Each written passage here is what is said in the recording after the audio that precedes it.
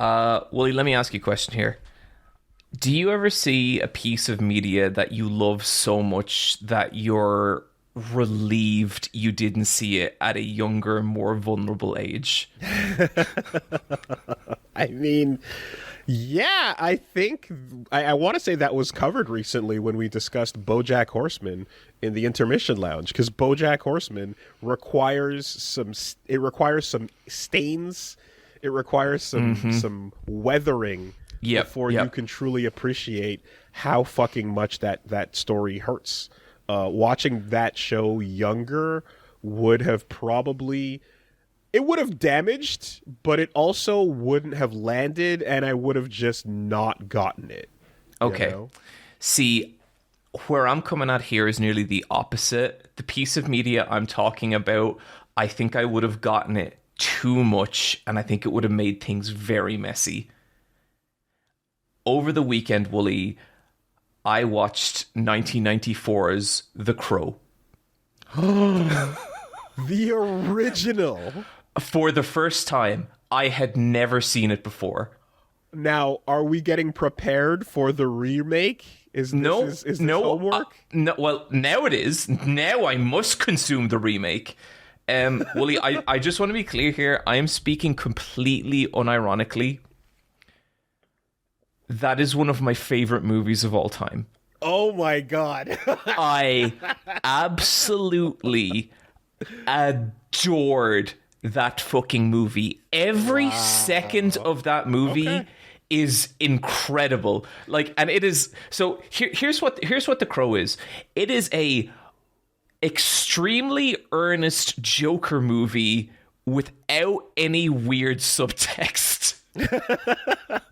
Also for a generation twice as young, right? Mm-hmm. Like it's basically teenage angst Jokers. Yeah. Yes. But it is just the fucking most gourmet teenage angst bullshit. And like it looks fucking beautiful. It moves like crazy. Every character in it is played by like a cool character actor. The bad guy, Woolie, he's called Top Dollar, and he's like Dracula if he grew up a cowboy. You've seen it, right? No, that's the thing. So Woolie, I have not sat down, but it's one of those things where I'm like, I've known The Crow as a punchline because so here's it's the almost thing. like it's like Nickelback, right? If I were to say, you listen to Nickelback, no one sat and played a Nickelback album, but you know Nickelback.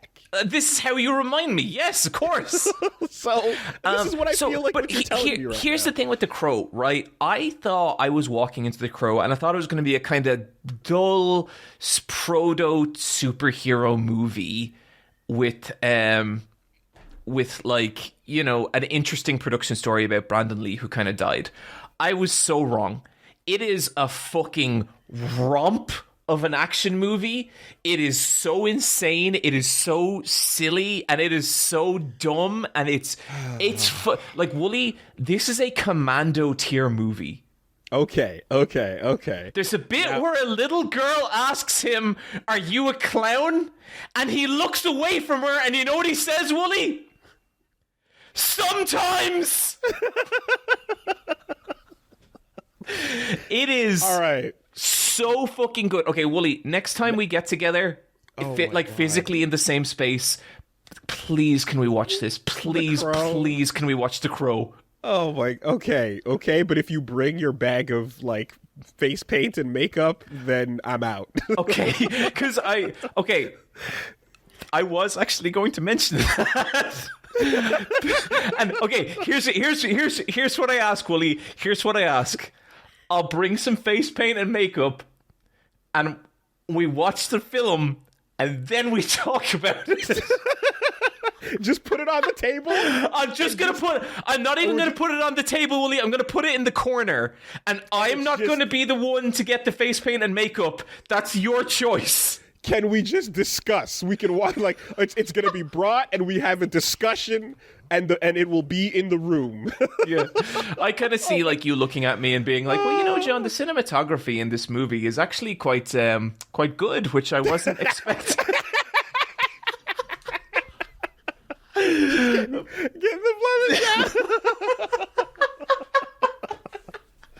incredible.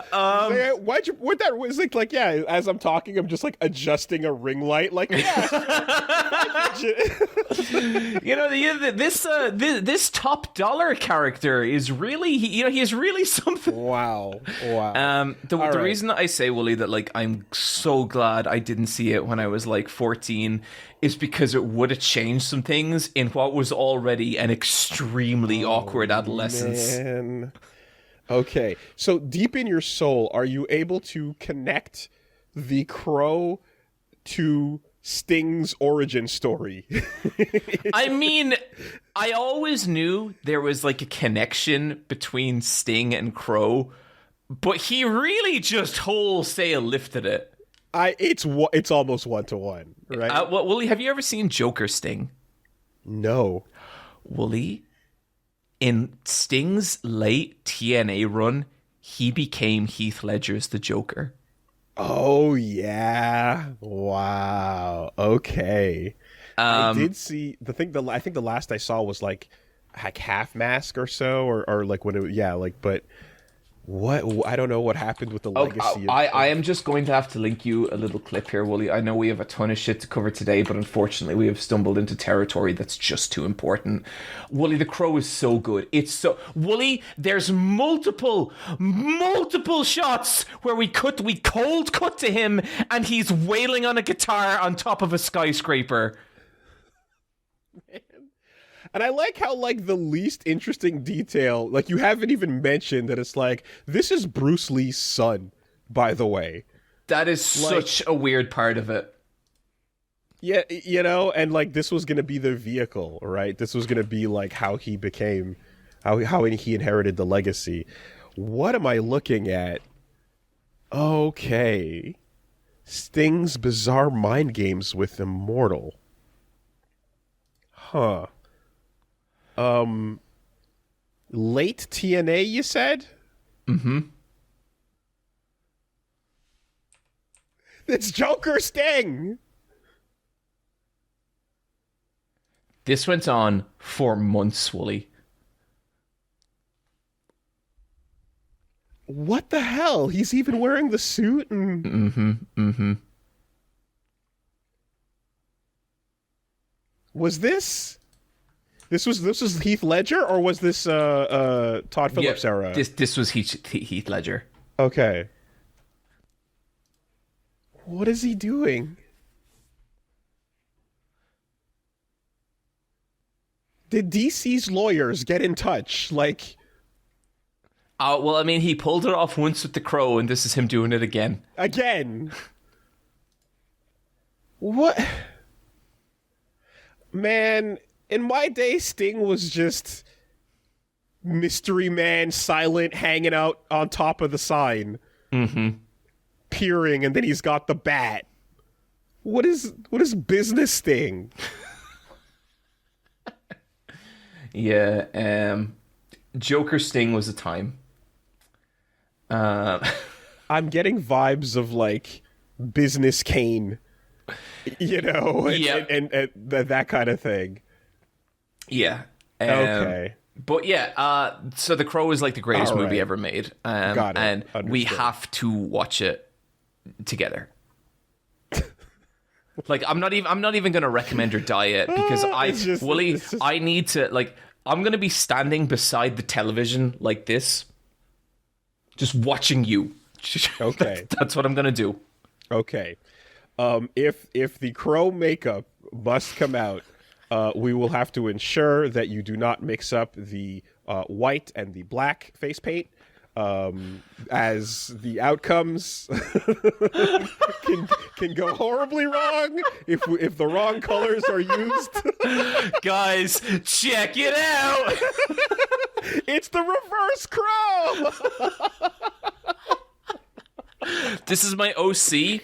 And he actually represents the darker side of and at that point, someone's just punching me.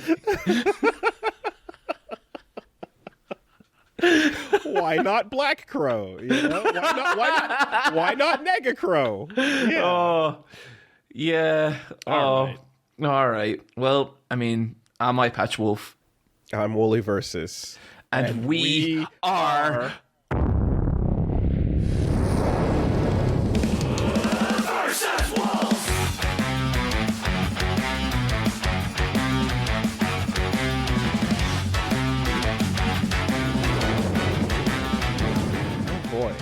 Okay. Did not expect that one to come out here. I have so many questions, but let's save that for the determined crow viewing that will occur, I suppose. Yeah, absolutely. It's just I don't know when or where the moment that the tragic shot occurred. So I'm like, did they have most of the movie made and then switch to another person? Like, there is definitely moments where you can tell that they are using a body double.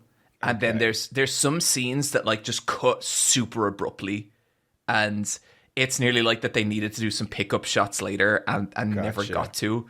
But like Brandon Lee is like legitimately good in it. Like he brings a weird energy to that role in a way that's kind of fucking just weird and like compelling, but in a way that you see like imitated, but I don't think ever really repeated.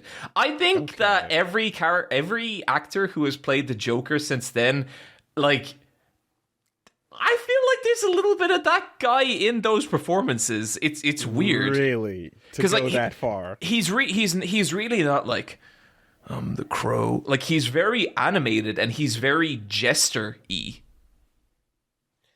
Well, I guess we'll have to see what Bill Skarsgård brings to the role in the 2024 remake coming soon. Which, when you look at him, he also looks kind of like what new Dante, DMC Dante is to old Dante in a way. Yep. He's got the same kind of hair and thing and eye vibe going on, so it is a choice. I'll say that is definitely a choice. It worries me because I have heard literally nothing about that movie. Like I heard a bunch of people being like, well, they're remaking the fucking Crow, and then nothing. Like just nothing at all. All right, I'm locking Crow Talk. All right, Crow Talk. Okay. We're all talked off. So I just wanted to welcome everyone to Versus Wolves, the official Super Eyepatch Wolf podcast. My guest this month is Woolie Versus. Woolie, how's it going? Yeah, doing great. Is this what we're doing now? This is what we're. Yeah, I'm doing fine. Hey, hi, welcome. I'm so glad that you can have me. Glad to be here. Glad I took the time. Well, you know, we're all about reaching down to the little guy on this show.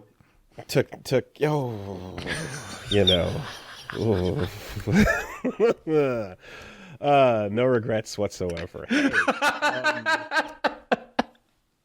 so you've been up to some things. How have you been? You know, I've been pretty good. You know, little few updates here and there. Dokapon stream have resumed. Not going great, but I really feel like I can turn it around. I feel like the next stream is gonna do it. Also, boxing has continued. We're having a hard time saying goodbye, aren't we? We're having a hard time saying goodbye. Look, Woolie, I get a lot of Kathy fan art, okay? Okay. She's the only thing keeping me afloat right now, okay? Woolie thinks... You're welcome! But yeah, you know, things are good. Boxing continues and boxing has been great. I did have an encounter. I have a trainer now who like gives me like the odd kind of personal lesson. And his name's Val, and Val is from, I believe he's from Poland, and he's just a real like no nonsense, real cool guy, very, very knowledgeable about boxing and like very helpful in pointing out the many things that I'm still adjusting to. But I had like my first training session with Val, and he asked me to like do a little bit of shadow boxing, and he kind of just stands back and he kind of looks at me and he's like, okay, you are a wrestler? And I was like, yeah, how fucking cool is it that like he knew that I wrestle or like grapple from like just watching me box, and he just goes, you punch like wrestler.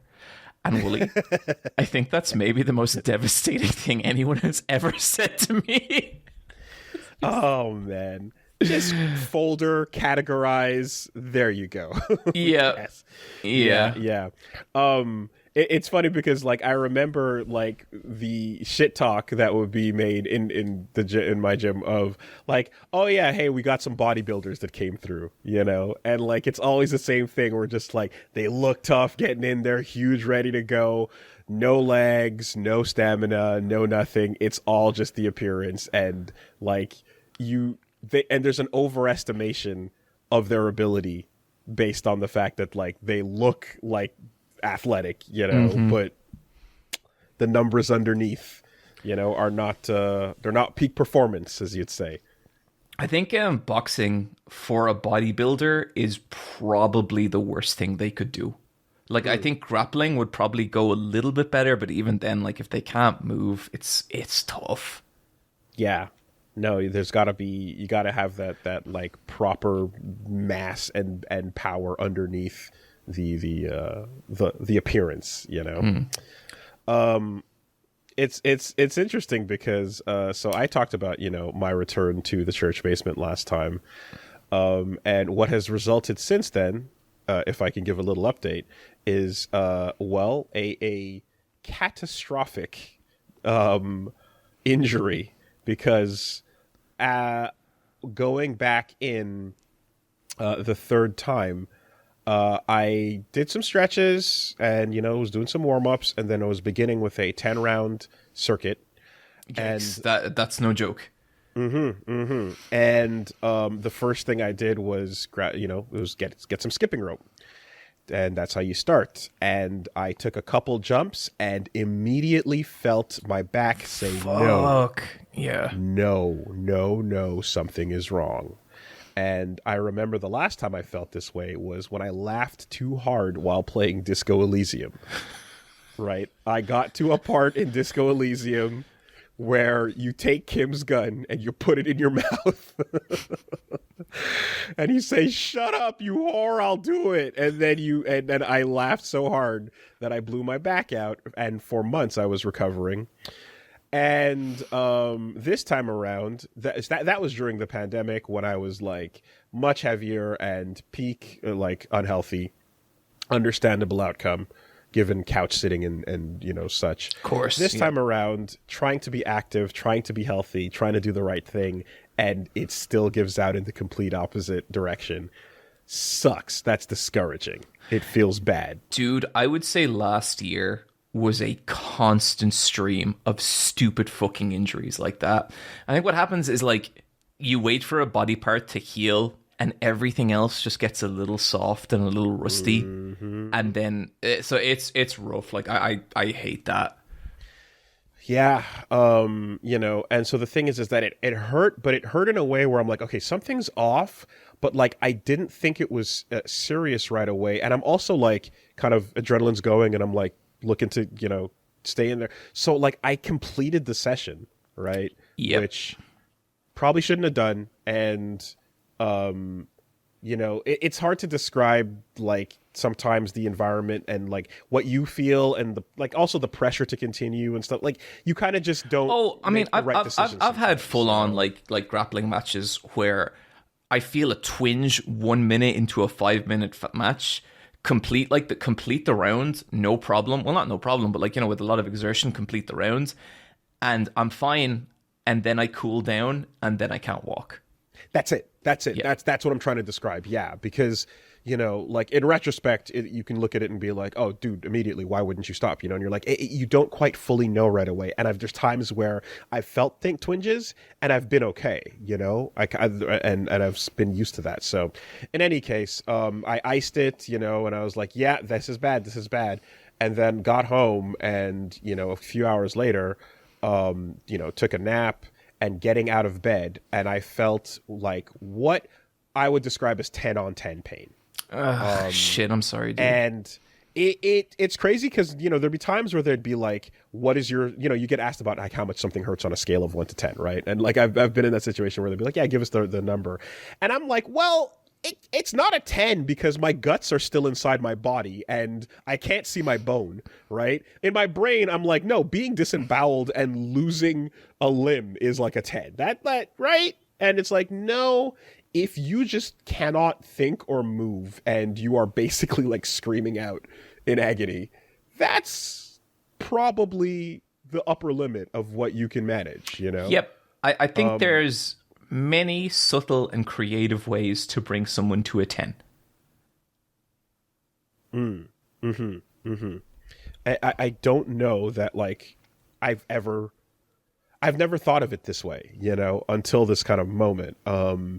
And yeah, getting out of bed in particular after some time lying down was the worst. And so I was like, oh man, I really hope this is not the spine. I hope I didn't slip a disc. Like, I'm not too sure what it is. And, but I did, the last time I hurt myself, I had a lot of prepped, back injury related things around, and I'm thank God I kept them. I held on to them. So I had, I have a kneeling chair. I got like this chair I use, which is better. I had a brace. I had like the creams, some medicine, some like an inversion table, all this stuff, I thankfully Punch Mom was helpful. She got me set up and stuff, and I got a lot of that and was able to like mitigate a lot of the pain immediately. Great. But that's really good. But it was still like, oh, there was that feeling of walking around just holding every surface and like even like a cane, and just being like, you need your hips for every moment of completely. Yep. You are never not using them. And so that the moment I was going through that first day with just every step, every action, and I kind of was like, if this is what getting old and unhealthy feels like, this is no way to live. This is terrifying. And I understand, I feel so much fire to make sure nothing like this ever happens and becomes day-to-day life, So I'm just like, okay, I need to get my core, nuclear strong. It needs to become stupid powerful, because 2 injuries in the same place means that's a weak spot. I got a King Hippo Band-Aid, right there. Yep. And I can't have that recurring and becoming a chronic regular thing. No, definitely not. And I think that's kind of, especially as I get older and I think more about exercise, it's one of the things that my mind starts to shift more and more to. I think for the last couple of years, especially over the pandemic, I put on weight over the pandemic, and I would say I was kind of chunky for the first time in my entire life, which I was not used to. And since then, I got real into the habit of okay, calorie counting. What can I eat? What can I not eat and stuff? And I did lose a lot of weight like that. It was hard and it felt bad. But that's my entire adult life is calorie counting, man. Yeah. But I guess what's been nice about doing the boxing and the jiu-jitsu, which was initially very difficult, getting to the point where my body was okay with doing that much exercise was hard. And some nights I'd go to bed and my every muscle would just be tense, and I'd be like, this fucking sucks, But then I was like, maybe I need to focus more on food that's going to give my muscles and body what they need to do that. And I've been trying to do that now, and eating way more food, but just eating better food. Every morning now I eat basically a big bowl of porridge with some Greek yogurt and a banana. And then, for lunch, it's a bowl of mince and onion with a fried egg on top, but the egg's cooked with spray oil, so there's fuck all in it, and it's it actually feels pretty good. Damn, that's athlete food. You are proteining up. You are eating like a champ. Yeah. Yeah, and I think I've chunked out a little bit in a good way. It's I'm oh, cool, okay. Yeah. But and it's mainly just so I can actually last the fucking classes, because they are no joke. But it's been really fun. It's been cool. I can say that if anything, this whole episode has just been more reinforcement, because the goals here are the same. It's if you get stronger and in better shape, you will fix this back problem in addition to the other things you've been working on, same thing. When I had diabetes, it was yep, you want to go into remission, get healthier. You want to take care of this, get healthier. It's all the same goal. And it's just it all points north. I fortunately, the physio, after doing some tests and stuff, I was able to figure out that it's not the spine, it's muscular. So it's, acute lumbago. It's just the muscles around, which thank God, because a spine issue does not go away very easily or very quickly. Whereas muscles, you can, within a couple of weeks, get that back to normal. Just keeping up with the physiotherapy and doing certain exercises every couple hours and stuff and at it. And the pain is now vast majority gone, Excellent. Oh, that's so good to hear. Mm-hmm. I feel like 85 to 90% back to normal, except for just sitting too long, recording too long, and holding odd poses a little bit. But yeah, and then I kind of checked in, and I'll be able to resume some workouts and some getting my sweats on. Hell yeah! So no, that's great to hear. But yeah, I mean, you talked to me a little not too long ago when it's just hey, yeah, my entire recording sessions are brought to you by codeine, acetamin, and caffeine. It was just the way it was. Yeah. But we're doing a little better now. Excellent. No, glad to hear it.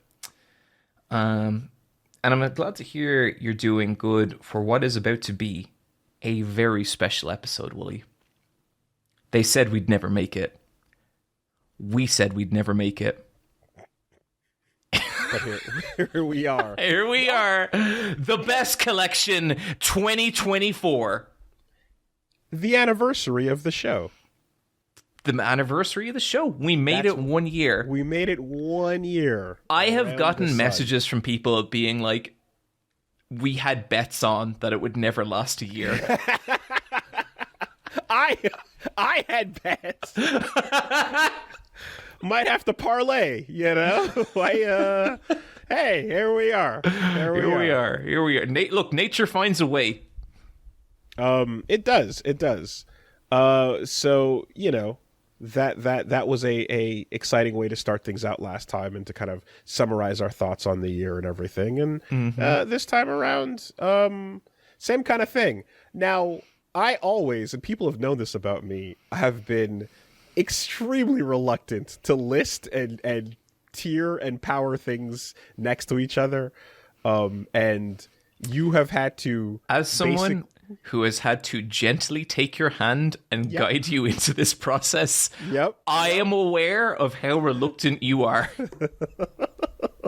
And then shove me into lanes of traffic, at the same time. Well, through the trees, it just goes out onto a highway, and once I get you there, I kind of just put my foot on the small of your back and just... And now I'm playing Frogger, I'm aware. But before we get to the best collection, we do have two little things to just touch on here.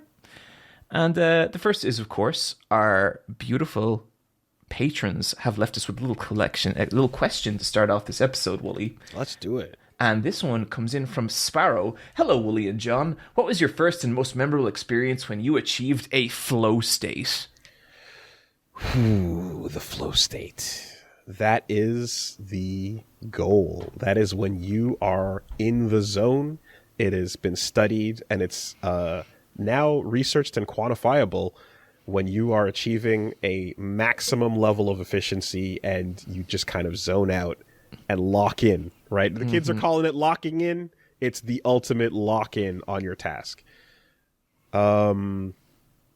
I feel like, athletes certainly accomplish this with a degree of proficiency as they get higher and better at what they do. For me, what comes to mind, the tasks that I execute the most proficiency at have been the times where I've trained the hardest in fighting games. So when I was competing in, for example, Samurai Showdown, that's one of my favorite fighting games. And when I was competing in that, I had done so much work and so much research, and I had so much information, and I went into every match with so much, ready to go, thinking about who I'm about to face and what they're doing and why, that at a certain point, everything was just the thoughts kind of go in the background, and I'm like, yep, I'm following through, and all I have to do is just make sure my attention spikes are where they are. And I can say that my best tournaments are the times where I've gotten the best results. I feel like I absolutely hit flow state, where the brain just goes empty, and I'm just I think, and what I see something, and my hand does it because it's just been a trained response, and that lasts for the entire set. You know, there's no everything is just a matter of input output, and there's very few moments of like interrupted, unexpected outcomes. You know. Yep. I think I have been chasing flow state for a long time. I think one of the first times I ever experienced it was Shin Akuma in Capcom versus SNK 2, where me and my cousin one night we stayed up and we discovered Shin Akuma, and it was like, oh, like just what the fuck, and just the ridiculous level of unfairness that is that boss, and just locking in and just coming closer and closer and closer, and then like trying to recapture that feeling. And I was able to do it definitely a little bit with fighting games. A big one for me was Touhou 8 Imperishable Night. Oh, shit. Okay. I had a couple of months where I got real into Touhou 8. Mm-hmm. And when that game was doing what it was meant to do, something about the music and the patterns of the bullets and the slow kind of steady, okay, I get what this is. I get the way I'm not going to let my fear control what I'm meant to be doing. I'm going to let my logic and judgment do it. And at some point that just became a subconscious decision, and I get it. Yes. And that was a fucking, that's still why like Touhou 8 is still one of my favorite games of all time. I mean, when you talk about mirroring the feeling of being in the flow state in the game that you're playing, one of the best examples I can think of is when I used to do speed runs of Mirror's Edge, right? Wow. Okay. Yeah. Mirror's Edge original, like when you are just cleaning house through those levels, dancing over enemies, glitch kicking through and grabbing pipes that you otherwise can't, and like you're seeing the flow around the edges of the screen as you just never stop moving at maximum speed. It feels incredible, right? Yeah. I love the design and aesthetic and the parkouring of that game, and getting to the point where you're just hitting every single corner and never losing speed, and everything is just like a rehearsed response and reaction. It feels incredible. Yeah. And then I'd say like I do get it with like grappling and boxing, even the most recently as well, especially sometimes like when we're really going to town on the bag. Sometimes we do things where like we have to like box for like do 20 sets of a combo, and I will just get lost in it because I'm just having a good time.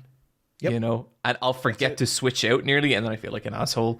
But yeah, I mean, I feel like something that happens similarly. Like I don't want to, in boxing. I'm like it feels like it takes years to get to a point where you're like you can actually accomplish, you know, what we're thinking about in terms of flow. I mean, against a human, yeah. I don't know how the fuck you do that, right? But in terms of just letting it go and feeling the process take over. And then trusting the process, right? It feels almost like when you're learning to drum, and how you're like, I have to take 3 limbs and do completely separate things from each other with each one. So I need to focus on one and then automate one, and then have the focus on 2 and then focus on 2 and then automate 2. And then, you know, like when you're hitting your hi-hat, your snare, and your bass, eventually your hi-hat twitch becomes automatic. You're not thinking about it. And then you're just focusing on snare, bass, snare, bass, snare, bass. And then now your bass is automatic, and then you can get a little fancy with your snare, and then you can hit the toms and go nuts and do a solo. But you're basically background processes. You're using background processes for each limb in drumming, you know? And that's kind of what ends up happening too when you're doing these combos. I feel as well, some of the best Souls bosses drag that out of you. Totally. Right? Fighting Moog, when I was doing it with Bloodhound Step and Just Fists, I had to flow state lock in for that after hours of attempts. Melania, I had that on stream with fucking the spear guy from Shadow of Erdtree. Mesmer, yeah. After getting my shit handed to me by Mesmer for like 3 hours, I just got this one run, and I literally just felt like he was launching his giant snakes, and I just take 2 steps to the left and 2 steps to the right, and then I'd stand here, and he'd be there, and I'd hit him, and I wasn't making any decisions. I was just in it. Yep. That makes me sound cool. I assure you the rest of that stream does not. Yeah. I'm remembering Dark Souls 2 Fume Night, and I'm remembering his arm has gone back, but it's not immediately going to a fast swing. Do not roll, and like Fume Night was hours, and you're seeing the first layer of an animation, but you have to remind yourself, don't roll yet, wait to confirm. Okay, now, and like, it's just, a good Souls boss absolutely drags the flow state out of you. Yeah. Good question. Great question. If you would like to ask us a question, you can head on over to patreon.com/versus-wolves podcast. We do appreciate it. You get access to our wonderful Discord, great little community there, as well as the intermission lounge episodes. Listen. Yes. It's winter. It's cold. Life's hard right now. But what if you just unlocked, like, just 10 episodes of your old buddies, the Woolers and the Johners, just going ham on a bunch of different topics and Q&A. We got Hajime no Ippo one coming up. That's what I'm saying. Like, we've had some real fun discussions. I feel like that BoJack one, we got real, and then Berserk got super real. Oh, and then Ippo, and then like I had, you. There's a way of, I've had more than my share of like real shit discussions in these, and they've been great. They really have, like, we like to get silly on this podcast, but I think we have had some like genuinely like, oh fuck man, like this was real, Something last time shook me. I don't remember what it was, but there was something I do remember what it was. And it was a story behind your favorite panel in Vagabond. Yes, that's what it was. You're right. Yep. So the intermission lounge, realest place there is. Absolutely. Check your weapons at the door, because the only weapons in here are the feels. Well, that's that tagline sorted. But Woolie, I would also say that me and Versus Wolves, the friendship era has been something special, and it continues. At this undiluted, point, powerful. Undiluted. People doubted, which I personally found very hurtful. But it continues, and you know what? Like, the tagline of this podcast, the unofficial tagline, has been "Reach heaven through violence." Mm-hmm. I think I'm willing to change that. Versus Wolves, a story of friendship. Agreed. I think it's been strong, and it's been only getting stronger. No matter how much you might, have moments of perhaps, like, we all, we slip a little. We do it. No matter what. Do you mean like in theory? I just mean that, like, you have tested the strength of the friendship era, and you have found it not wanting or lacking at all. It has survived your tests, and I think those are good signs. There's signs that we can persevere and endure. Yeah, totally. I think the biggest challenge of the friendship era has been, I guess, pulling the hostility out of you and taking away so many of your more aggressive tendencies. And I think then sometimes that is interpreted as me testing you, when really, I'm looking out for you. I'm helping you, Pulling the hostility out is certainly one way of phrasing it. But I remain enthusiastic and excited about, as do I, where this ship is going. And speaking of where this ship is going, Woolie, we do have another little announcement here. Last year, the Versus Wolves podcast made history by infiltrating the convention known as MAGFEST. Oh, shit. This year, we will not be infiltrating MAGFEST. We will be taking over MAGFEST in their first official appearance the Versus Wolves will be guesting at MAGFEST this year. Complete global saturation. Yes. We are officially guests at MAGFEST. If you have followed me or Woolie for any length of time, I think it should be pretty obvious what MAGFEST means to us both as a con, and it is an incredible honor to guest there. We cannot wait. We still need to work out the fine details, but it looks like we're going to have 2 panels and an autograph signing, and I cannot wait. I really, really can't wait to meet just the community we have, because it has been such a fucking great community. And I guess what I would say to people is that if you are keen to see us, get there early, because we have never not way over capacity the room at MAGFEST, and that was before we had a podcast. So plan accordingly. Yeah, I will say that we love it and have showed up officially and unofficially, and even unofficially and unannounced, there has been space and capacity troubles and time issues as well. So with this, it's certainly, it's a good problem to have. It's an awesome problem, and I think I speak for us both when it's we love meeting people and we love meeting fans. It does get a little tricky sometimes, because what you don't want to do is cause problems then for the people working the con itself. So sometimes I have tried to do unofficial meetups at MAGFEST before, that have turned into just massive fire hazards. And the 6-hour back room that we did, that I before, where they're you guys gotta move, but we want to talk to everybody, right? We absolutely want to talk to everybody, and so we're gonna do our best. Please bear with us.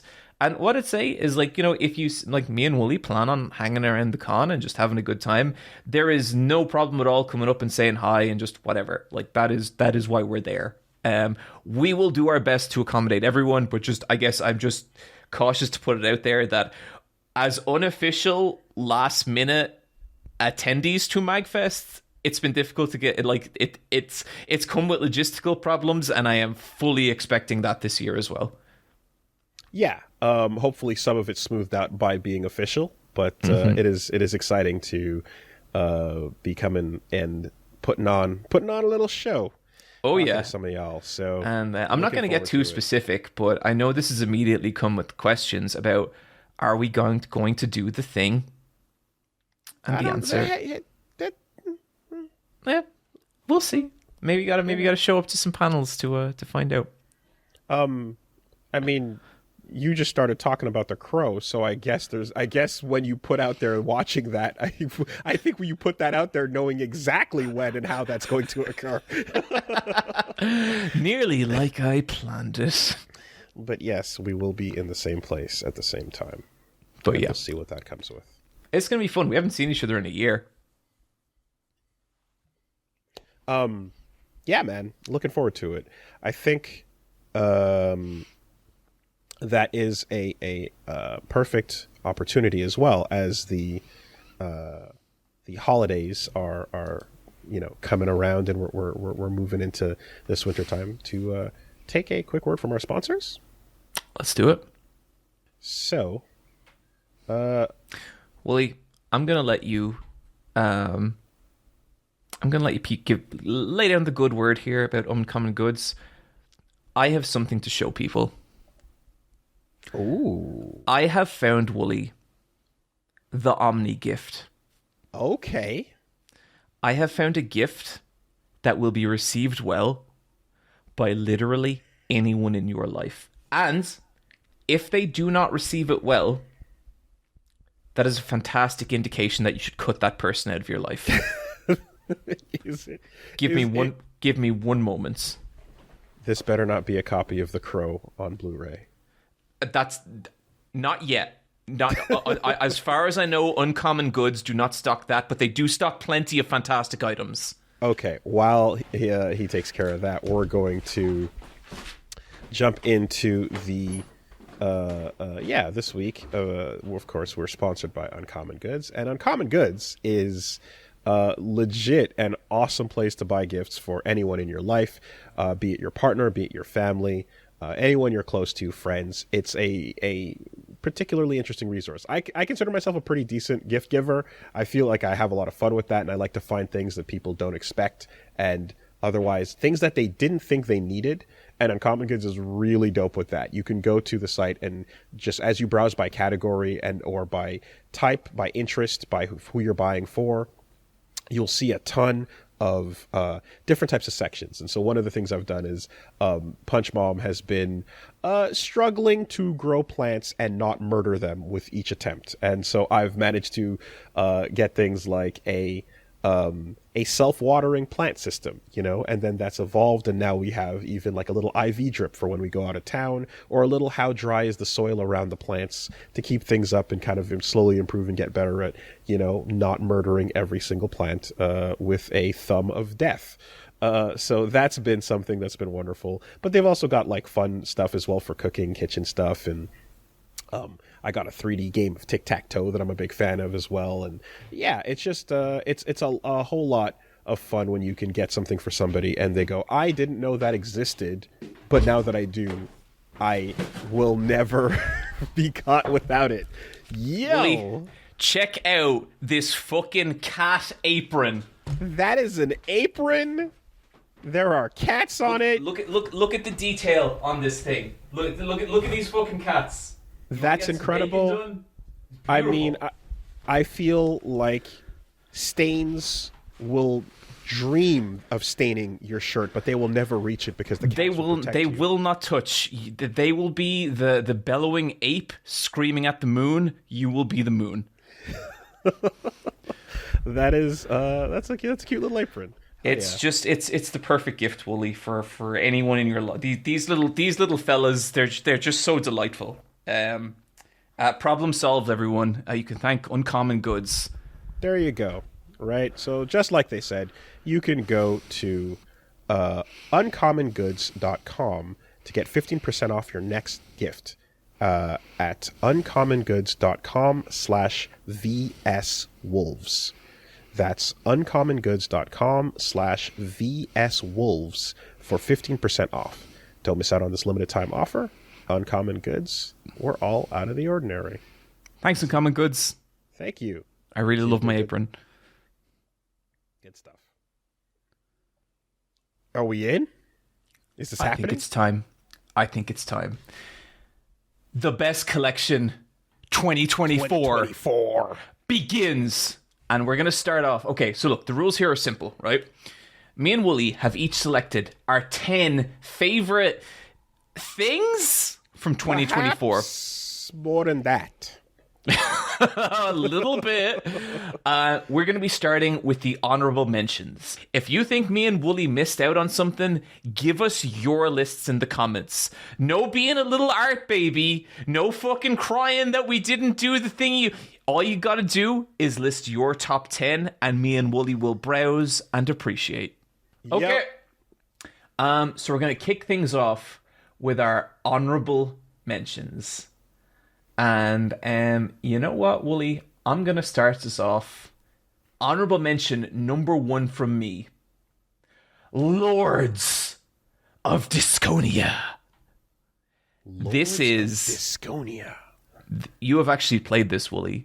This is the dinosaur game from UFO 50. Oh, isn't that Avianos? I thought Avianos. Avianos!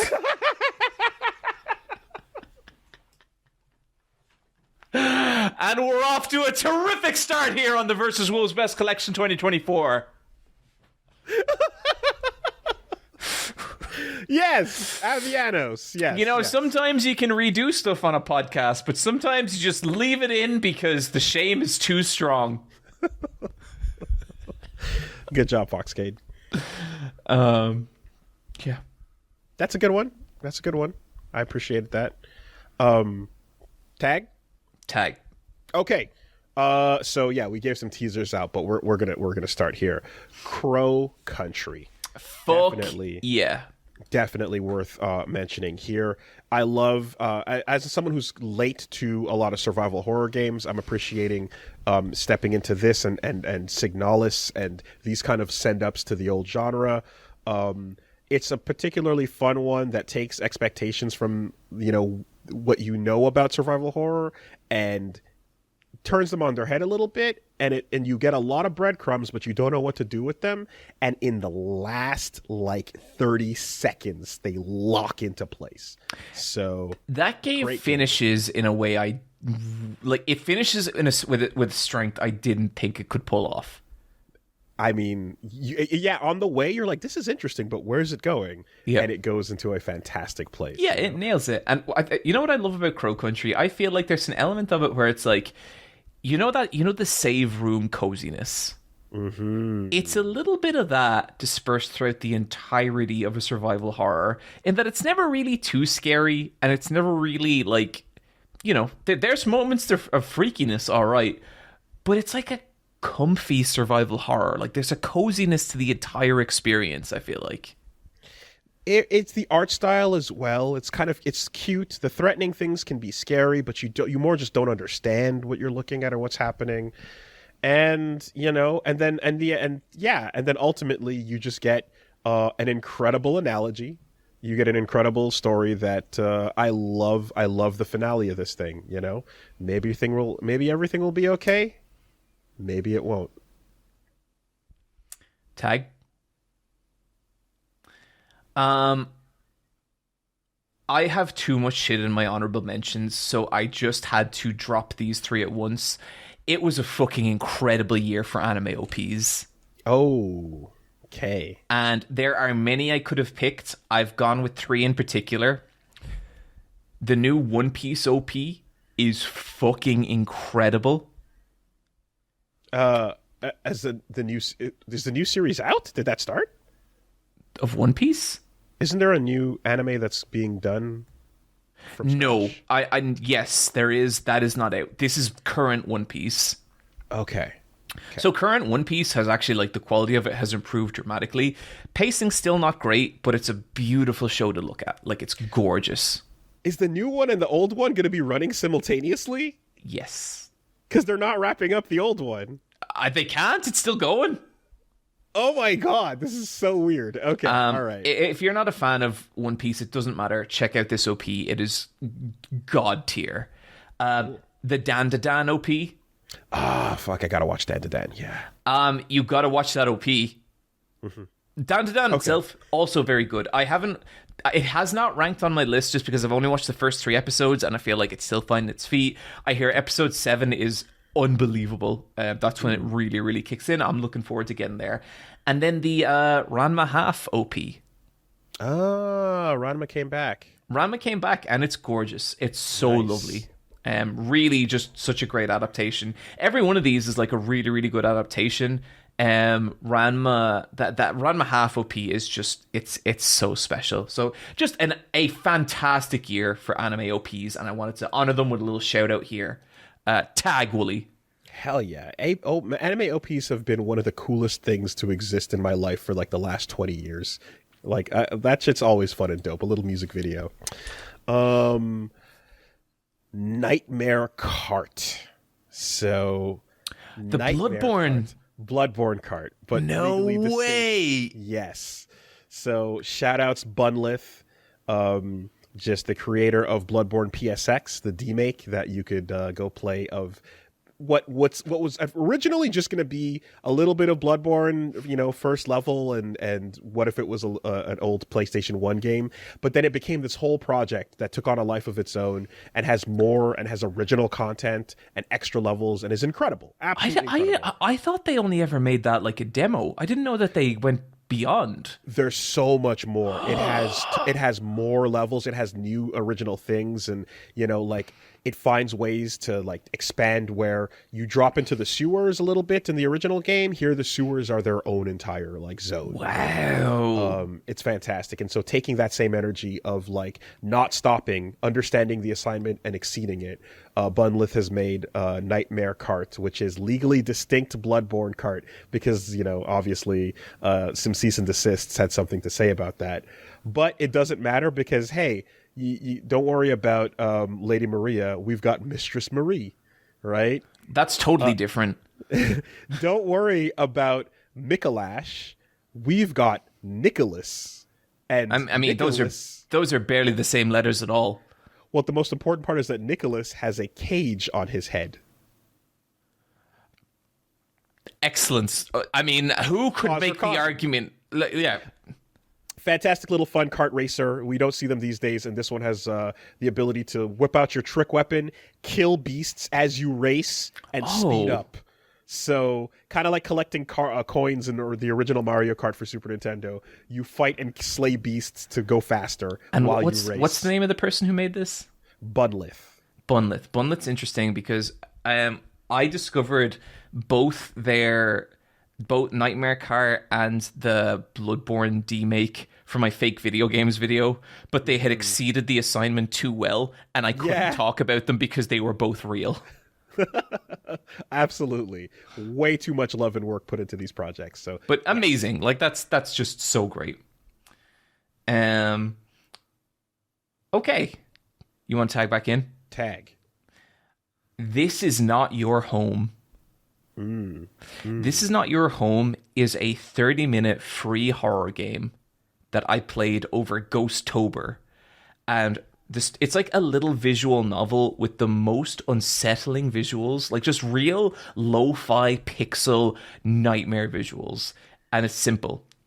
You come home after a normal day's work, put your key in your lock, it doesn't fit. You ring the doorbell, a strange woman answers the door. It goes from there. Okay. And there's dialogue choices, and I felt like I was losing my mind on stream. There's a nightmarish quality to this game where logic doesn't work quite the way it does in reality, and it is the feeling of a nightmare. And it's very slight. I cannot fucking wait to see what this developer does. Half an hour. Interesting. Tag. Little Dune 2. The sequel to Denis Villeneuve's original Dune. I really enjoyed this movie a lot. I loved the first one for, obviously Dune, and you've heard about the legacy of, Herbert and this incredible thing that has established and taught the world what sci-fi is. And from this has come everything we've come to love. And, with that, I've always kind of been like, yeah, so like, what's the hype about? Because I haven't read it, and I'm curious. And I feel like it did a great job just introducing a world and kind of, building a setting that was like, you can zoom out as far as you want to, and it's infinitely interesting. But instead of getting a telescope, we're going to get a microscope, and we're going to zoom in on the smallest thing. We're going to zoom in on a desert mouse and tell you about how it survives. And that will be a microcosm of a tale of what you kind of set up in this first one as of a chosen one, and I'm someone who is I'm kind of tired in a lot of ways of particularly tropey stories, and this is an original, but I know that like a chosen one story, oftentimes I'll be like, okay, all right, where are we going?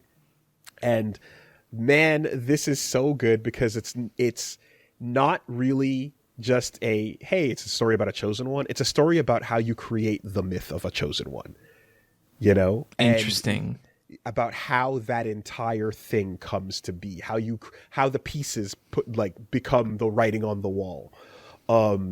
It's phenomenal. The art direction and the performances are all incredible. Super rich world. And, some of the things I love the most about it are how the exposition is so sparse. It doesn't care about stopping to slow down and tell you about things. It's like the world is moving. Keep up, right? It treats you with a degree of like confidence in your ability to like pick up on what's going on and keeps that energy high. And in some cases, it kind of expects to overwhelm you, but not everybody understands everything about the world. And there's a lot about the story that is intentionally unreliable, And yeah, then there's just like incredible works of art direction. Like there is a moment where they go to the villain planet and we look at a black and white scene of villains being villains, and fascist fireworks fires into the sky, because why would this authoritarian evil fireworks have any joy in it? They find a way to make fireworks into this like oppressive, terrifying thing, and that artistically and conceptually is worthy of applause. Awesome. That sounds so good. It's weird with me and Dune because it's kind of like it's the MASH problem, where it's like, did you ever watch MASH? No. Well, bits and pieces as a kid. So with MASH, it's like you watch it and you're like, man, this show is so like cliched. And it's not. It did everything first, it you know? It created it, 100%. But yeah, no, that's a great recommendation. Director of Blade Runner 2049, you know. Dragon Ball Sparking Zero. Word. That's on the list. I am a huge Dragon Ball Z Budokai Tenkaichi fan. I understand in a lot of ways it started the Arena Fighter plague, or at least heavily contributed to it. I understand, but to me, it's like, I love me some Fighter Z. Fighter Z is an infinitely better game than Sparking Zero. But one really kind of feels like a janky Dragon Ball Z fight, and one of them is just an excellent fighting game. Right. And to me, Sparking Zero just captures that Dragon Ball Z fight. And it's the kind of thing where there's so much love poured into this thing. It's like just that every fucking character has a weird, like, well thought out finishing move, or at least the animation for it.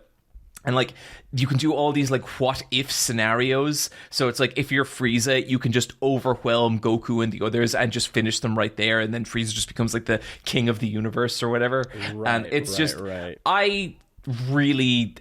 it's a kind of junk food game, and I was having a great time with it. And it actually got me back into watching Dragon Ball, to the point that I have finally watched Goku Black. Oh, wow. Okay. Never watched it before. Uh-huh. So, I mean, you got a whole new show that just started for you waiting as well. Daima, right? Yeah. And you know what? Like with Goku Black, it's pretty like milquetoast, mediocre Dragon Ball, but it turns out that's enough for me. I'm like, okay. Yeah, Goku, power up! That's me watching it. Shout outs to the memes where the soldiers are like, don't shoot!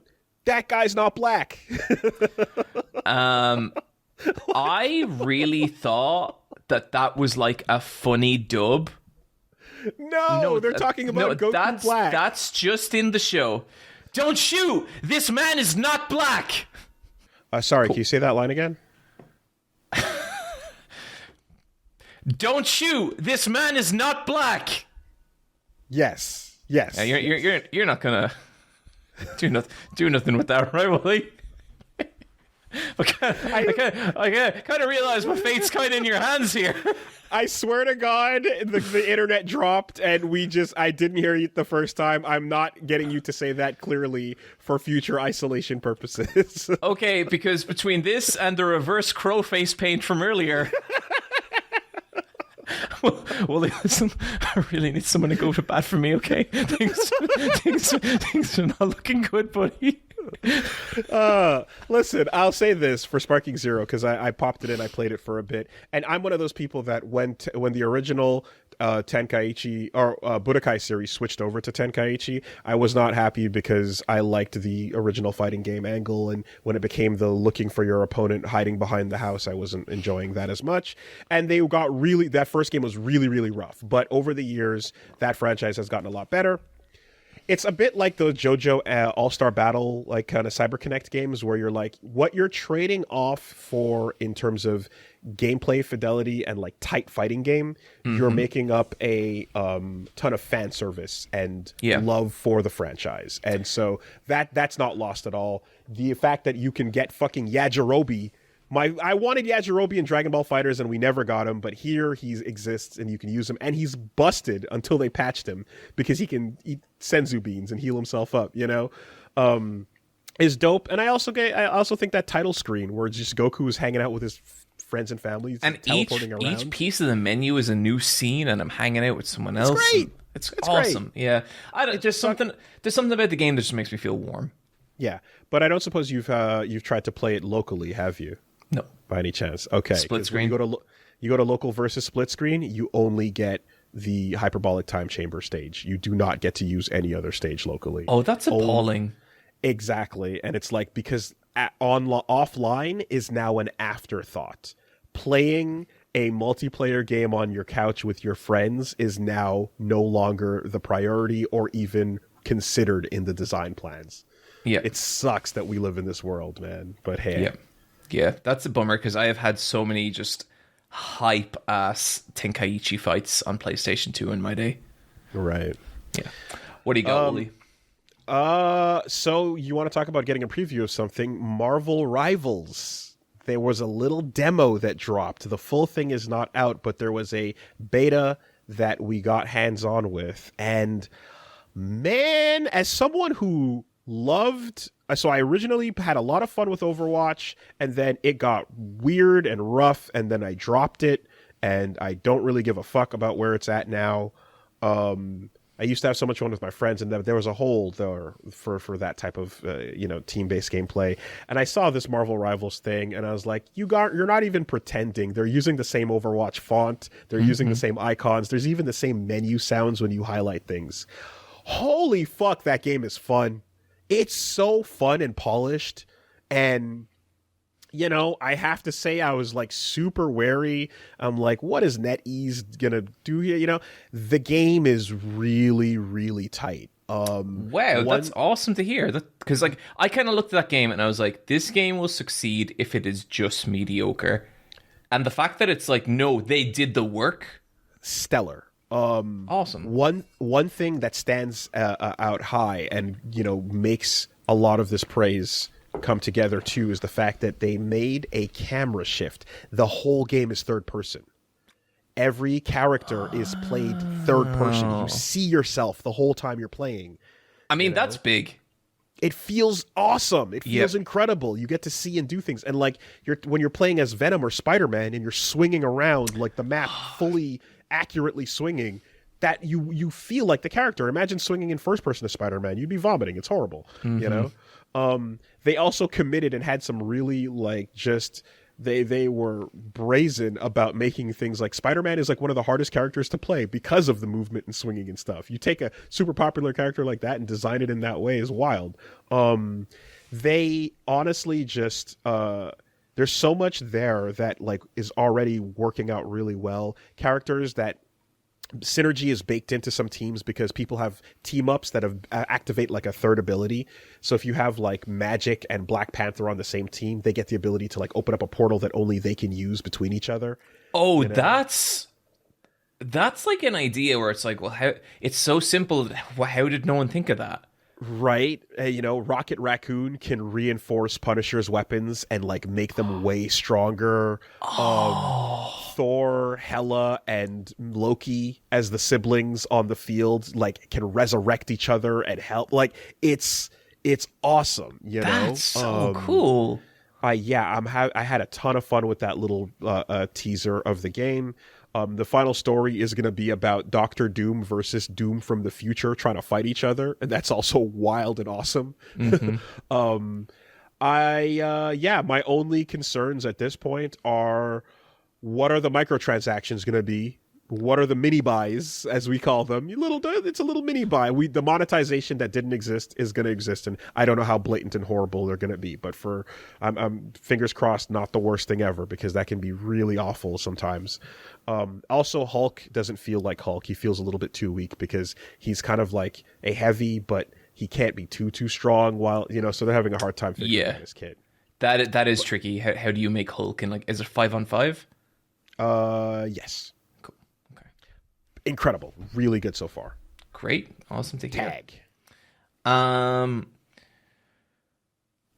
So look, we got a little fan animation into Versus Wolves recently, and I just had to include it. Yes. So it is the strip club story animated. People are making fun of me in the comments of that for many reasons, but there's one where people are like, oh, this is what John was talking about in the Riverdale video, and then there's other people being like, dude never stops talking about this. And I get it, but come on, it's a good story. So this is by Lobster Monster on YouTube. We will link to it, and it's called A Strip Club Story, Super Eyepatch Wolf animation. Fucking unbelievable. The animation on this is gorgeous, and the I just laughed my ass off for every bit of this. I'd like to especially shout out the just those little pregnant pauses before each of those lines, and just the awkwardness of your character just taking in the horror around them. Each of those little pauses are so perfect. So great stuff. Absolutely. Yeah, really brilliant. Thank you so much, Lobster Monster. Tag Woolie. This shit ain't nothing to me, man. Dracula Flow 5, baby. So I went on a little adventure with this, Woolie, because I was not familiar with Dracula Flow. And yeah. Dracula Flow, old man in a cape doing cute raps. I was 60% right. The dripping hair. It's so upsetting. And it's a cup full of watches. And the camera is just too close to him. And a lot of the time it's just filming his forehead. And it's just this man. So you explain it, Woolie. You're this scholar here. Well, it's real simple in that it's like, so Filthy Frank, aka Joji, has a Plum Corp, and they just got this old man in the worst, just sweatiest, hottest environment and put the cheapest Dracula outfit on him, and he is rapping as Nosferatu, as one of the oldest beings alive, but he's doing so freestyling in braggadocio. He is dropping bars and talking about what he's smoking and the efficacy of what he's smoking, and the type of head that he's getting, and the quality of the head. Yes, the quality of lady he is indulging in. He is being very forthright with that information. And it's so I watched it and I was like, I don't know if this is really my thing.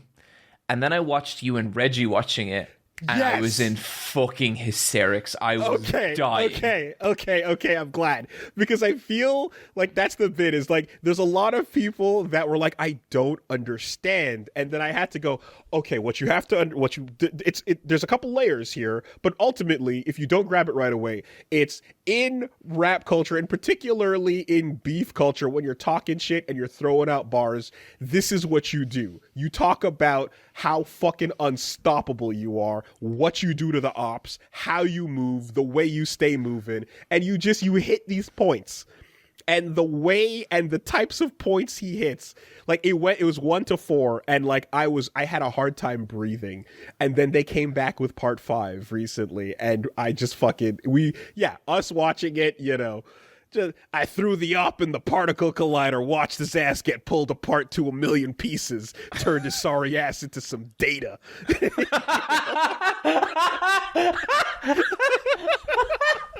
Right? Like, I mean, just like, and there's a part of it that's nearly laughing because it's just fucking like hype. Like it's so just getting hype. Like, I mean, I think like Reggie's like fell apart, like eating Khloe Kardashian's ass, like I'm dying and there's a second chance in there. Like it's just like we're exploding, So the line for me in particular was, I'm psycho. I'll rub my own nut all over the Glock to let him know that I really been here. And it's like, holy. So what is happening here? He has committed the crime. I have killed my opponent. I am leaving the gun at the scene, and I am rubbing my own jizz on the gun to make sure the DNA is clear that it is me. Do not mistake it for anyone else. So Woolie, listen, at MAGFEST, we're gonna do Dracula Flow 1 to 5, followed by Crow, followed by face paint. Okay, and at that point, Woolie, we're not even gonna be fucking seeing straight. We're just and then we get on stage and do the panel. That's well. Yes, but I suppose then I'll have to bring the 58% THC rolled Keith Rutz, have us reading the Book of Revelations. Yeah, that was amazing. That was incredible. Yeah. Choked out my enemies, had them slowly fade into the darkness. Let the archangels take them. It's just fucking cool. Like, it's the best. It's the best. Dracula flow, comedy peak. I don't have much to say about this one. It's just great. Look back. What's that? So Tatsuki Fujimoto, the author of Chainsaw Man, has a one-shot called Look Back. Okay. And it is about two girls making manga together. It's funny, it's heartfelt, it's about getting good at things and falling in love with art and collaborating with someone to make something great. And Amazon Prime released a 1-hour film adaptation of it. And it is beautiful in all the ways you hope it would be. It's heartbreaking, it's great. It's just go watch it. Just go watch it. There is nothing to be said. Just go watch it. Interesting. Okay. I heard about Fujimoto's other one-shot. I forgot the name of it, but... Goodbye, Mary? You know he has loads of one-shots. Oh, there's many of them. Okay, yeah. Never mind. Forget it. Yeah. All right. Yeah. Cool. All right. This one is probably potentially much higher on this list, but because of where I'm at for now, I'm going to use honorable mentions to mention Metaphor Refantasio. I am curious. I'm 2 hours into this thing. It's great. Okay. It's fantastic. It absolutely is Persona 6 and then some. It's Persona 6, but it's also SMT 6, and it's also brand new shit that is taking some legacy, but has its own identity. Okay, I think where I'm at, it's still like an RPG egg I am waiting to crack. Yeah. Like, I'm about 2 hours in, it just all feels very standard. But, like, there's good shit going on. But I'm just like, okay, what are we doing here? Like, what are we doing? Yeah. No, when that egg does start to crack and you see what they're going for, it comes together really interestingly. And I'm still I'm early too, but I'm like early in the sense that I'm like, 20 hours or so. Sure. And this is by their stat, like people are like, this is the Elden Ring of, Atlas RPGs. So it goes, Okay.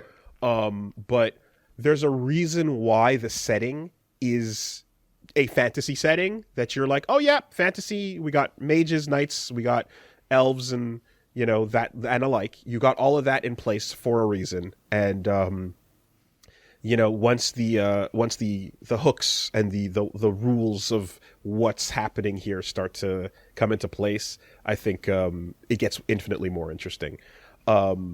And also, I also just love that, like, you can see them finalizing the lessons they've learned gameplay-wise from all those last games. It does feel incredible. Like this, it's a mastery of the friendship S-Link system. It's a mastery of the calendar system, a mastery of the press turn system. All these things that SMT and Persona have been working on over the years have been, like, really perfected in a great way here. You don't feel like you're wasting your time ever, or like your choices are like, kind of forcing you to reload old saves and stuff. And also just shout out to the unbelievable OST. The music is so good, and the language of choice is Esperanto. And I mean, like, you talk about the Velvet Room theme is such a classic, incredible thing. That's a staple of Persona because of how good it is. How do you one that up or find a new version for this new world? And the theme of academia that they have found is absolutely on Velvet Room theme tier. It was playing in the background, and Punch Mom walked by and was like, "Oh, are you at the final boss of this game or something?" And I was like, "No, I'm shopping for my demons." You know what I mean? Like, I'm just doing my this is the new Velvet Room. And it was like, oh wow, because it sounds like a final boss theme. And it's like, yeah, that's the trick. Take something that should be the finale climax of the game and just put it in the first thing that you hear, Great stuff so far. One Winged Angel plays as you are buying potions.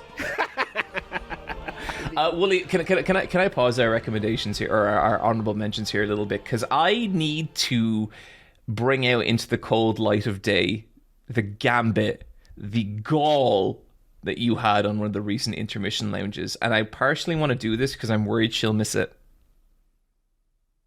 Okay. Now, it was brought up that perchance I could, if the mood took me, recommend one Riverdale TV show to you, Woolie. What was your response? What was your response to that? Well, I don't remember what I said. You don't remember? I do. I can enlighten you if you want. I don't remember what I said. Okay. You feel okay, Woolie? You can. I just think that we're in the middle of a roll of. Because I think, Woolie, that your response was to remind me that whatever I inflict upon you, you would inflict upon Punch Mom. You literally hid behind your fucking wife, Woolie. For a show like that, that's gotta be family watching, you know? But you are using my fondness of Punch Mom malevolently. We are not in recommend or die time right now, so I don't know why. We'll leave it. I just needed to drop that and let both our community and Punch Mom make of it what they will. I don't know why we are disrupting a friendly time in this friendship era with whatever you have decided to do here, but I just let the record show that it's on your hands. This is your fault. That's so funny. You made this happen. No, I did not.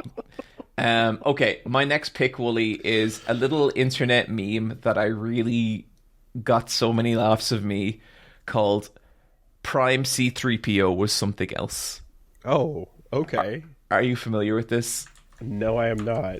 Okay, I will describe it shortly, but let me just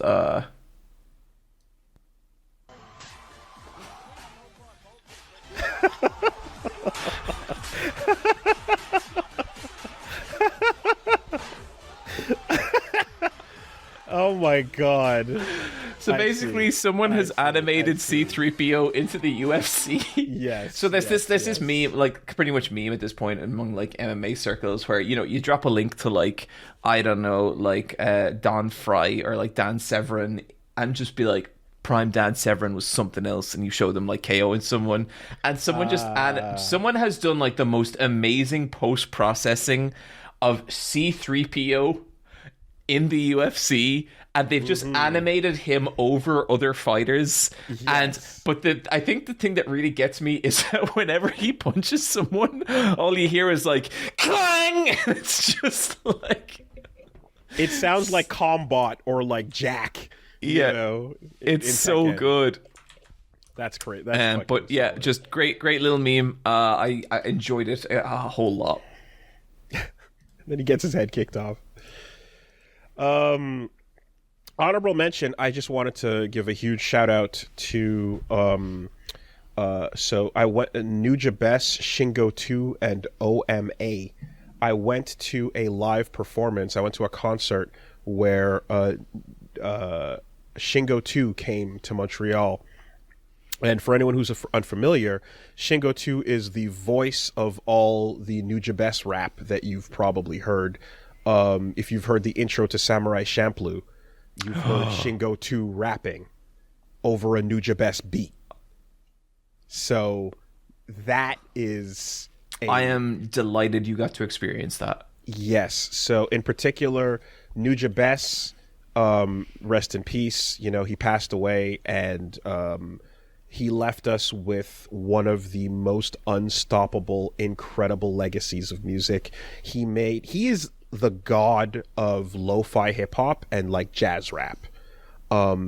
And straight up, what Yoko Kanno did for Cowboy Bebop, he did for hip hop with Samurai Champloo.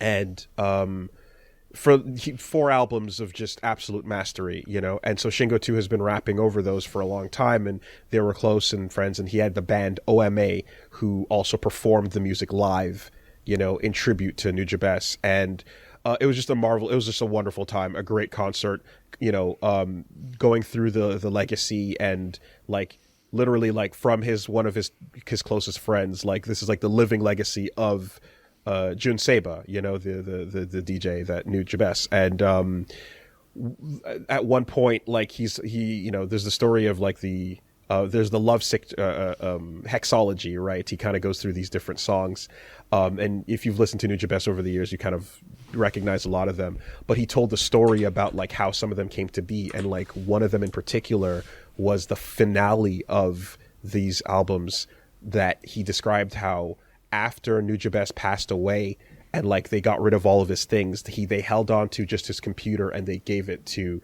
Shingo, and he found the pieces of this last song that Nujabes was working on before he passed away, and he took what was there and used it as the finale of this hexology, you know.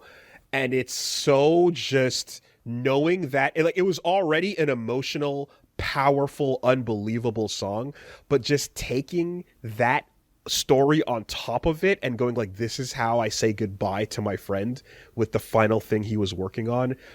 Like, holy shit, you know. It was incredible. And then, you know, everyone got nuts and went ham, and you know, Battle Cry and, you know, like Aurorian Dance and all these amazing songs were there. It was a great time. Shout outs to Shingo 2, Oma, and of course the great Forever Nujabes. Tag. That's awesome. That's so good. Okay, so next I have so I'm a huge Yusuke Murata fan. I save up the chapters of One Punch Man every year and read them all at Christmas. That's my tradition. That's what I love to do. Yusuke Murata recently dropped an animated short that I it's very hard to find information about it. I think it was I think he was the main animator on most of it. I'm pretty sure he had help with like the coloring and the post-production, but so much of this is just, you know, when you put Yusuke Murata like pages and you flip them and they animate because he's just that sick. Yes. This is that. It's called Zayuki from Village Studio, and it is just an absolutely gorgeous piece of animation, and just the most Yusuke Murata piece of media in existence.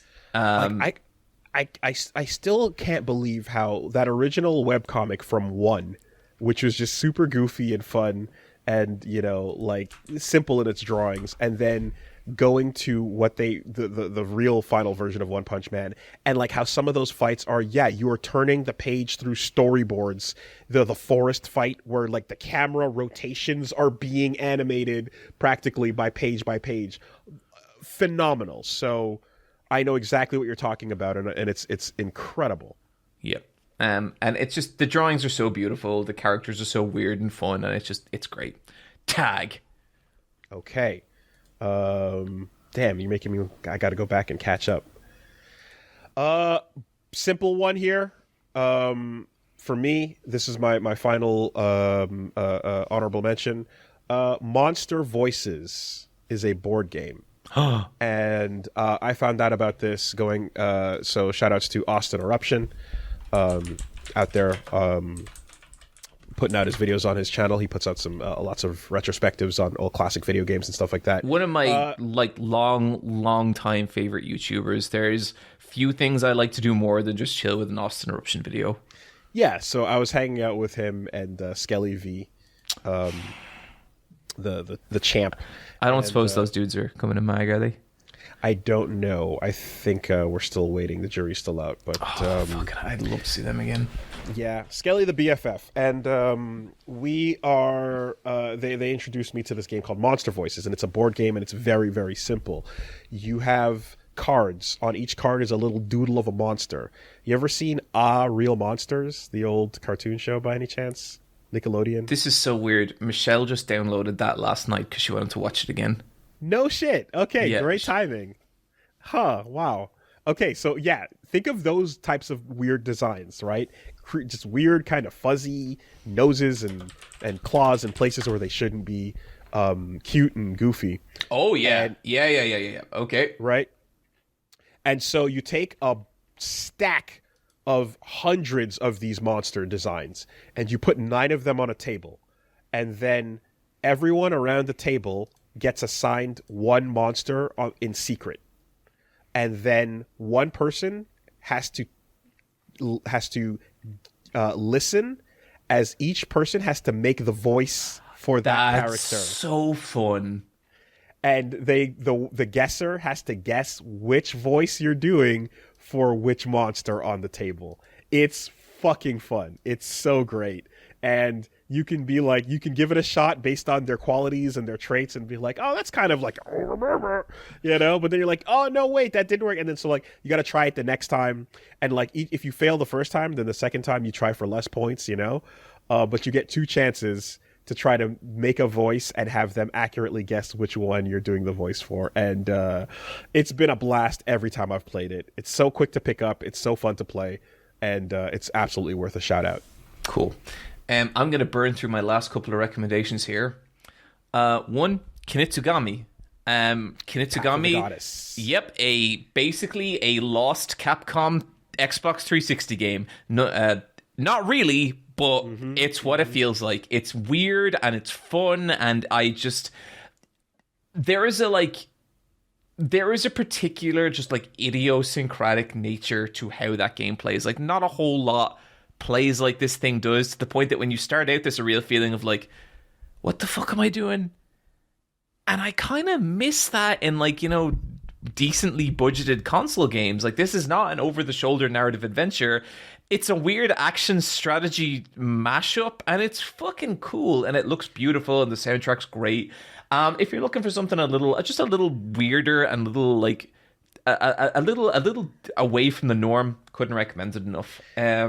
Yeah, I'm not super into tower defense, but when I saw in this case that it's tower defense, but you can make your soldiers like the towers, and you can kind of just have this action game element to it to fight off what's coming at you and stuff, is really cool. And I love that it is fully reminiscent of Okami and that style of aesthetic, and I'm all into the painting ukiyo-e brushstroke style art. That whole vibe is so alive in this game. Mm-hmm. I mean, there's an Okami crossover, right? I think there's kind of an awkward costume, but either way, they literally have like Amaterasu and stuff in it too. There totally is. Yeah, big fan of that art style. Kinnikuman Origins, I talked about this a little bit before as well.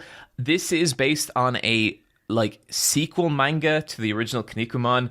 It is just batshit. It is just fucking like, I can't remember if I said this before, but it's the kind of stuff where like it's a wrestling league among intergalactic aliens, and a big plot twist will be like a man, like a literal spring with googly eyes will walk out, and everyone will just be like, oh, Spring Man. Yeah. And it's great. It's a little 12-episode anime, and it really just captures the weirdly silly but like very earnest drama of Kinnikuman, and it's so fun. And I just, if you like shonen, if you like weird anime, it's perfect for that. It's on Netflix. It's great. Sorry, no, I just feel like I heard recently, I remember that like that was a really high effort from the creator, and the creator was kind of like, apparently he's been really sad about the fact that Kinnikuman has not been a bigger hit in the West.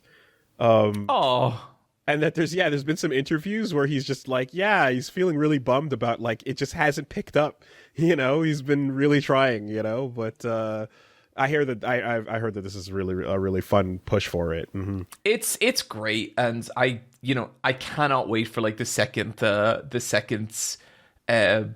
series of this. Swerve Strickland AEW. Yes. I fucking adore Swerve Strickland. There was rumors going around that like basically he got his first title run this year. I wouldn't say it was an exceptional title run, but he did have some good matches, and I do think like he came out of that title run better than he went in, and that I think is the mark of a decent title run. Like he feels like a bigger star now than when he started, and he was part of an entry that will come much later on this list. But I just generally wanted to give like Swerve Strickland used to be like, you know, real face, like a whose house? Swerve's house. And he took a heel turn this year, or maybe like late last year, that absolutely just solidified him as a fucking god in that ring. And just, he was incredible. And he had this amazing rivalry with Hangman Adam Page, where Swerve was the heel, but because Swerve is so fucking cool, no one booed him. And then that became Hangman's character, but I'm the good guy. Oh, cool. Okay. Nice. And it leads to Hangman Page in, I swear to God, one of the most iconic promos in the longest time. Hangman Page just sitting in a chair, drinking outside, looking at the camera, being like, I didn't want it to come to this.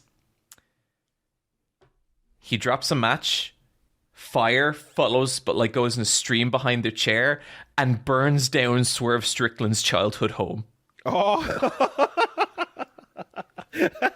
the classics. Yes. Hang on, let me. The bits are alive and well. That's awesome. Let me just pull up a picture of this, Woolie, because you got to see it.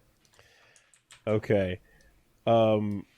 By any chance, was the Swerve Strickland heel turn? Oh wow. Yeah, and he's chilling on a couch. Mm-hmm. Oh, that's great. Fantastic villainry. By any chance, was his heel turn the point where the fur jackets started coming out then? Yes, it was. Okay. So there's a clear costume design change here. So the truth is, I have linked Swerve Strickland and his fur jackets in at least 3 different Eyepatch Wolf's character briefs. Powerful. Second last one, I saw the TV Glow, and this is a weird new horror movie, and it is about, if you ever go through a period of life where you just fall in love with media with another person, and like specifically fandom, and the two of you just get so into this thing together, and it's kind of like what happens when one of you finds a way to stay in it and the other person like grows up. Okay. But not really the angle you'd think, and it's strange, and there's horror elements of it. There's a bunch of gay stuff, there's a bunch of trans stuff, and it's just a fantastic fucking movie. And it's not going to be for everyone. Like, this guy makes weird movies. He did We're All Going to the World Fair, and that is a very strange movie, but I love it. And this is just like a really, really excellent movie, and I had such a good time. Excuse me, it's actually directed by Jane Schrobrun. She directed this, and so much of this movie is its atmosphere, and so much of it is like, you can't go into this looking for solid answers or like a coherent plot. It's a film about particular feelings at particular times in your life, but I loved it. And just, there's this, the show they're obsessed with is this like semi Power Rangers show, and the like fake episodes of that they watch have like the most insane monster outfits, like Ice Cream Man, who's just constantly leaking ice cream and looks fucking insane. Nice. If you want a weird, strange horror movie, I just think this movie has so much, and I found the last 40 seconds gut-wrenching in a way that I have not felt in a while. Okay. Yeah, no, I've seen this. Some of my friends have been very excited about it as well. Like, yeah, I've heard it coming up recently. Cool. I saw the TV Glow.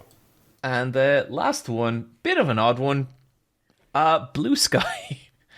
And I like Blue Sky a lot. Yeah? Yeah, tell me more. Kidding. Whatever you fucking think of Elon and the whole thing, I think it's fair to say that just even on a services level, Twitter has gone absolutely to shit. Like, it's a bad experience, like, for a lot of different reasons, but mainly just it's a bad service. Like, it doesn't show you your fucking friends. It feeds you a bunch of weird garbage you don't want to see. And Blue Sky is like Twitter in 2014, and I've just been having a really chill time on it. Yeah. I feel that I remember the last couple times there were like migrations that didn't quite, like take. Feels like this one certainly did, what with the looming AI shit and the blocking shit and all that stuff. So I get it. And, I remember when I heard about it too initially, and it was it was kind of just like, no algorithm is a really nice feature to advertise, because it's like, I appreciate just a feed being a feed.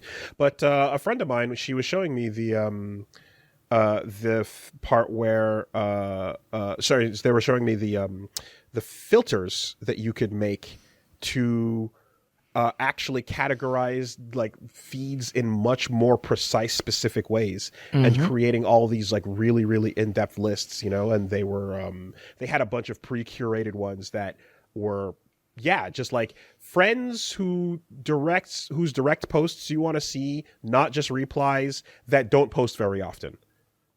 Here's a list for that. There's so much like good functionality like that, and like I think sometimes that nearly gets a little lost just because all the fucking weird overarching political stuff with Twitter. Blue Sky is just like a really chill social media platform, and there's all this. It has like good functionality, and like me and Woolie are both on there. We will link our. I think I'm just Eyepatch Wolf on there at Blue Sky or whatever, and I think you're just Woolie Versus. Woolie Wolves. Woolie Wolves. Yeah, come hang out. It's fun. I made a placeholder for a long time, so that no one would steal it, and we'll see where this thing goes. But so far, so good. Yeah, I like it. And with that, the honorable mentions are complete, which means we enter the battle phase.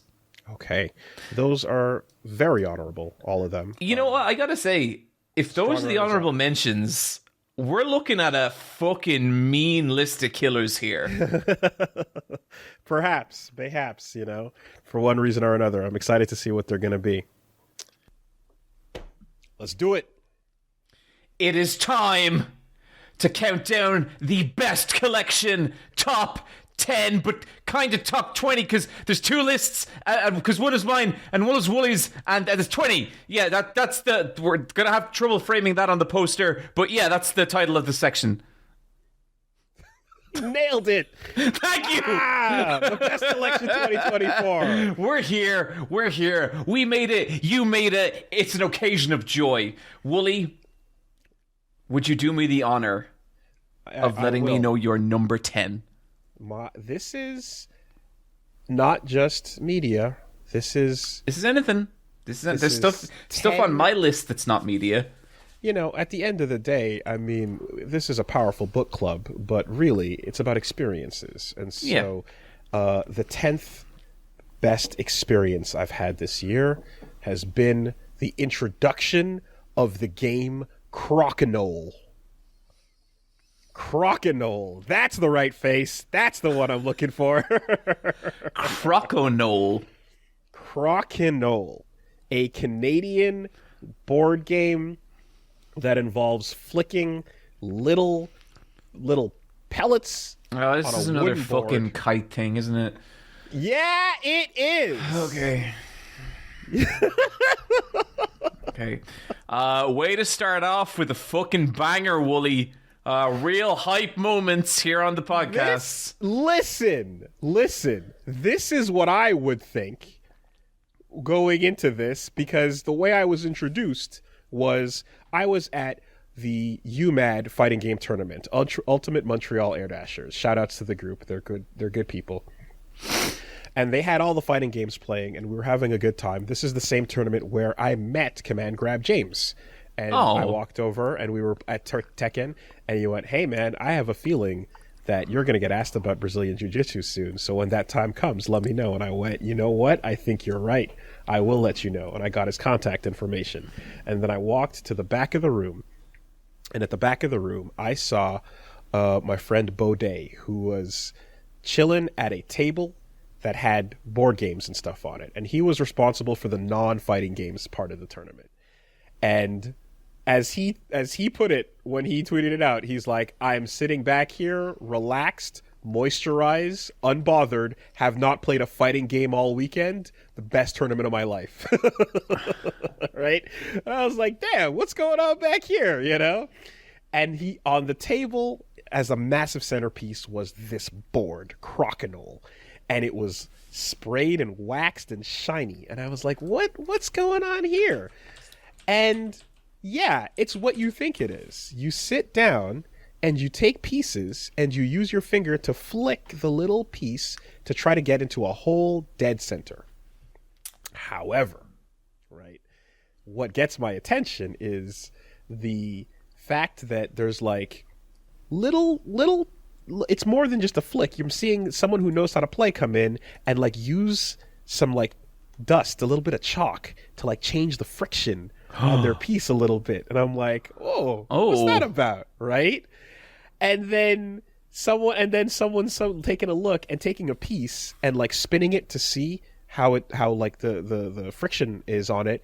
And both sides of this piece, one side is convex, one side is more concave, and they have different spin on them, which means some have more advanced speeds they can get to and some are more slow, and you pick which side because there's 2 gears to each piece when you try to flick them. And I'm like, huh. And everyone's coming with these different techniques, and I'm like, this is really interesting. And I sit down and I go to play and I go, yo, Reggie, sit down. Let's play this game. And yeah, we have a blast with it. And I'm leaning to try to flick my piece from the right side. And dude comes over and goes, hey. You can't get off your chair. You can lean to the side. Oh. But there is a one ass cheek rule where you can play a shot as long as one ass cheek is firmly planted on your chair. Oh, interesting. So you can pick on any angle you want as long as you're at least halfway on. And I take it that the chair can't move. The chair cannot move. Okay. Right? And so you just get all these little things. And I'm like, what is going on? And then sure enough, I love me a game of muscle, like, precision and like kind of like just muscle memory, old man skill stuff. I got into like petanque and I love darts, pool, these things. This is just a nice little game of like finger curling almost. And the goal is to just there's a flat wooden board where there's wooden spikes kind of sticking up, almost like a plinko board with The Price is Right, but it's circular. And you have to get it into a dead center spot, and it takes real accuracy and it takes a lot to really hit it. And then also hit your opponent's pieces out and knock them to the edge while bouncing yours back in. And the more close you are to the center, the more points you get. It's just a lot of fun. It's a lot of hype. Okay, I withdraw my earlier criticisms. Those sound actually incredibly fun. It's great. It's just a whole lot of simple fun. And I bought a board. I bought some wax. I bought some, Is this coming to MAGFEST?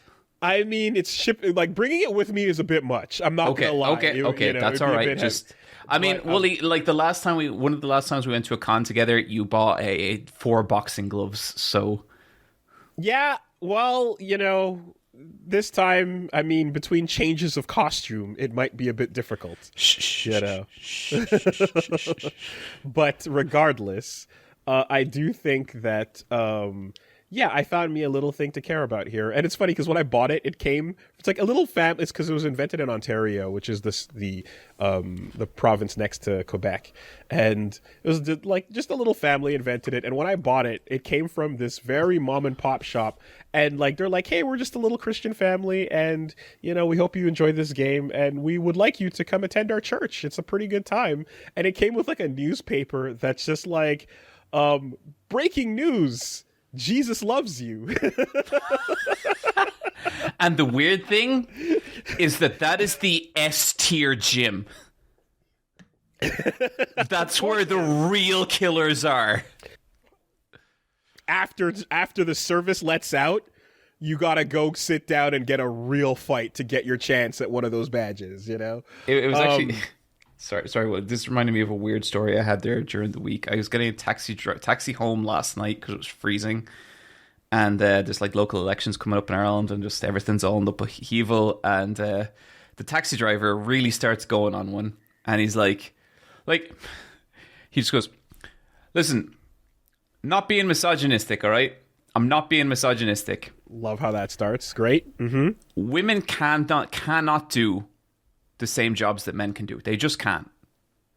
And I was like, okay, am I gonna getting a ride home? This, you know? Here we go. And so I was like, look, why don't I engage with this man in just the friendliest possible way? And I go, you know what? I see what you mean. And perhaps I might have even thought like that myself at one point. And then I was like, you know, I'm into martial arts. I do Brazilian jiu-jitsu. Some of the women in my gym are fucking monsters. And he was like, well, no, hang on. Women can fight. Like, I've seen the UFC women fight. Like, no, I understand that. And then I was like, okay. And then, like, he turns and he goes, but, like, would you rely on one to dig a ditch? Sure, you'd be waiting years. And I was like... Oh, and so I was kind of like, oh, okay. I was like, well, you know, I think ditches are dug with a lot of machinery now, and I think, like, first of all, yeah, I would trust some of the women in my gym to dig a ditch much faster than I would. And then he kind of goes into it, and then he goes, because, you know, you can't say, like, the dude was such a fucking, like, cliche. He's like, you can't say anything nowadays. And then he goes, another thing. You know, people don't want you calling them he or her, and there's all... Yeah. And it's just the two. Yeah. It's just the two. And I was like, okay. Yeah. And then I was really in it, and I was like, oh, how am I going to approach this? And I was like, okay, you know what?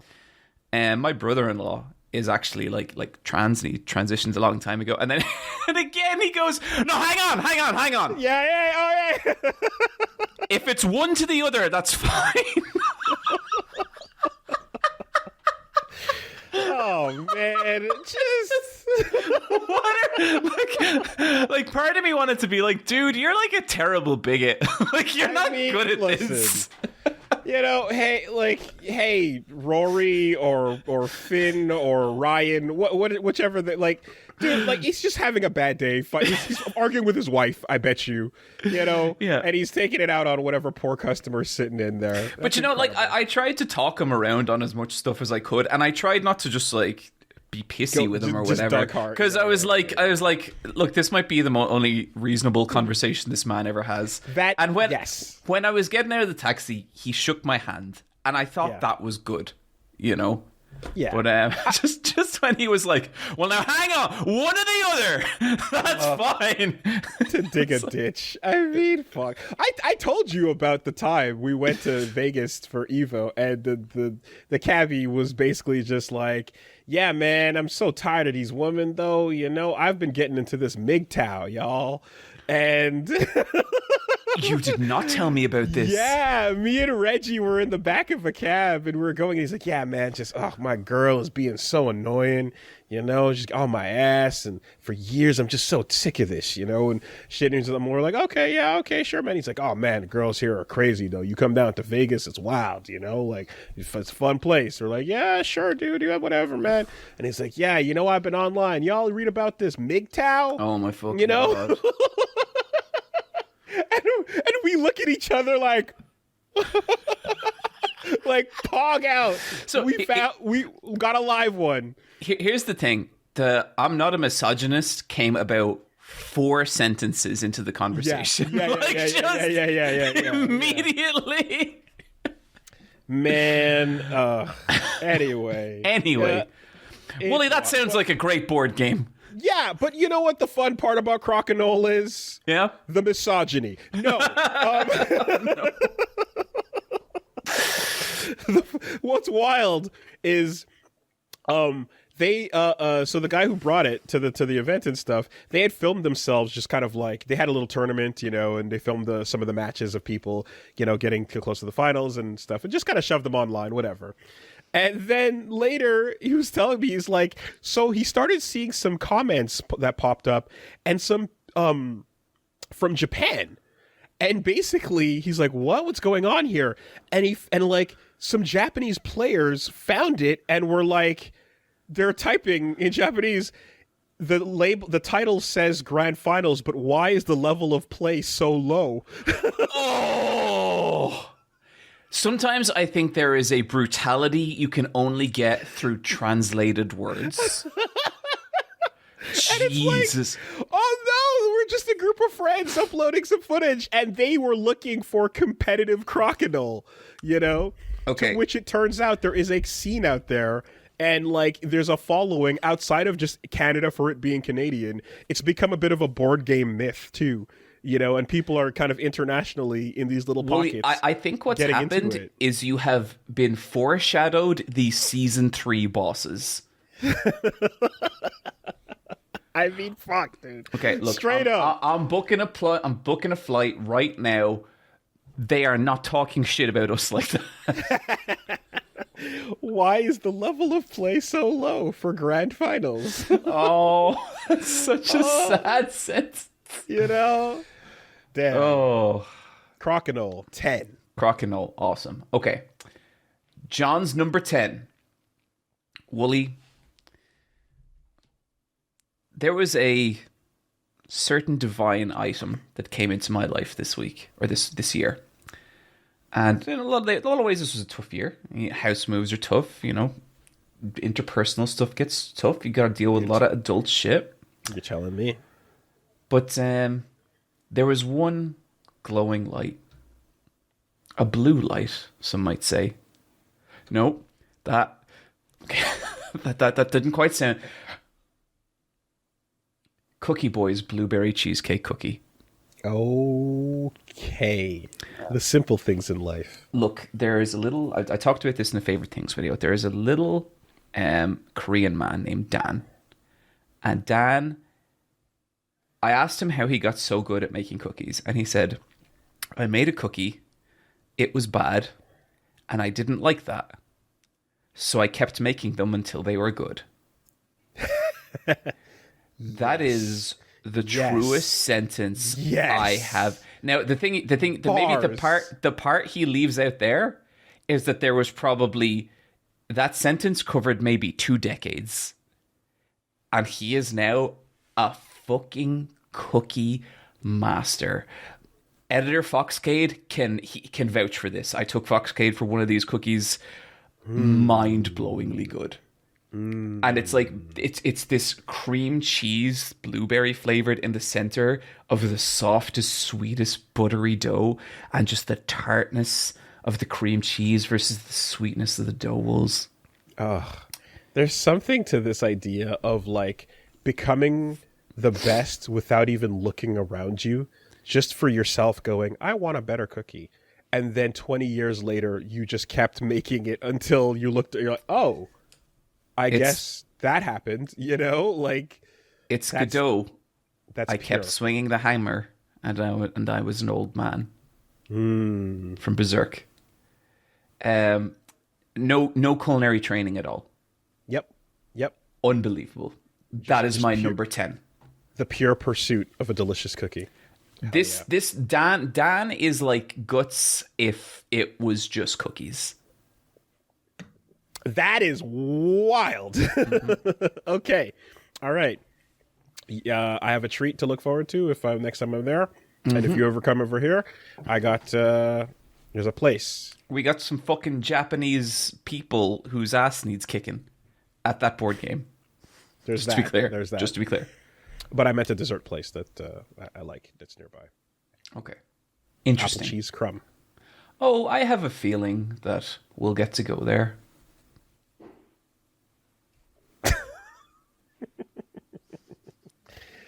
Number 9.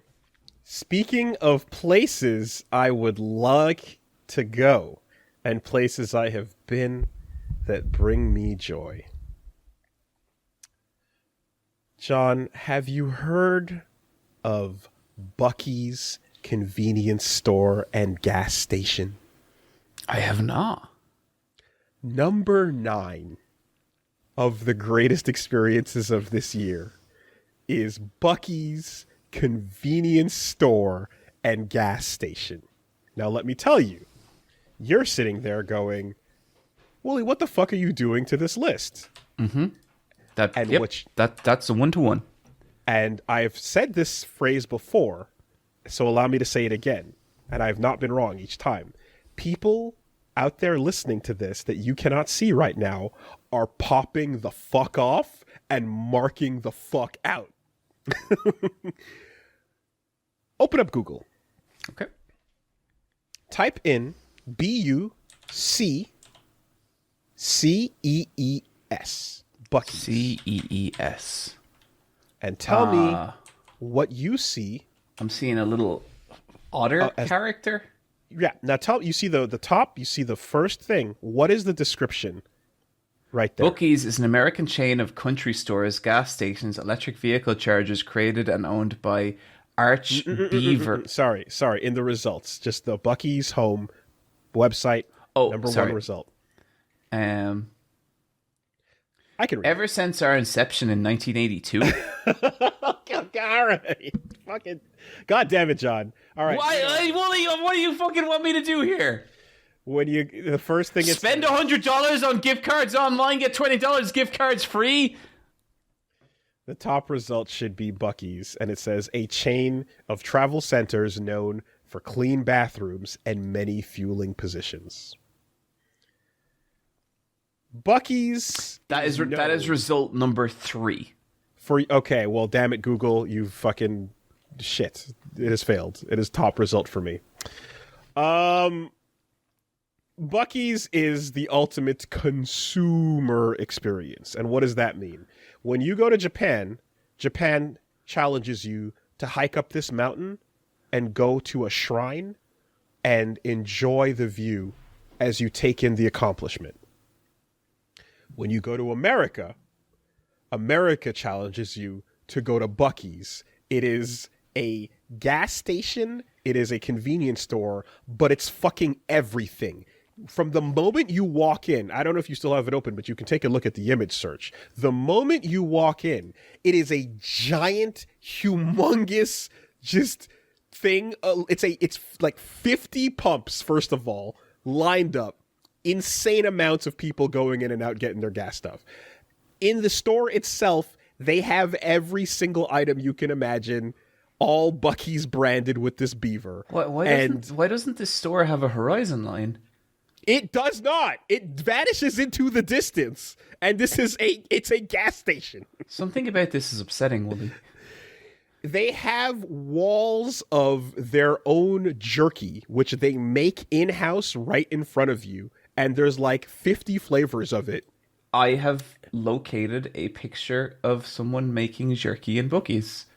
They have walls of their own roasted nuts. If you're looking for anything to go out hiking, barbecuing, all that shit you got that all up front. You've got walls of candy, you've got walls of snacks, you've got walls of mugs and this and that and all of it. And then you walk past the jerky, you walk past the hot foods and sandwiches that they're making live right there in front of you, and then you walk past Buc-ee himself, the big mascot beaver, comes walking out and waving, taking pictures. And then the truck that's parked inside, and you get into the clothes, and you see the Buc-ee's kite, and you see the Buc-ee's kigurumi, and then further beyond, you start seeing the deer hunting, like, tent and tarp, and the fucking beach ball, and it's insane. It's just insane. It is everything in one gas station, and it's nuts. And then you go, I just gotta use the bathroom, man. And you walk to the bathrooms where it says world famous, and you enter, and they are pristine. They are shining. They are golden. There is infinite space between every stall and every individual mirror and soap and sink and all that. The individual stalls are massive, space, clean, comfortable. Like to cross another person's path and or see a speck of dirt is just an affront to this entire organization. So it is incredible at that, especially if you've been to truck stop bathrooms on a road trip at any point. One of the things I get nervous about going to America is the public restrooms, because sometimes they're so insane. Like, sometimes you get this little door in front of you that's basically a horizontal plank of wood that anyone can see over or under if they so choose. You know, the thing that comes back in survival horror games as a instant dread moment of going into a bathroom and there's a stall and it's locked but you hear noises? There's a reason why that shows up in Crow Country and Silent Hill and fucking over and over and over. And yeah, no, Buc-ee's, the cleanest and the best. Also, all of the things I mentioned, the jerky is delicious, the food's incredible, all that stuff is really good. And then, you know, just as a brilliant cherry on top of this place where you're like, you just got to give in to just consumer, right? You give into that idea. And up front, they have a board that's like, oh, by the way, we're hiring. Here's every position. Here's exactly what it pays. And here's here's the super competitive rate you're going to get when you come work here. Come apply at Buc-ee's. Super straight up, honest, fair, and clear about. That's actually really fucking cool. Like, no wonder people are like enthusiastic about keeping that place decent. Yeah, and it's like, okay, and if you go up to this position, which is like, you know, you go from starter to the middle, and then you start doing a bit more managing and stuff, and now, hey, look at that, you're clearing 6 figures. Like, they're just really straight up about that shit, and like, I super respect that type of policy and aspect to it as well, you know. So right now it is in the state of Texas, and I think they're expanding out into like maybe 1 or 2 other places. But for the most part, Buc-ee's, after hearing about this, and at conventions, I've seen, you might have seen it, Bucksune Miku, which is the beaver with the Hatsune Miku hair on it. I've gotten, right? It's become a bit of a thing at cons, and I was like, what the fuck is the deal with this? And it turns out this is the deal, right? They have these treats called beaver nuggets, and they basically taste kind of like the cereal corn pops, but like a little bit sweeter. And yeah, they're fucking crack. They're great, you know? Shout outs to Buc-ee's convenience store and gas station. Awesome. Incredible. That is you know, both your picks, Woolie, at the start, I was like, what are we fucking doing? And then by the end, I'm like, okay. No. These are experiences I've had, and you know, and shout outs to Sheena for showing me the truth and the light. Excellent. I get it. Coming in at my number 9, the city of Amsterdam. Hey, let's go. I visited Amsterdam at the start of the year, and you know, people accuse me of being a deeply unhappy, miserable person. That is true. And it's been fantastic to find a city to match my energy. I loved Amsterdam. It is the most, like, I went, it was cold, it was gothic, its people didn't say any more than they had to do. Everyone is like 20% more goth than they are anywhere else in the world. And I had some of the best fucking food I have ever had there.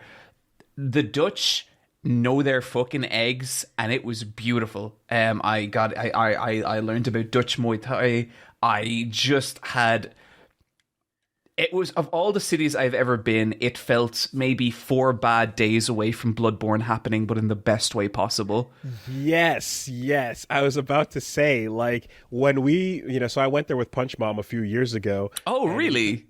Yeah, it was really cool. We kind of wandered around, and we we spent some time in the city, and then we got to go to some of the other places. And you know, we just happened to cross with a music festival at the same time. People that we met there were like, "Oh, go check out this neighborhood, the Pipe," and it's fun. So we kind of just, you know, bounced around kind of with people's recommendations. But walking around the waterfront and just going into these random locations, tripping across them, it's such a cool place where you're like, oh, this is a boss fight arena I've tripped into, right? The church at the center of the downtown area, right next to the red light district. Cool. Like, you go into this empty church it's basically been hollowed out. It's not active anymore. And there's literally, like, people that have been buried in the church. There's, like grave plots on the floor where the pews were as you're walking through it. And it's in the center, and right next to it is where the red light district starts. It's crazy. Yeah. No, it's cool. I loved it. I just think, the feeling when you vibe with a place and you're like, yep, here. Yep. That little plaza where, like, Madame Tussauds is, it's just like this open, like, flat area where you've got, like, a bunch of old Gothic buildings, and then one of those, and a train going by in the back. And as you walk past it, like, a bunch of doves take off in the background, and you're like, right here, this is a stage. Yep. This is a fighting game stage. Let's go. Yep. Yeah, incredible. Good times. So yeah, awesome. Woolie, what do you got for your number 8? Number 8. This happened a while earlier in the year, so for a second it kind of, like, slipped out there, and then when I remembered, I went, oh fuck, X-Men 97. Fuck yeah, dude, I forgot to put that on my list. Right? That show rules. Isn't that insane? Yeah. I was like, it was because it was early in the year, and I almost forgot about it. It was fucking phenomenal. Yeah, X-Men 97 is so good. So yeah, I mean, talking about, the picking up from where X-Men 92, the original cartoon, was, and there's something magical that I really love when you revisit an old series and it's not accurate to how it used to look, but it's how you remember it. How you remember it in your head. Exactly. Right. It's way better than your childhood actual views, episode experiences were. I think what I loved about it was, like, X-Men, at least the old X-Men cartoon, always had this weird thing of being, like, an action cartoon, a Saturday morning thing, and then, like, a super schlocky soap opera. And I feel like every one of those aspects is so just turned up in this. Like, there is a moment where it's like, but if you're Jean Grey, then who's this? And it's fucking great. Yeah, it does such an amazing job at fan service as well, bringing all those memories and the moments and the things you love about the characters, giving them spotlight, giving them outfits to dress up in, and little moments of, like, oh, they're on the basketball court, here's what they're wearing, and then you kind of have all that coming together. You get these really peak moments of, like, yo, you like Cyclops? Are you a fan of him? Okay, here's Cyclops using his beams to land from a plane crash, right? To, here's Storm being a nuke that decides the fight is over. Chrono Trigger dual tech team up moves a la Fastball Special happening left and right, and they're just the most The action awesome scenes moments. are amazing. They're so well done. Phenomenal,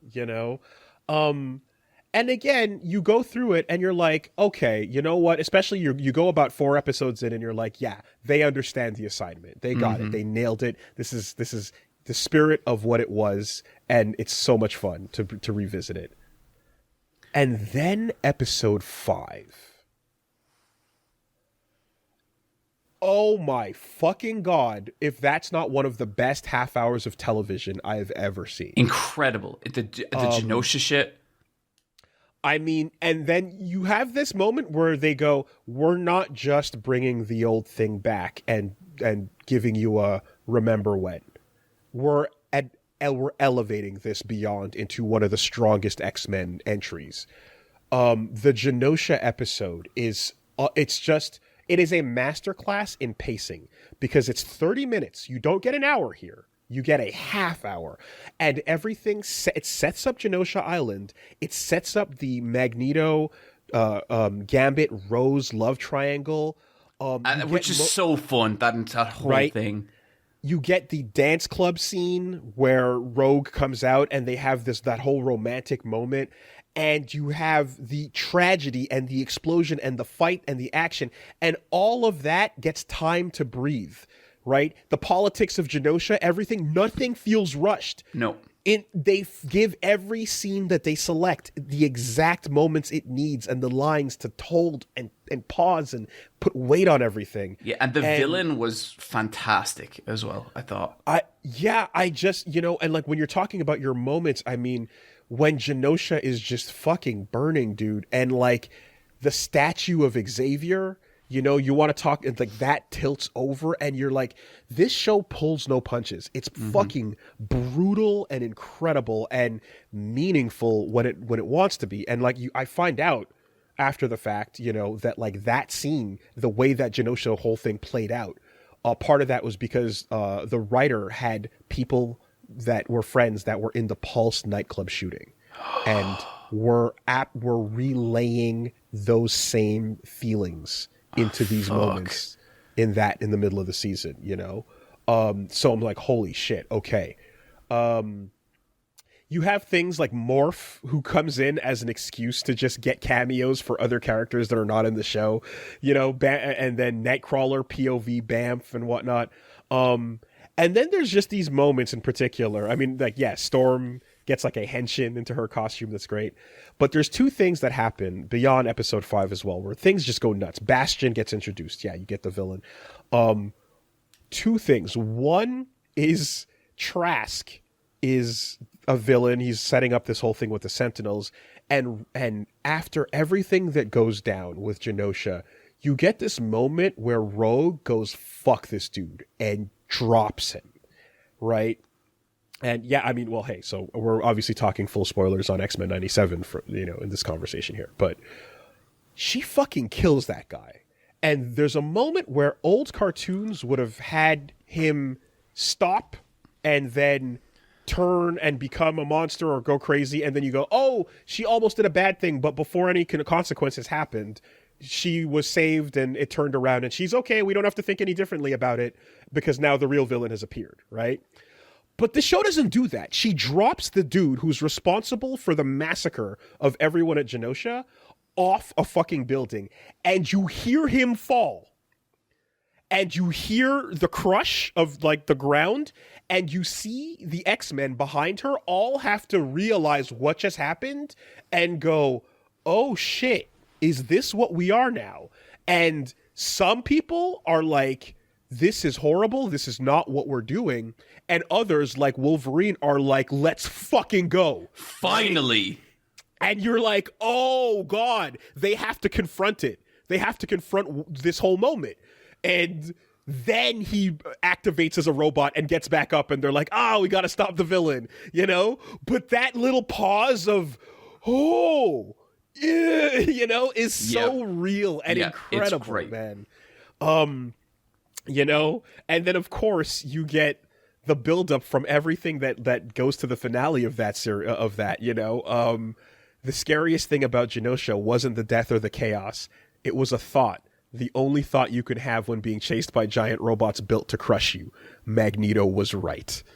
Oh, so good. Magneto had some valid points. If we're not going to say right, we can say valid points. Listen. No one's saying that genocide isn't a bad thing. However, like that, no, that is where it gets. It's so fascinating because it kind of introduces and discusses this idea that like tolerance for mutants is what you're fighting for, but tolerance is not enough, right? This is what happens when tolerance is where we stop, and people are apathetic because they have no skin in the game. They don't care when Genosha can happen, and so you just, it just confronts this shit head on, man. And because we're in a world where, hey, it's X-Men, there's always going to be some bullshit. There's never truly a moment where peace gets that chance. And so you have to confront this Magneto problem and his ideas. And you visit him and Charles, obviously, in their past, and it's phenomenal. It was incredible. It was so good. I loved it. And it was such a strong return for something that is so much more than I thought it would be coming back, I did hear about the showrunner, and there's some shit there that sounds fucking awful. and that led to them letting him go. And so there's apparently going to be some switch ups going on for wherever the show goes from here forward. So, it's good that that's the case, and we'll see what ultimately happens. But I wanted to throw this on the list because it's like my favorite X-Men thing I've seen in a long time, and it is absolutely worth recommending, even if you don't remember or if you didn't watch the old X-Men show. And I would just throw onto that as well. This year, Batman the Caped Crusader was also released. And this is a little 12-episode Batman show directed by Bruce Timm.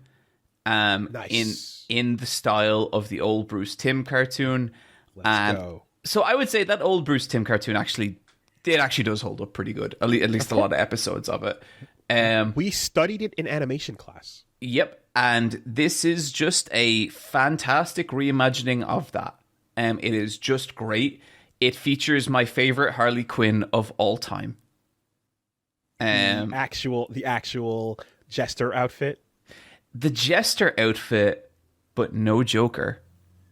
Interesting. So, and it's really interesting because the way she is normally she has like a fairly like Mr. J-ish voice. Mr. J. But when she goes full Harley Quinn, it is low and it is monotone. Okay. John, are you sure you don't want to take a moment to apologize to everybody for getting that wrong? The correct answer was clearly Lady Gaga.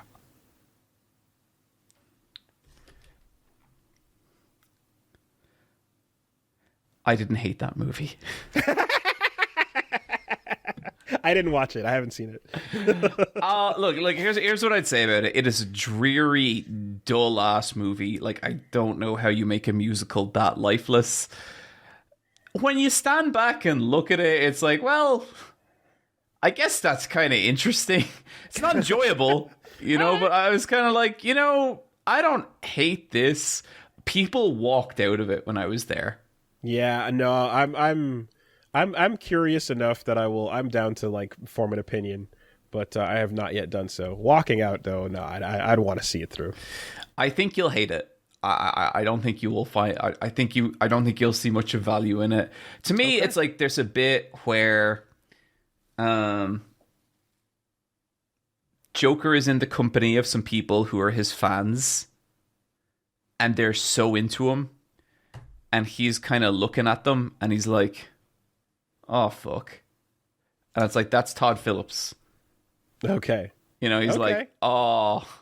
This is I accidentally made a hate creed, and this sucks. I think that side of it at least is interesting. I don't know how much value that stuff has, but like, I came out of it and I chewed on it for a little bit. I think it's an interesting movie. I don't think it's especially entertaining, and I wouldn't really recommend it to people. But I don't know. I thought there was like some stuff there.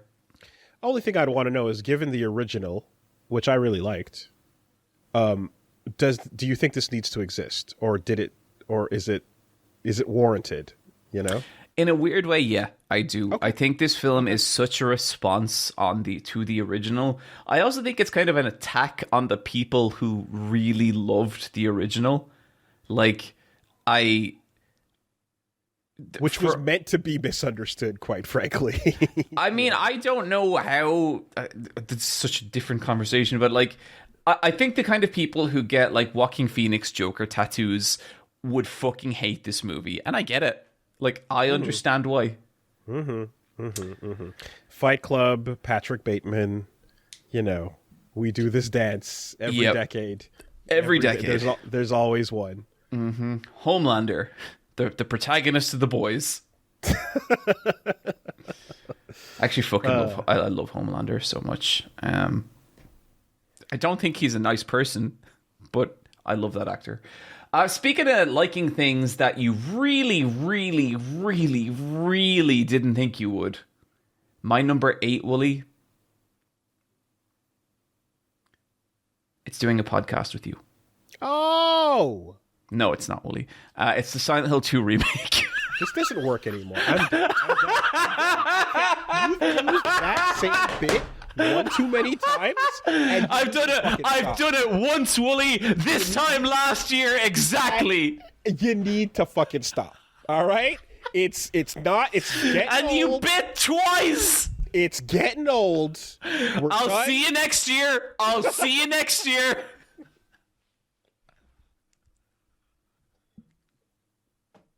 I bought your fucking merch, god damn it. That's a high quality piece of stationery.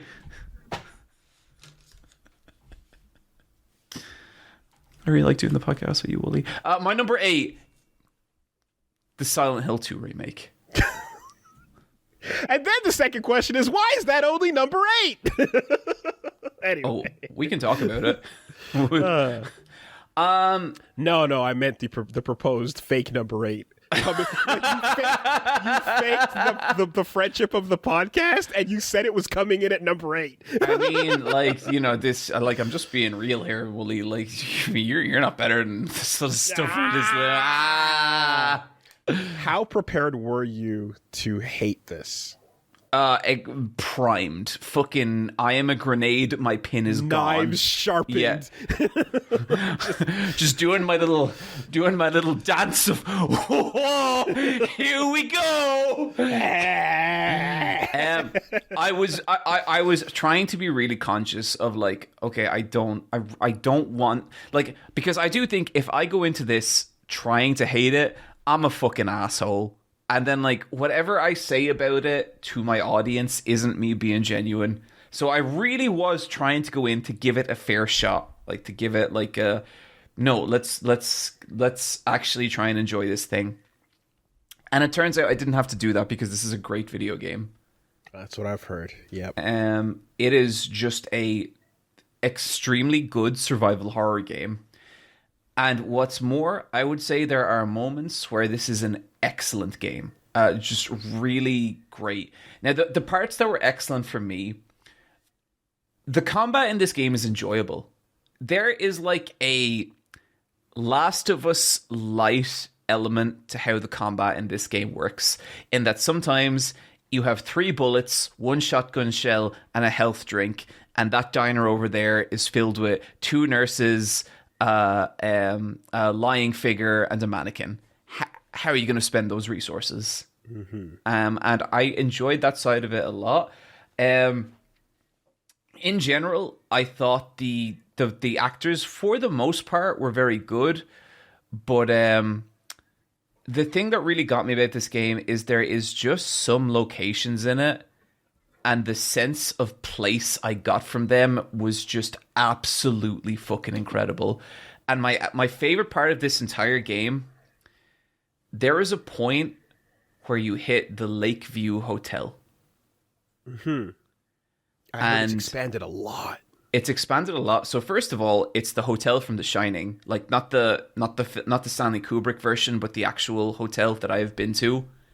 Oh. Okay. So I was walking around it and I was like, oh my God, I have been here. And that was fucking powerful. But not even just that, the level of detail that has gone into that hotel, the sense of place and the atmosphere, it's one of the most amazing environments I've ever encountered in a game. And it's crazy because I have the Lakeview View Hotel is always a very it's very late game in Silent Hill 2, and it is cool. In the original, it is good. It's strange and it's surreal and it's spooky. I think if there's one moment that the remake genuinely surpassed the original, it is walking around that hotel and just feeling like you're there in the most incredible way. And you get this 20-minute stretch where it's just you exploring that hotel and there's no enemies. But it's it's liminal, right? Very liminal. You just pass through it and you keep on moving. So yeah, this is really interesting with how they've changed it. And then it becomes overrun with monsters. It's still good then, but at that point, it's a survival horror game. And so there was that, and there's also when you enter Brookhaven Hospital, it's some of the most beautiful lighting I've ever seen in a console game. It's just the sun is setting, and again, there's no monsters, and that's the parts of the remake I really love, are when it leans into the quiet moments of Silent Hill 2. And I think some of those moments it captures in a way that goes beyond what the original did. I never in a million years thought that this would be in my best collection top 10.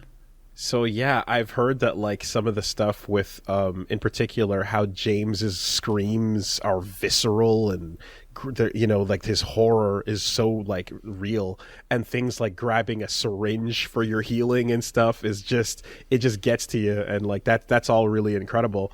Did you see the interview with Bloober Team that they did afterwards? So after Bloober Team made The Medium, which was just this really awful, weird game that was like had the horrible messaging. Yes. We're done making shitty games.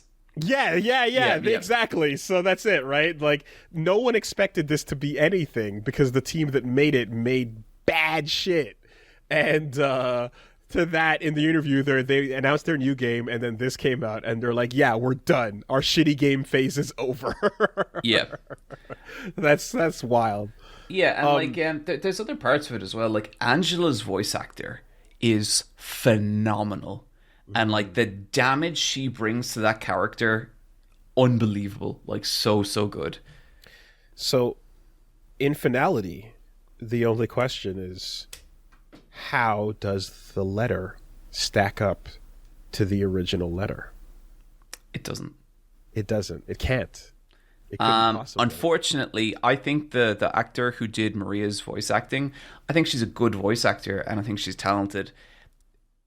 It is not a performance that I feel stacks up to the original. I feel like whenever Maria opens her mouth in the original, she is either caressing you in the cheek or stabbing you in the stomach, and nothing in between. This voice actor it's very wistless. It's very like she's playing the character as wistless and tired, and kind of James is kind of an afterthought. And I get what she's going for, and like I think it's a take on the character, but whereas I think Angela's voice actor completely took everything about Angela and nearly turned it up. And like, I'm not saying I prefer it to the original voice acting, because that is a whole different conversation. But Maria's voice acting to me is one of the weaker parts of the game. As I would say, like, is the pacing. Like, Silent Hill 2 is like 8 to 10 hours max. This was an 18-hour game. Mm-hmm. And it's not that they pad it out, because I actually think the quality of puzzles and encounter for the most part is good.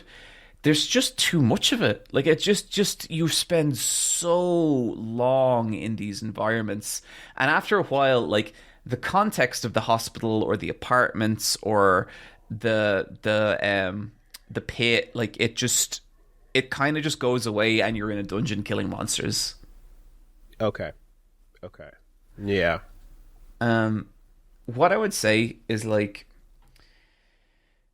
to me, the remake has the feeling of like a TV adaptation of Silent Hill 2 and a good case scenario. And, you know, James in some ways feels like more of a human. He's more emotional. He's more concerned with the other characters. He's more likable, you know? But to me, every character in Silent Hill 2 original is this jagged shard of a person. They are so broken and damaged that it feels like at any point they could slip away and stop existing. That's how far gone they are. That is not what the characters in this game feel like. The characters in this game feel like the cast of a TV show. And I appreciate that. And I think they've done it well enough that it does stand on itself. I got asked today on Discord, like, which should I play first? And unquestionably for me, for as good as a game the remake is, I think ultimately it is destined to be a footnote in what is the original, which is a genre-defining game. And I love that game so much, and you have to give so much credit to the remake for making it its own as much as it did. And I'm not happy with every decision in every direction, but one of my favorite memories in games this year will be standing in that hotel. Okay. You know, I knowing and having known so many people that are just like Silent Hill was just their favorite, and it's such a genre defining thing, as you mentioned, and it shaped childhoods across the world.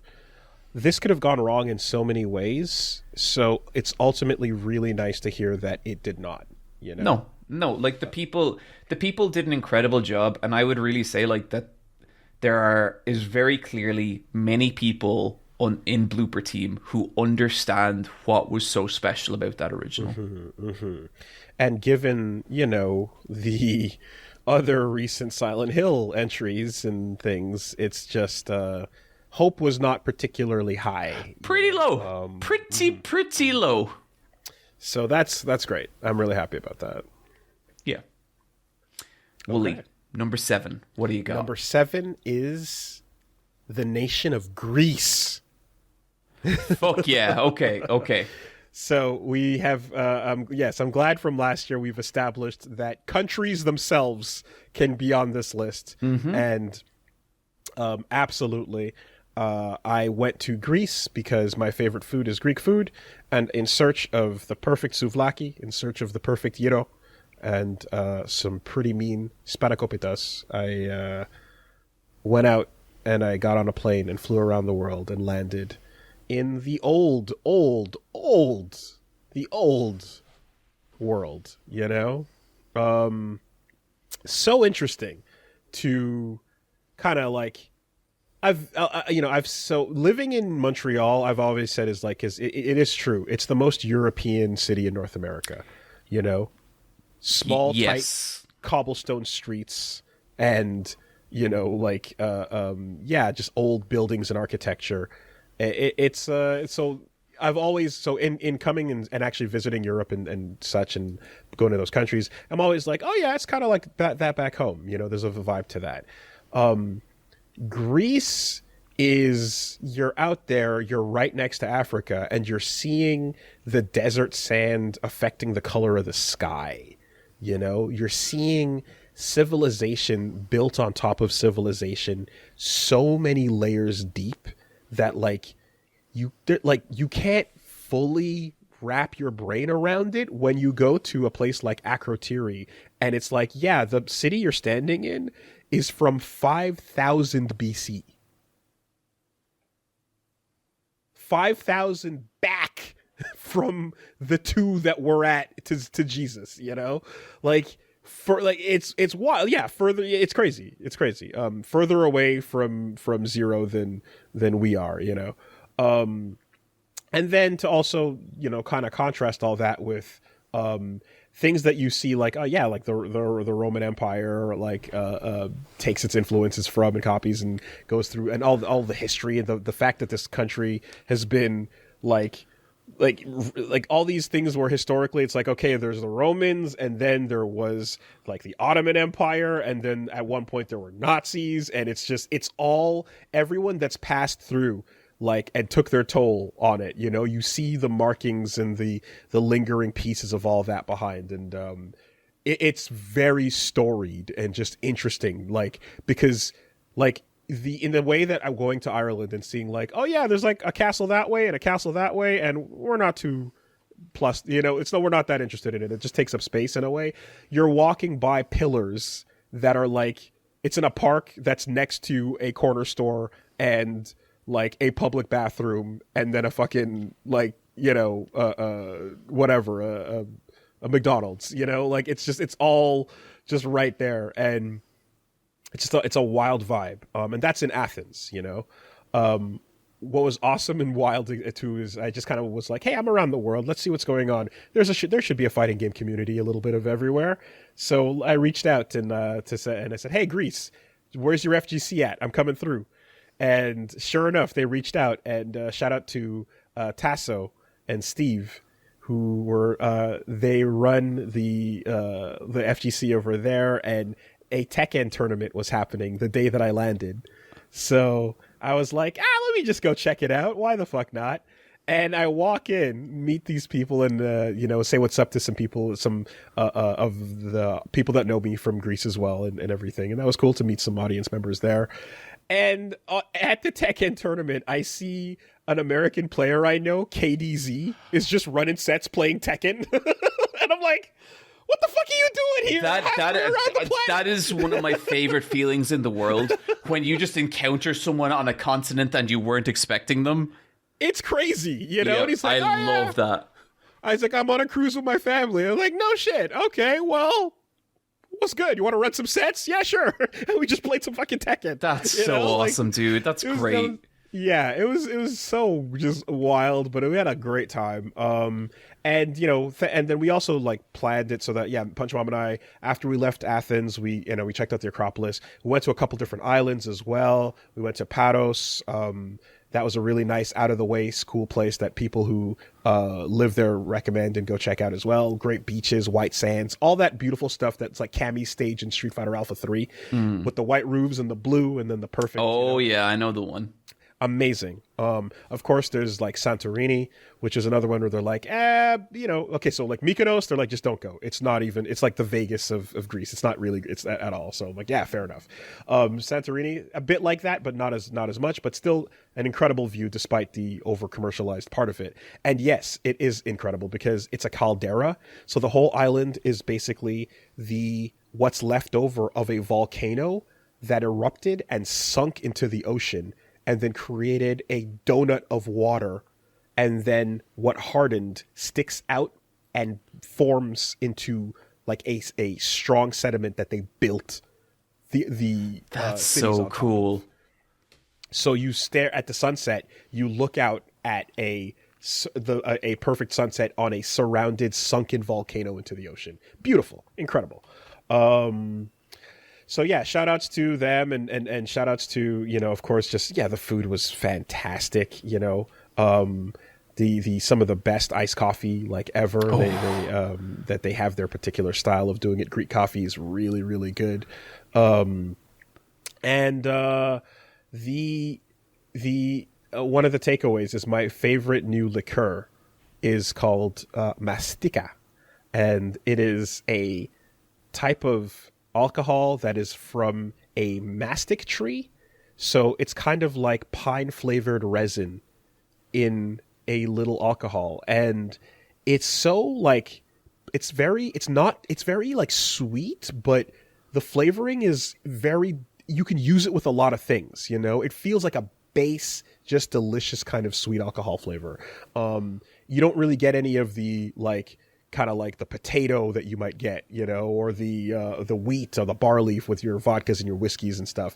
It's just something else completely that's just way cleaner than that. And when you go to sit at a restaurant or when you check into a hotel or whatever, they give you a little shot of it as a little, and it's wonderful stuff. So Mastika is incredible. Greece is really, really good. And I had a wonderful time. And yeah, shout outs to Steve and Tasso who took us to their favorite food spots. And we celebrated and had a good time. And just, I enjoyed that country thoroughly. And I'm really happy too that I reached out to the community and I wanted to meet some locals and go eat and hang out with them. And that's a fun way to visit a country. So I see people do that, being like, hey, I'm here. And I think I'm always scared because well, what if I try and do a meetup and no one comes, I don't know.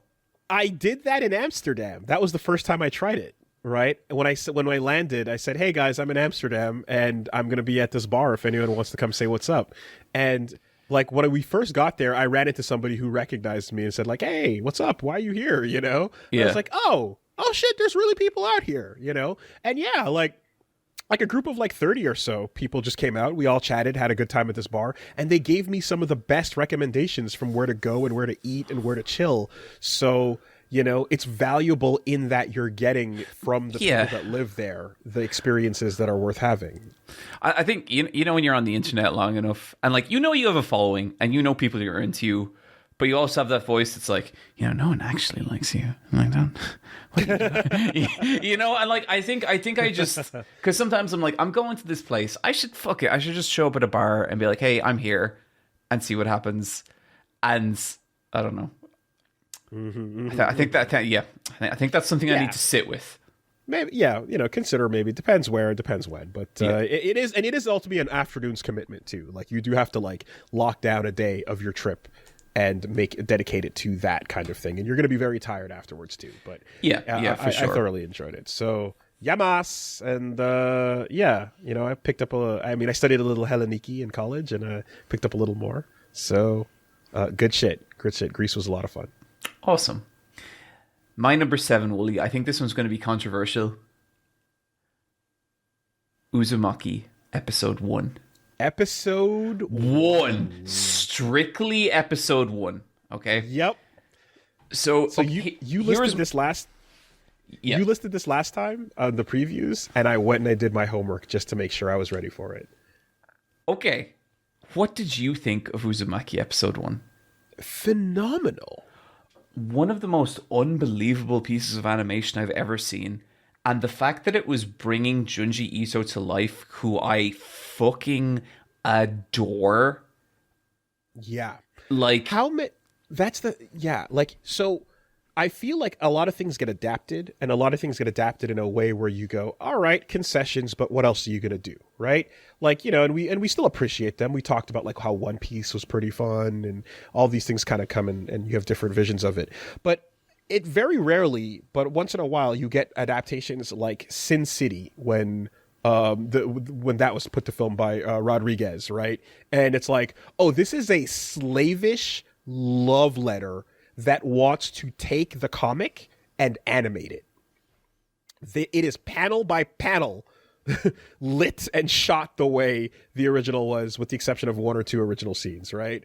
And it's like that. I feel like you're looking at the wind blowing in a spiral shape when the doors open of this first episode, and you're going, yeah, they want to take the lines that Junji Ito drew on the page and make sure you don't miss that when the frame goes by. And like watching, like especially like a spiral, like the idea of a spiral, like the motion of that, there is an element of that you can never understand from the still images. And what I'll say, some of the still images from the comic I don't think hit quite as hard in this animation, but the trade-off is you are watching things spiral into that girl's face, and it looks insane in a way that like is so difficult for you to conceptualize when you're reading it. And the sound design, the ploddingness of the animation, and the slow dread, and just like the visual horror was so amazing. Like I sat there fucking jaw agape for the entire 20 minutes of that. I saw people saying that they thought the pacing was rushed. There's just not a whole lot of story to Junji Ito's stuff ever. Like, there's very little exposition or downtime in his stories. Like, that's kind of how they are. And I don't know if there's a way around that without adding filler. So the feeling of unease starts immediately, but it always does, right? Yep. Like, your brain doesn't really get a chance to slowly ramp that up. Like, you establish your location, your characters, and people start sweating right away. Yeah. The sound is incredible, and it really did a great job capturing that sense of unease. At no point do you lighten up. Yeah. And I think, to me, one of the things that was really disappointing about the response to this was like, yeah, it sucks then when you hit episode 2 and it's not even in the same ballpark in terms of quality, and it's just not great. But to me, like, the achievement of that first episode is so special that it's like, oh yeah, it sucks about the rest of it, but holy fucking shit, we have an actual S-tier Junji Ito animation, something I had given up on getting a decade ago. And so to me, like, I just don't understand why the focus has to be on like the rest of the episodes being bad, as opposed to this one thing is fucking brilliant. And I understand, I've worked in animation for a long time. I understand how hard animation is. I understand what an insane, crazy thing it is for this to exist.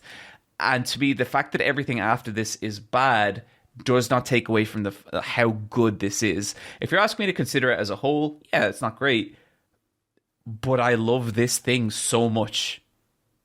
Okay. Yeah.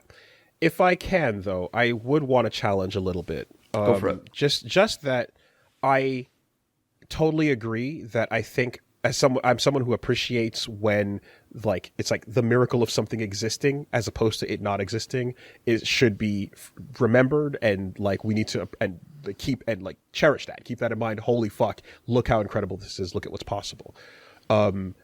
There's an interview where the producer was talking about what went wrong and basically was like, there's, without saying names, there is someone to blame. We got fucked over, and they were given what they needed and the time they needed and the resources to get episode 1 as perfect as they did, but it immediately fell apart after that, and all the things they needed, time and resources and etc. were taken away. Mm-hmm. And there is, and they're like, so this sucks because it's not the artists, it's not the team, it's not the people that lovingly appreciate the original work, it's the boardroom, right? Sure. That gets involved. And so their decision was that essentially, and yeah, some of the 3D weird stuff happening with the it almost shows like they're like, we're working without reference, we're just kind of having people fill things in, almost in a Berserk 2016 kind of way.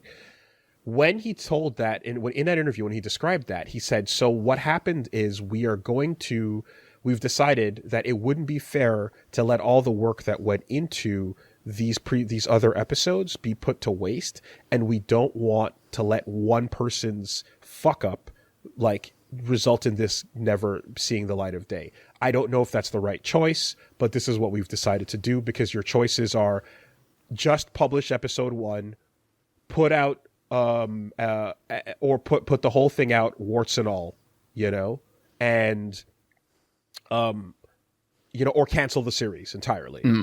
And I don't think, and nobody wanted the whole series canceled. But the decision to put out the rest of it after 1 is so good feels like, at least publicly, it's taking away any possible tail end to renewed interest, because the people that fucked up the production that would now not want to give this show the time and resources it needed, if episode 1 came out and was as good as it was and showed that a ton of people want to see more from this in the future, and it did not get treated the way it did with those bad 2, 3, and 4, maybe something in the future could have happened, but it would have just taken some time to get there, right? You put out a really good, strong episode and then it stops there. It sucks, but the popularity of how good that is might let something amazing happen with time after the fact. But now you have this bad and weak ending, which just sputters out and said, well, it's happened and now it's forever tainted in this way that, we're not going to go back and remake 2, 3, 4. We're just going to say, yeah, the whole thing's out. And I understand that side of it, and like I think the production like is an important part to talk about. I think maybe just from where I was standing on the internet, like so much of it like was just like episode 2, 3, and 4 are so shit in a way that I think kind of overshadowed the achievement of that first episode. Okay. That's all I mean. Yeah, I understand. You don't want that to just not be a part of the conversation anymore. But I really think like we experienced a near miraculous adaptation of something that is very difficult to adapt. Mm-hmm. Yeah, for sure. Incredible work, So I'm someone who's like patient and like I'm slow with getting around to things as well. A lot of things I said I wanted to play, a remake came out before I got around to it, So yeah. So I'm also someone who just believes that, like, everything and sequels to things you want to see and things you're excited about, it might happen in your lifetime at some point. It might take a while for things to happen. You never know what's going to go down. And I think that the one incredible episode and out would have left enough of an impression. I would agree. I think that was probably the right call. Yeah, but this just now, you can't go anywhere with it. Yeah, and that sucks, for sure. Oh, Woolie. Number 6. I mean, you touched it before, but I can just bring in the whole. And you know what? This is thanks to you. UFO 50. My number 6, UFO 50. No shot. Hell yeah, dude. Let's do it. Let's do it together. Let's go. Fucking tag team. Here we go. This is an incredible video game. Like, the novelty aspect of it is cute. Like, the idea is cute. The fact that there are as many fucking bangers in this package, unbelievable. When you recommended it and said it's like one of these throw up to like classic, like 250-in-1 games and stuff from the Spelunky guy, I was like, okay, cool. And of course, I'm like, yep, I wanted to do that. I keep having that thought, but I can definitely say that I did not have this many banger game ideas in that list. I had a list of 10 games and maybe an 11th bonus that would have been a lot of fun, This thing is such a journey, and we've touched on it earlier, but I mean, from the first game, being so limited in scope, but it's still this kind of weird thing, barbuta. You're right? You walk slowly through a Zelda 2 style paced dungeon that has traps and bullshit along the way, and it takes a while before you get what's actually happening, And Barbuta, I think, it's really, really cool, but you have to be in the mood to sit down, spend a day solving its mysteries, But then you just move on to something else, right?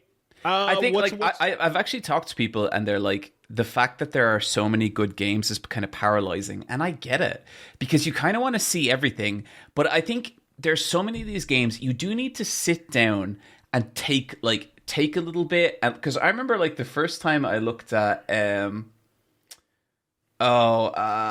game I keep forgetting, not Lords of Dionysus, the other one, Avianos. Yes, the first time I looked at that, I had no idea what was happening. Nope. And I got so into it. And like I have played at least 10 hours of that. I've played at least 10 hours of Rock City. I've played at least 10 hours of the Smash TV Yeah, okay. See, I don't know. But here's the thing. I haven't played them all. And me neither. I don't know anyone who has, because each one is so real and you spend so much time with it. I don't know anyone that's made it through all of them. There's kind of a part of me that wants to play 49 and then just leave one. And then let that be. Right? Maybe come back to it at some point. Like, why rush it? If you rushed yourself into playing 10 minutes of each one, you robbed yourself, They're all so real, and upon completion, they get even realer. We've talked about it, but Mortal 1 and 2. I still haven't looked at Mortal 2. So good. And then things like Camouflage, where you're just playing, it's like, it's Frogger style, like a chameleon, where you just press a button to turn into the ground you're on and hide from the creatures that want to eat you. That's one of those puzzle games that makes me feel like it's like turning my brain. Like I'm like, wait, okay, hang on. So I can get back to this patch of sand by converting myself to this piece of grass, and then my child will, it's crazy. Moon Cat, right? Buttons. I played a little of that on your recommendation, and it was fucking awesome. So wild and weird, and it takes a second, and then you just figure out, oh shit, every input I have is going to have to come from exploring the controls, Yeah, and then Val Brace was just this really dope I played a bunch of Val Brace as well. Yeah, dungeon crawler, and you start to figure out the tricks you can do and the ways you can make those fights easier for yourself. It's awesome. I didn't get too far in, but I liked what I was seeing. It's hard. I got to the second floor and I was struggling. Okay, Quibble Race. I still haven't played that. Yeah, just a day at the races, but it's hilarious, breaking the knees of the little creatures and making them race and sending out your thugs and shit. It's wild. Yeah, man, it's just an amazing collection out of nowhere, and I feel like I've barely scratched the surface. Yeah, and it's this high up there. I'll be poking at this collection for a long time. Same. This game was pretty much breaking my top 3 for the year. But more on that in a little bit. Woolie Number 5. I did not have this on my list when we last talked, but since then, it has shot the fuck up. I basically, from the moment I started playing this game, it was lower and lower, and each time I came back in, it got higher and higher. The name of the game is Shogun Showdown. That sounds familiar. It's very simple in that, yeah, you can take a look. You're on a tile, it's side view. Usually there's maybe 5, 7, or 9 tiles in a stage. And you press or you press R to go right, you press L to go left, and you just hop around, turn, and queue up attacks as things come in from both sides to attack you. Turn-based, and so much fun. This pixel art is gorgeous. It's incredible. The music is super duper fucking good. Incredible, like, samurai 8-bit music as well.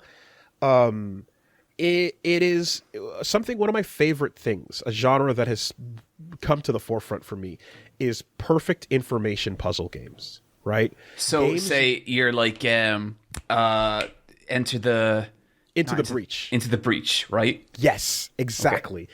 Games where you know exactly what the enemy is about to do and where it's coming from and how it's going to behave. And you need to position yourself and plan your team and steps strategically and accordingly to avoid everything. Another game that's like that I enjoyed was called Fights in Tight Spaces, right? I love Fights in Tight Spaces. Yeah, very fun, similar concept here.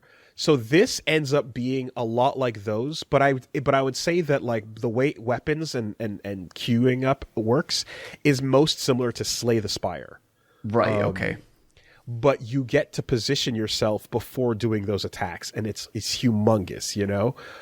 So at first you're like, okay, I got an arrow, I can do 2 damage to everything that's in front of me. Every time I step or turn or queue up an attack, it takes a turn, and they get ready to hurt me, and I have to move and attack and take things out. But then you start getting different types of characters unlocked, and, like, you do 1 or 2 runs, and tons of things unlock, and so the progression is very, very addictive. You start realizing that you can get builds that have really great synergy with each other, and the positioning game gets bigger and bigger because you unlock a character, like, for example, called the Jujutsuka. And the Jujutsuka is a martial artist whose special is they can move left into an enemy behind them, flip them forward, and shove them across the stage. And sold. Right? And suddenly an arrow's coming at you. Grab the person behind you, shove them into the arrow. Then grapple them back and uppercut. You know? What's coming in? Another person is about to stab me with a spear. Okay. Teleport backwards, punch the person, send them flying into the spearman. They take each other out, you know, and you put these stacks of moves together, and it's so much fun. That sounds so like, I have been kind of looking for, you know what I mean when I say a gameplay ass game. Yes. This looks like it. Yes. I've been playing a little bit every day after recording because it's perfect, like, turn-based, turn your brain off. Maybe just turn relax. On a podcast. Exactly. Cue up a podcast, get a drink, and, you know, get my energy drink or get my whatever snack going, relax, and play some Shogun Showdown. Sold. Yeah, it's perfect, man. And, like, you have a wonderful level of progression unlocking, where you spend money on new weapons, new overall build improvements, new characters. There's just so much stuff you get, and I'm loving it. Yeah, each session, Shogun Showdown, put it higher on the list. You know, couldn't fucking recommend it enough at this point. Awesome, that sounds great, Woolie. Number 5, FAIRE. Yeah. Yeah. Oh, boy. Woo. This show. So this is a documentary about the owner of the world's largest Ren fair, King George. And King George has decided that he will die in precisely 10 years and wants to step down from the Ren Fair business and find a wife with natural breasts. Woolie, could you please help me emphasize how important it is that those breasts are natural? Are they? It's so important. It's so important. God. And so what you have is this maniacal old man, and he's just balancing the livelihoods, not the livelihoods, the lives of everyone around him in his hands, and he's just making them dance, and he's like, oh, are you going to take over the fair? Are you going to, you're gone. And it is fucking heartbreaking. Do you know that really famous Apocalypse quote from X-Men 92? I am the I am the shore. I am the rocks on the eternal shore. Crash against me and be broken. That is this man. When you see what he does to people and how he takes their like beliefs away from them, it's fucking, and it's a Renaissance fair. Did you watch any of this, Woolie? No, but I mean, you mentioned last time, and I'm just taking a look at the dude with his fucking shades, his general's uniform, and a crown on his head. I'm getting some weird, almost Joe Exotic style vibes, of just someone who absolutely, when a sociopath gets power. So yeah, that's what I was going to say. This guy is Super Saiyan Joe Exotic. And like, he's a horrible person. He's kind of a genius. Like, you can tell like this dude is kind of a genius, but he sucks. But like, there's this bit where, so like, two of the people competing for the crown is, one of them is called the Lord of Corn, and the other is, I think, just called Jeff. And Jeff is like King George's right hand, and he's the simpering, like, ultra loyal, hoping that he can take the crown for himself. And there are so many moments where it's like, this is so fucking weird. Like, there's a bit where Jeff is like speaking to his wife, and he's like, I really need you to swear fealty to King George. And his wife's like, Jeff, just come on. He goes, please say you're loyal to him. Just for me. Just say it. And it's not a bit for the camera. Jeff just needs to hear his wife commit loyalty to this fucking fair owner. And it's so bizarre. And it's like, what this story ultimately becomes is like, what happens when you dedicate your life to something? Yeah. Yeah. And you see you see what it turns King George into, and you see what it does to Jeff. And like, Jeff especially gets, like, there's a point where we cut to Jeff, Woolie, and he's lost maybe 40 pounds. And not in a good way. Mm-hmm. And it is funny, it is heartbreaking, it is exquisitely shot. Like, it looks amazing. It's a 3-part documentary series. It is the best piece of television I watched this year. Okay, 3 episodes. Yeah, HBO. It's 3 episodes, 50 minutes each, you're done. This is not something I think people will be able to marathon, because it is so like, I mean, these close-ups of him, though, like, he really does look like the Mad King on his throne in King's Landing. He is. He really is. Like, this is a Vince McMahon-style dude. Yeah, okay. Absolutely. Yep, got it. And, like, there's these bits where, like, he's trying to instruct people, and you see him get really maniacal. Like, there's this one bit where someone does something that displeases him, and his whole face just turns into this fucking folding, like, mask of anger. And then the creepiest thing happens, right, Woolie? He starts to smile, but his eyes stay exactly the same.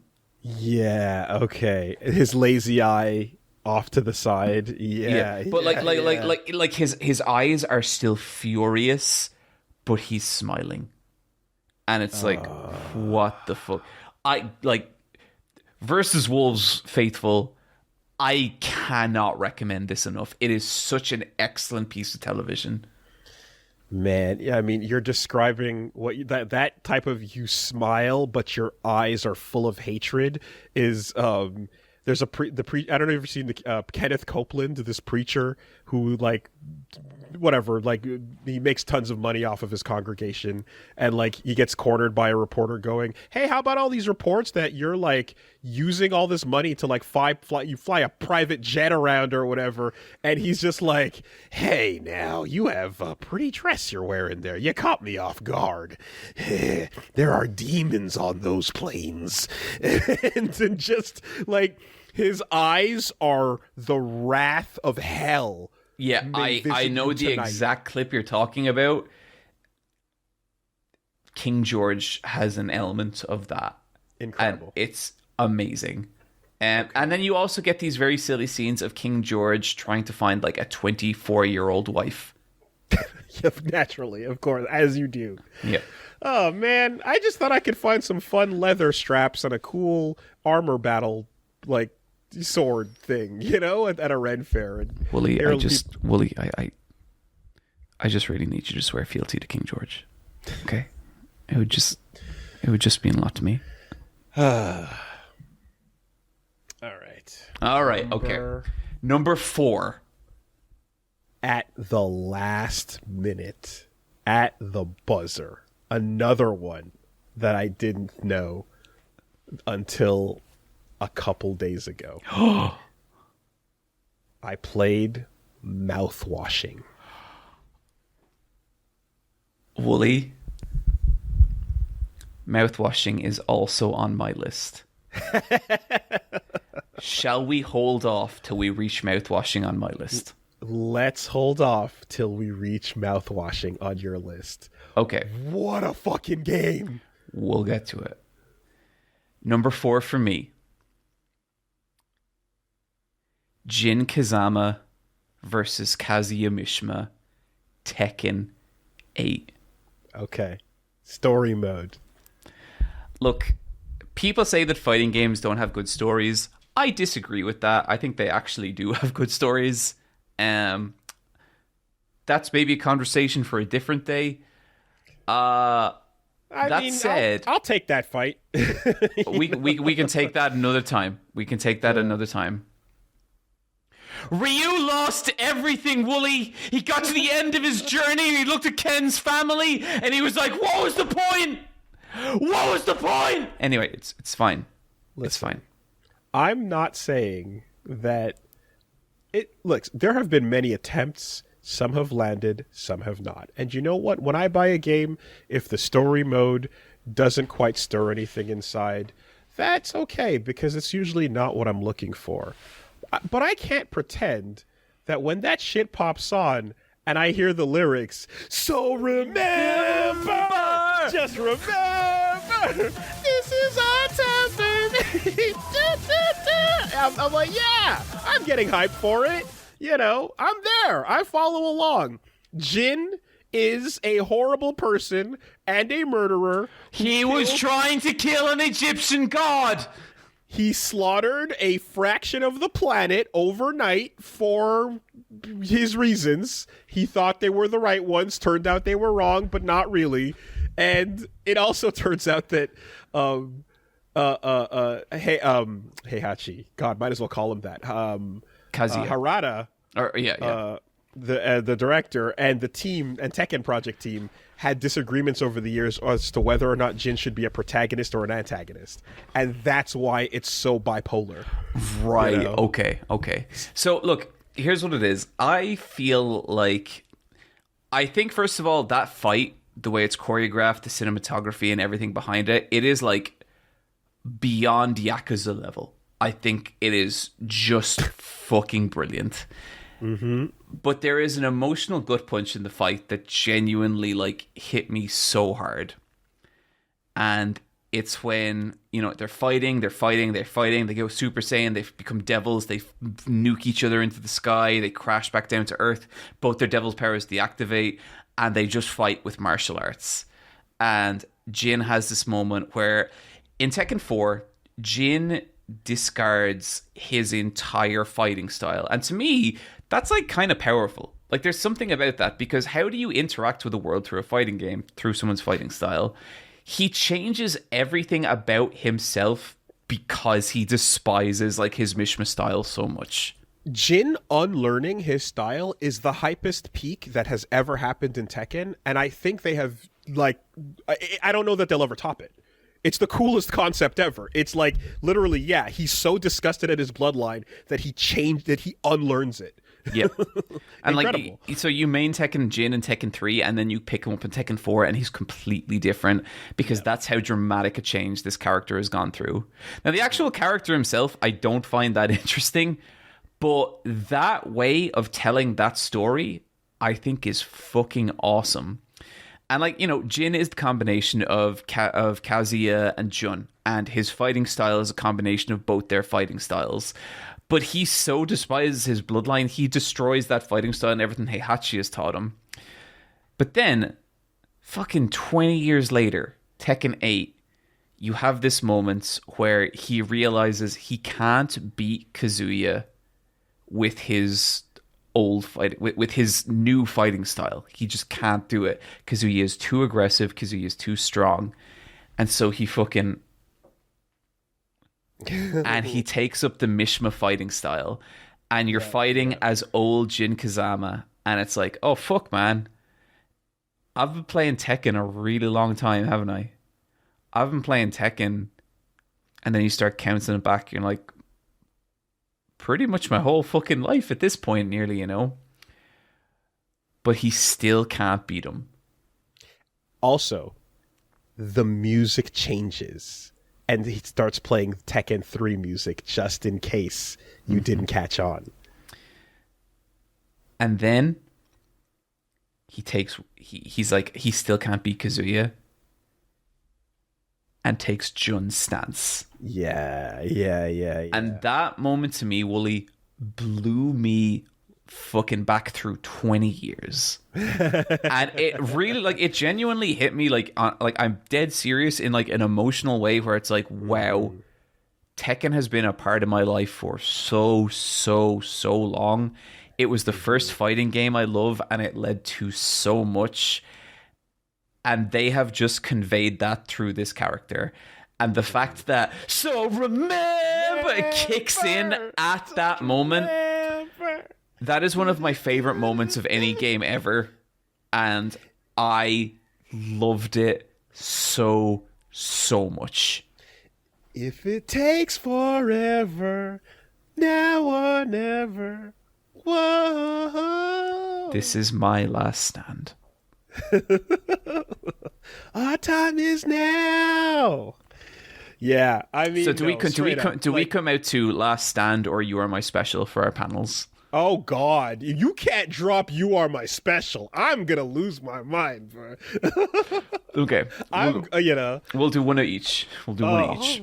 I'm walking slow, a red light out of nowhere, and then at the end of You Are My Special, it's just all the different hand size symbols. Woo. Yeah, no, you're super right. And honestly, that the hypeness of each of those moments of the finale being like 4, 3, 2, 1, you know, you're like, yeah. That's something that fighting game stories have not done. Mad respect. Absolutely. And so, like, you say, like, you don't know that Tekken will ever surpass that style change from 4. To me, that's what it did. Like, and that did it. Like, that is my favorite moment in the entirety of Tekken. So the closing of the book. Yeah. Right. We opened it in that moment from 3 to 4. And I think it did it in a way that only a fighting game could do. Yeah. Like that. Yeah. That doesn't make as much sense in anything else, because if you were watching that happen in a film, it's like, oh, the character is going back through his old fighting styles. That's cool. But you learned those fighting styles. That was you. Yeah, you know? Yeah. And that I would argue any other genre, you know? Yep. So fighting games sorry. No, go for it. You interface with them entirely through the style. Yep. And it's speaking a different language, you know? And it just to bring you back to that language that you kind of thought you'd never go back to because Jun's kind of dead. It doesn't matter anyway. But like, yeah, it really got like a genuine emotional reaction out of me, and I loved it so much. Woolie, number 3. You know, it does please me that fighting games bring you that level of joy in when you see the feeling of a journey 20 years plus in the making coming through to its conclusion. What if a similar experience happened, but it happened in real life? Number 3 for me is being at EVO 2024 when my boy Chirithi placed 3rd place in Third Strike on the main stage and fucking crushed it. And dreams decades long coming true and being part of literally history with this game where all the best players in the world were there for Third Strike, for Third fucking Strike, right? For Third Strike, okay? All the fucking players coming through and being there and watching as they get what people are calling, like, the hype is the best level of play going off Evo Moment 38. Right? And I was there. And when Hayao did that crazy shit, and like everybody, I rushed the stage and fucking, it was unbelievable. Henry, Chirithi, Montreal player, you know, he's been the strongest player in this region from the moment we started getting in and playing it competitively and seriously. And I started having these events here. You know, it's a long time that I started running these tournaments, and he was always just number 1, you know, and we were like, damn, he's so good. And then we'd be like, let's go to Toronto, and he'd be like crushing Toronto, and he'd win. And we'd be like, damn, fuck, that's crazy. And then we'd go to America, and it wouldn't happen, you know? They had so many more players. They had so many more people. They just had, like, just that much more exposure. It's like watching the toughest kid in your school lose a fight to another school. That's it, man. And you're like, hold on a minute. We're not Basement Kings. You know, I am. But, like, that's real. And, like, he used to go to, you know, Chinatown Fair in New York. You know, he'd fight Justin. He'd fight Sanford. He'd fight all these old goats and, like, you know, really just held his own. And then Japanese players would come over and, like, you know, just stomp on even the best Americans you knew and stuff. And you're like, man, it's so fucking, the mountain is high and it's tough to climb. And, you know, Street Fighter 4, he did really, really well and came and went and stuff, and 5-2 and such. But it was kind of like, with each of these things, it was like, the passion was always with Third Strike, this fucking incredible game. And I remember with each of these games when he'd be like, I'm going to stop playing the current one. I'm going to go back and play on that machine. I'm just going to play on some Third Strike.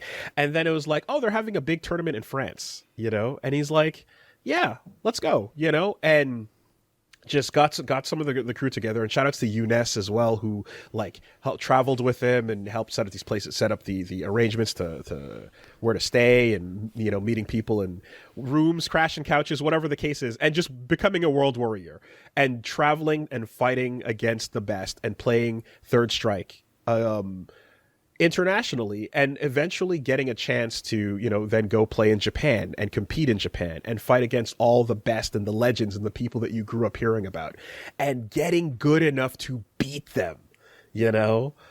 And you just, all of this to like finally be here at the Third Strike, the biggest event ever for this kind of legacy tournament moment. And we're following just each victory one by one throughout the weekend, and it's getting crazier and hyper. And as those are happening, you're getting like Hayao, who's doing his crazy poses and stretches, and he's you know, becoming like the crowd favorite, because we're watching this Hugo being incredible in pools, you know. And yeah, I don't know that any of us thought it was gonna go there, but we're sitting on front at the front of the stage, you know, as he's just going up and walking out to the arena full of people. And the whole time we've always just been waiting for this dream for him to be able to just fucking get a chance, you know, and he did, and he played out of his mind, and he crushed it. And we all knew too that it's like, oh, he's got the room against him, because Hayao, who played Hugo, was like he was the guy that he did the splits, he did all these incredible poses. He's the one. Is he the guy who did the most fucking insane? I think it's crouching heavy, but he dove over the guy. That was Evo moment bizarre. 38, right? Yep. Ken wakes up and then he jumps, and Ken does the super. The drop kick crosses the cross under, lands, and then he runs back after him, you know, after the air parry. It was unbelievable. The sequence was insane, you know. So Henry had to fight him. Chirathi had to fight him. And the crowd was infinitely on his side. And we knew, you know. So at one point, the whole arena, right, thousands of people are like, let's go Hayao. And me and Reggie are standing up like, Chirathi, let's go Hayao, Chirathi. And literally we're up and our backs are to the screen, and we are fighting against thousands of people at the front, you know. I don't know if the cameras caught it, but it was insane. And we're just like facing everybody, and like they loved it. We were having a blast, you know. But like literally, and some of the people that were there, again, like Eunice and some of the friends that we were with, like as we're watching this happen, you know, like he's getting from top 8 to top 5, you know, and just moving up and taking on everybody. And like literally he's like crying, you know, like the emotions are just, of course, it's years in the making, man, you know. And like we always knew he just needed the opportunity. He just needed that shot, and he got it. And I mean, the game is fucking insane. So, you know, when he fought against Issei and he got yunned to death, you know, that's third strike at the same time. There's, you know, can't feel bad about that. But the guy who won, MOV, one of the classics, one of the legendary Japanese strongest players, he is someone who Henry has fought before and he's beaten him, you know. So like it was the chance to go all to get first, to get the gold was clearly there.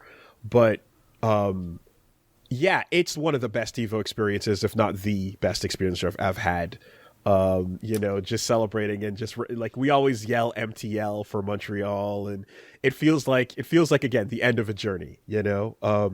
He took, you know, he's like, yeah, I'm taking a break from this, obviously, gotta rest, gotta get your spirits in place and stuff. But you know, I just am so happy that that recognition, you know, as one of the best players of Street Fighter fucking 3 is now cemented in place. And with this event, he has now beaten every god and every like legendary player of this game. Wow. It's crazy to say you've done it, you know? Oh, yeah. So that's he my who number slits 3. the throats of gods. Man, the God Killer, God Slayer. So that is fucking incredible, Woolie. God damn. I do not know what your number 1 and 2 are going to be, because Jesus. Number 3. Mouthwashing. Mouthwashing. I have consumed a lot of horror in my life, Woolie. I like to feel bad. It takes something pretty special to turn me cold. And you're never going to do it with like gore. You're never going to do it with like excessive violence or whatever. I'm just immune. But when you can drill the wrong idea into me with such precision and such care,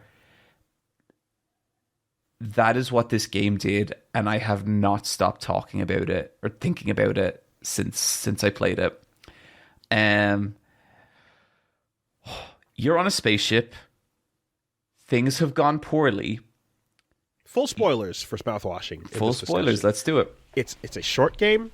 It's a very good game. It's one of the best 3 hours you can spend, and I highly recommend it. If you haven't played it, go play it. Yeah. your captain, for some reason, has crash landed your ship or crashed your ship into a meteor. I can't remember what the specific accident is, but you're basically adrift in space. And there's 4 people, and you slowly unravel the reason they crashed and why, and it is devastating.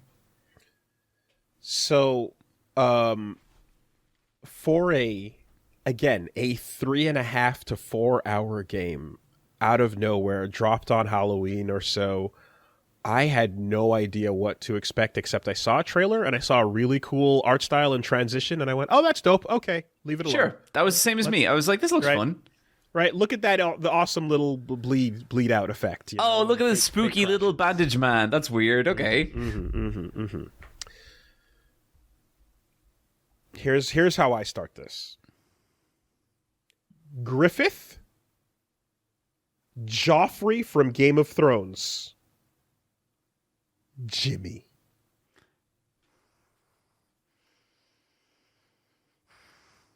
I have never loathed a person from the depths of my soul like this, in this way, for these reasons, and it has affected me, and I will be thinking about this fucking piece of shit for the rest of my life.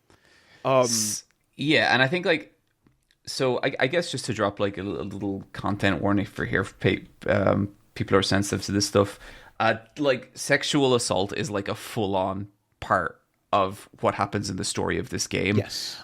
Personally, I feel like the things that has to say about it and the way it handles it, like, it has shit to say and it says it.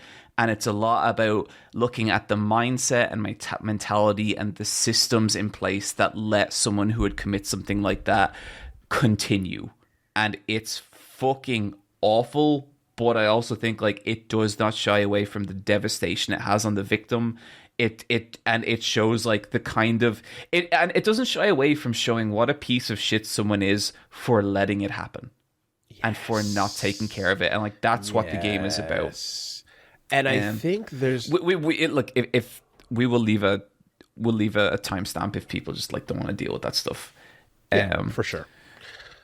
There is something to like it's like what you just described, right?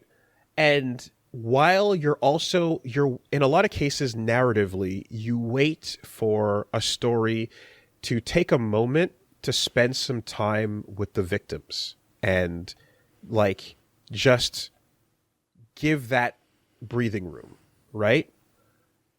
But this is a video game where you are following the point of view of the narcissist, sociopathic piece of shit that enacts these types of crimes. And why would that person spare a thought to think about their victim as a human being? Why would we ever go spend time there? We spend so little time even thinking about the existence of the victim that literally we delete them from our vision when their conclusion is something we want to pretend doesn't exist, right? When the worst possible thing happens to Anya, Jimmy is so unable and unwilling to interface with the consequences of his actions that the game rips a hole in reality and does not allow you to see her corpse. That is insane. Yep. It's horrible. And then you start, because, like, it's weird the way the game reveals it to you, because it never has a moment like, this is what happened to Anya and this is why she's so messed up. It, like, slowly drip feeds it to you, and to the point that it was actually very embarrassing for me, because I was like, wait, okay, but how is she pregnant, chat? Yeah, no. Yeah. And then everyone was like, John. And I was like, No. You're okay. That's normal. And I'll tell you something, because I thought about that moment, right? Sorry. Just that moment is so subtle where she goes, I'm 8 months pregnant. And Curly's like, wait, what? How's that possible? And you're like, oh, wait, are they in a relationship? No, they're not. He's confused too. What's going on, right? And the cues that you wait for are someone's response to be, oh, holy shit, right? But because Curly doesn't react that way, and in fact, he goes, oh, no. Okay, I'll handle it. I can fix this. We'll take care of it. And you're like, what the fuck kind of response is that? It's so abnormal that you don't quite realize, because Curly is such a fucking enabler, that you're in that moment, you don't necessarily fully take that for what it is, because you're like, nobody, like, why? That can't be what that was. You know, Woolie, I really regret giving Curly a fun sea captain voice in my playthrough. Oh, God damn it, no. Oh, that's unfortunate. I'm just sitting there on stream reading this being like, Yarr! No, Anya, sure, we'll fix this all together. Sure, there's no locks on the bedroom door, but we... That's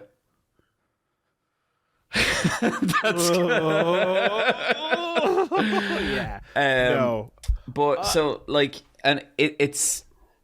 The way, like, it kind of introduces that element of it is just so fucking... It's so horrible. And, like, the thing... You know what makes Jimmy worse than, like, Griffith or Joffrey, like you were kind of saying? He has nothing. Like, the thing he's trying to... Like, he's worried about this incident, like this sexual assault, endangering his career. That's all he cares about. And...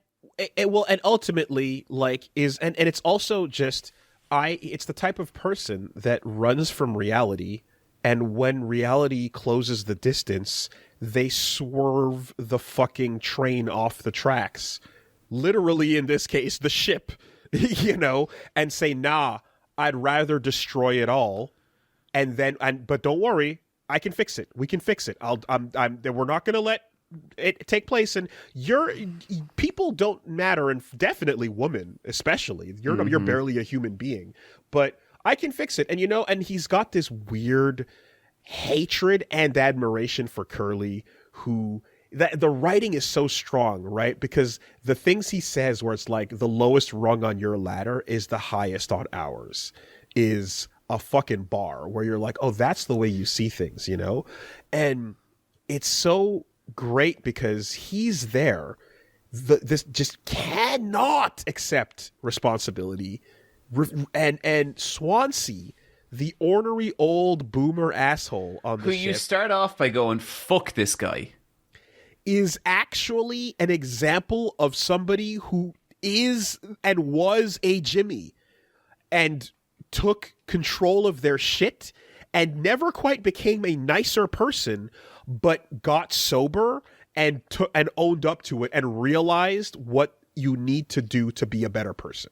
Yeah. You know, and he relates all of that in the final moments. He explains his journey and how he used to be this type of person and where he got to and what that's worth, right?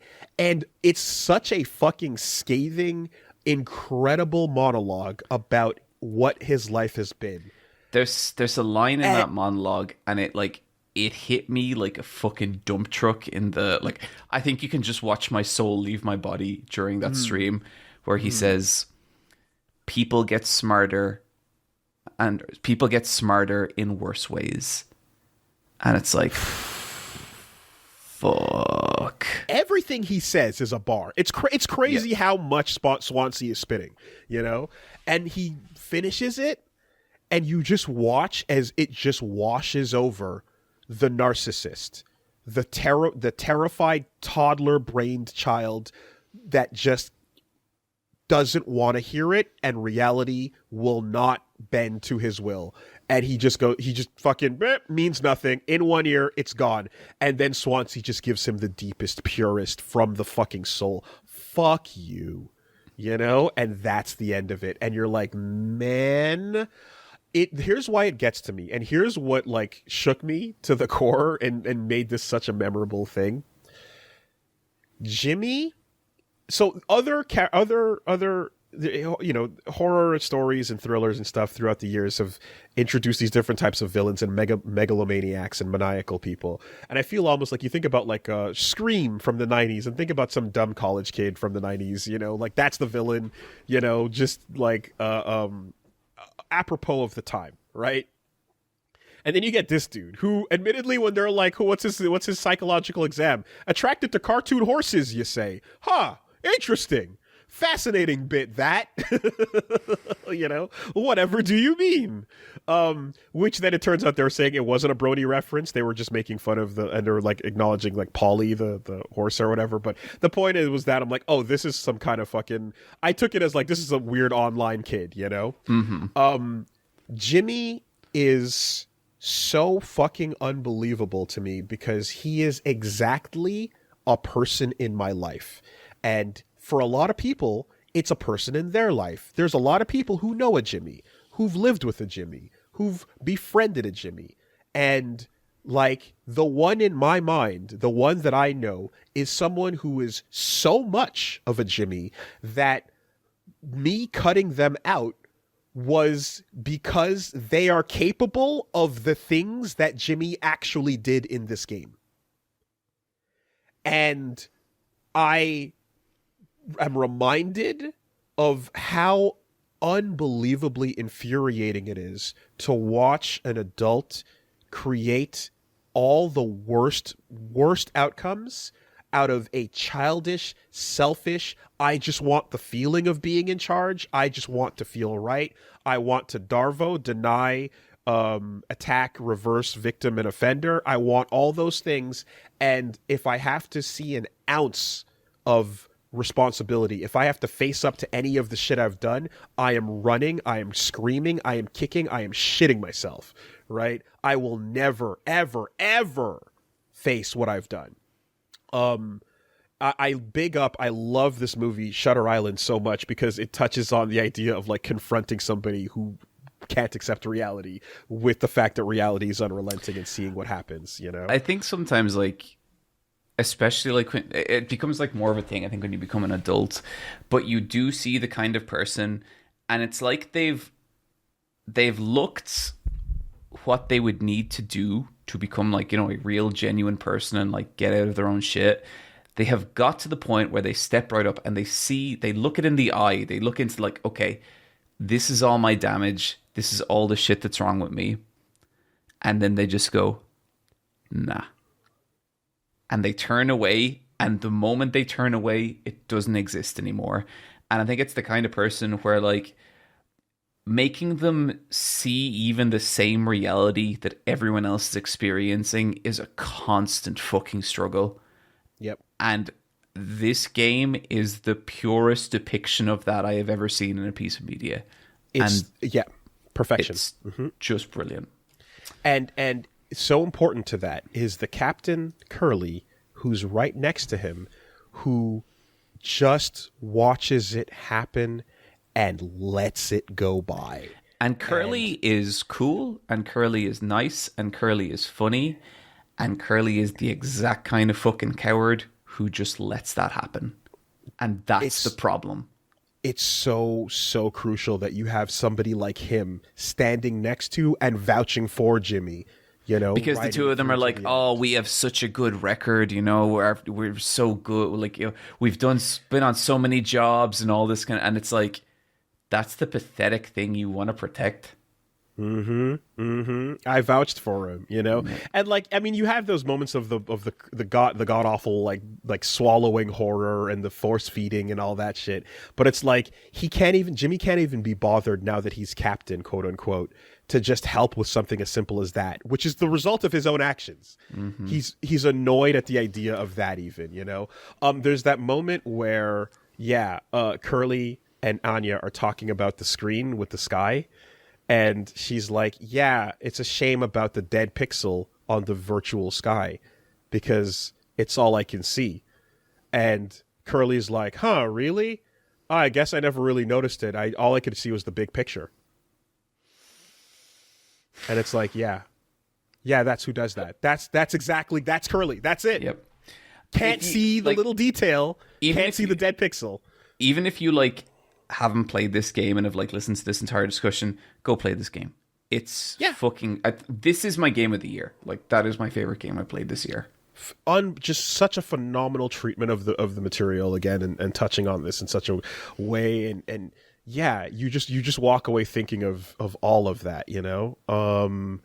I mean, it's also one of those ones where it's like, I have never, like, by the end, I'm like, because you see those moments where, like, you get to, like, the fucking, like, he spends so much time thinking about, like, Daisuke, and then the Swansea scene, and then the Curly scenes, and you're like, and Anya?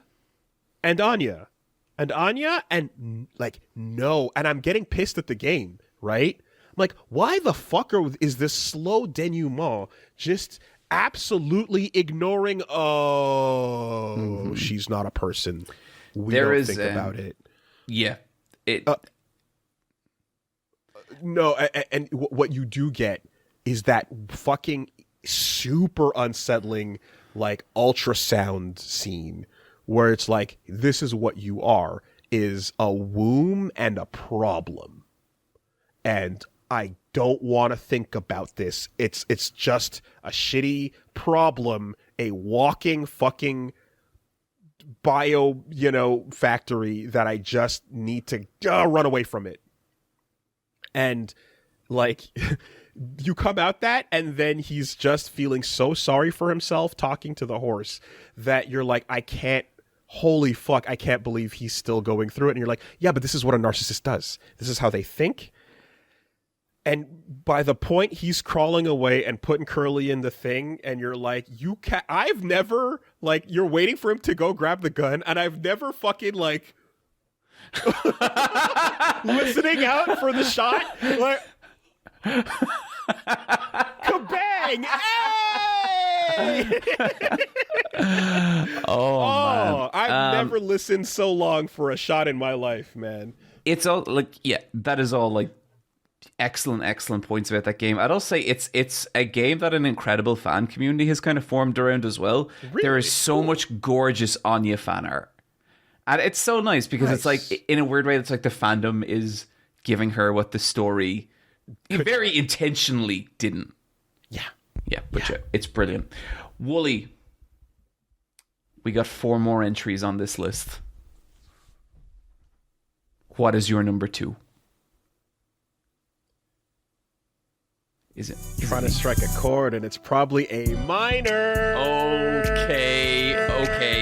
The infinity snap of hip hop. So not like us played at jiu-jitsu the other day. They not like us. Let's go. Yeah, and I was like, wow. I can't believe I'm rolling to a song of one rapper calling another rapper a pedophile. I can't wait for the entire Super Bowl to jump in on it. It's gonna be amazing, man. Yo, that is great, and just the energy, like. Is this that song, or is this the whole beef? This is Not Like Us. I am putting Not Like Us on. I love, yeah. Yeah, because it is the culmination of a decade-long battle for the soul of hip-hop. And Kendrick Lamar versus Drake was, it's entertaining, but there is so much more at stake. And I was in Texas visiting Buc-ee's, no less, when this dropped during that whole week, and it was wild to, like, get in an Uber and hear it playing, and then I'm like, yo, you keeping up with this shit? And the driver's like, isn't it fucking nuts? And I'm like, ah! And we're going back and forth with it because, like, all the way back from, like, 2013, there was the Control verse, and, like, Kendrick kind of came out and just kind of said, like, yo, I have love for everybody. I have love for all these talented people, but I'm trying to murder you niggas. I'm trying to make it so your fans ain't never heard of you niggas. Like, he's, like, literally just like, I'm sick as shit, right? It's no big 3, it's just big me. That's it. And it's that I mean, I've been over and kind of gone over it. The full history is incredible, but ultimately he's just like, he's talented as fuck, and he's making that kind of like respectful but understanding, like, yeah, like Kendrick is here, you know, make way for me and my big stepping, you know. But most people, as you would, are kind of like, oh shit, okay, I see you. You rise to the occasion. You have a rivalry. You challenge it up. You know, everyone wants to feel they're the best. But Drake takes it personally, and he takes it very, very personally, and it becomes the pettiest fucking thing, you know, where he's just like, nah, I'm the greatest though. But I think the real like reveal of Drake's fucking just weird pettiness was, what was the rapper, the white rapper who won the Emmy or who won the award when Kendrick should have won it? Was it Macklemore? Macklemore, yeah. Macklemore. Yeah. And Macklemore was like, yo, Kendrick, I'm sorry, you know, I should have won this. And then Drake is like, oh, you should be sorry to me too. Should be sorry to me too. And it's like, dude, sit the fuck down. Oh man. So, you know, we don't like the full beef recap. We don't need to, but it's just, it's a really fun one, and it's nuts, and it's up and it's down. And Drake legitimately has these sussy ass things in his history and these really like fucking weird bits and pieces. And, you know, all of it culminates in this insane, like, it's the military style Hammer of Dawn. When day one in May, when Kendrick drops his track, and he drops fucking, like, they're doing, he does Euphoria, and then 616 in LA, Family Matters, and then just like the fucking hit him again. Yo, meet the Grahams. All right, the smoldering crater is there. Is there anything left? I don't care. Hit him again. Not like us. Yeah. And, like, just orbital drop strikes the fucking crater just to be safe. And the thing about, like, Drake in particular is that, like, the reason why he's, like, so beloved and whatever is because regardless of the fact that the quality of what he has to say or any of his shit is just, you know, it's all fucking flash and flare and there's no meaning or depth to it, he always makes a jam, right? He makes a bop and everybody dances for the summer. And so it's like, it's going to be catchy. That's how he's going to win. But Not Like Us was the catchiest. Oh, yeah, that's the thing. Like, Not Like Us is just a fun fucking song. Right? And after the whole thing with, like, again, like what Pac means to him and you know, the whole, like, Drake did a weird AI. That was Pockets talking to him, the tailor-made freestyle shit. It was super weird. So when he comes back into it and, like, builds the song up, says all that shit, makes the, you know, he puts out the proper fucking ammunition, and the build-up point, lean on these niggas like I got another line of walk, all eyes on me, and I'm gonna send it up to pot, and then the whole thing just starts going, and you're like, oh, let's fucking go. I've been, like, following and loving Kendrick this entire time. He was the most interesting, and, like, he was one of the newer artists at the time to me that had real shit to say in a time when I was looking for anything of substance, you know. Not to say that there wasn't out there, but I wasn't latching onto it, and I felt something special when I tuned into him. And so the fact that it's like he takes so long and he chills and lays in the cut with his music, but when he comes in, he has some shit to say. And if you are coming at him and you get those neurons activated, oh my God, he's going for the jugular. He's leaving no trace behind. He's putting the goddamn fucking predator dot on your house, and he's talking to your parents and telling them about what a horrible person you are. Yeah, it's. I think at one point I saw someone reanimated Omni-Man and Invincible. That, like, scene. To Kendrick and Drake. There's also, I think, I also saw a scene from Hunter x Hunter that we will get to one day. Sure.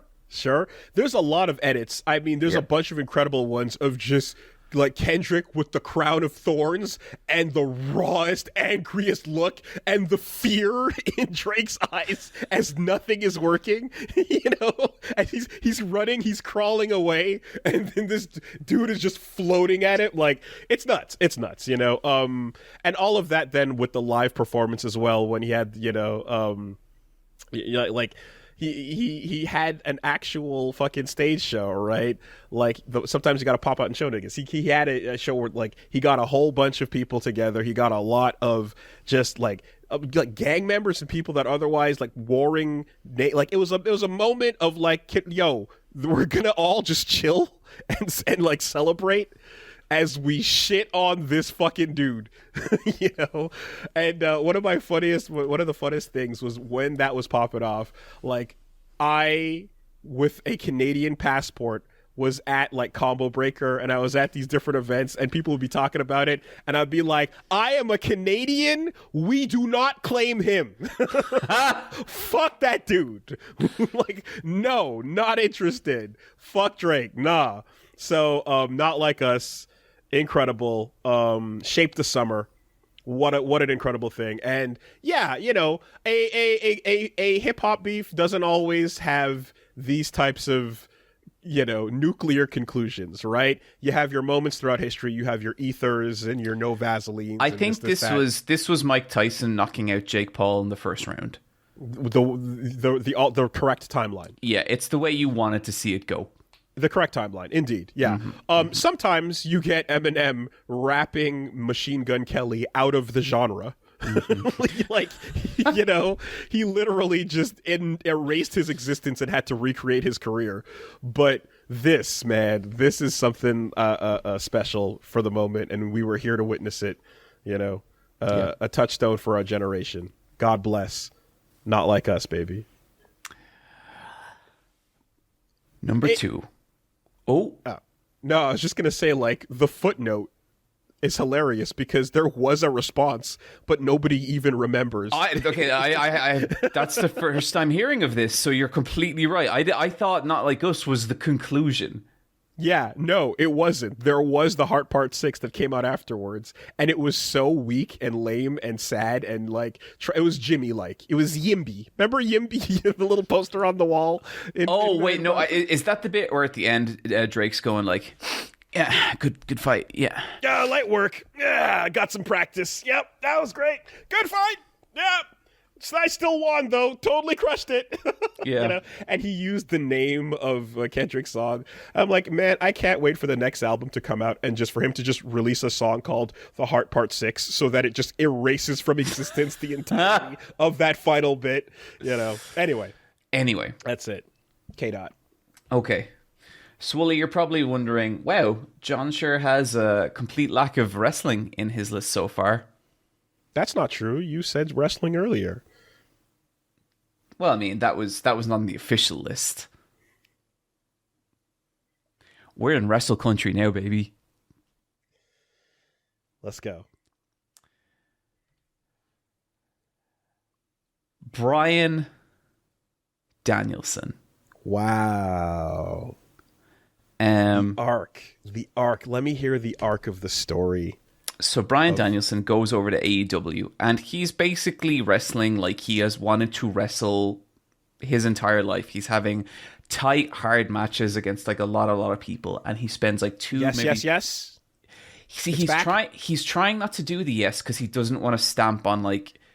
I think he sees that as WWE Daniel Bryan. Okay, so he's not doing it. And so I said earlier, my favorite AEW like wrestler this year was Swerve Strickland. All Out 2024, Swerve Strickland versus Bryan Danielson. This is Daniel's last shot at the title. If he loses this match, he's retiring from wrestling.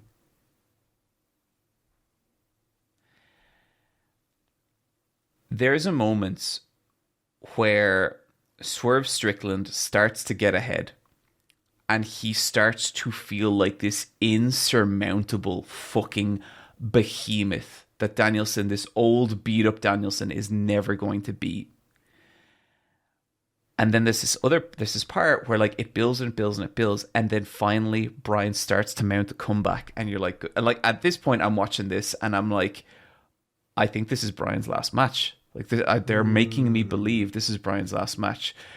and Danielson hits him with the Busaiku knee, which is like his finisher. It's basically he jumps up and like folds his feet beneath his thighs midair and smashes you with the point of his knees. Okay. He hits Swerve with that. Swerve falls back into the corner, stands straight back up, and does this.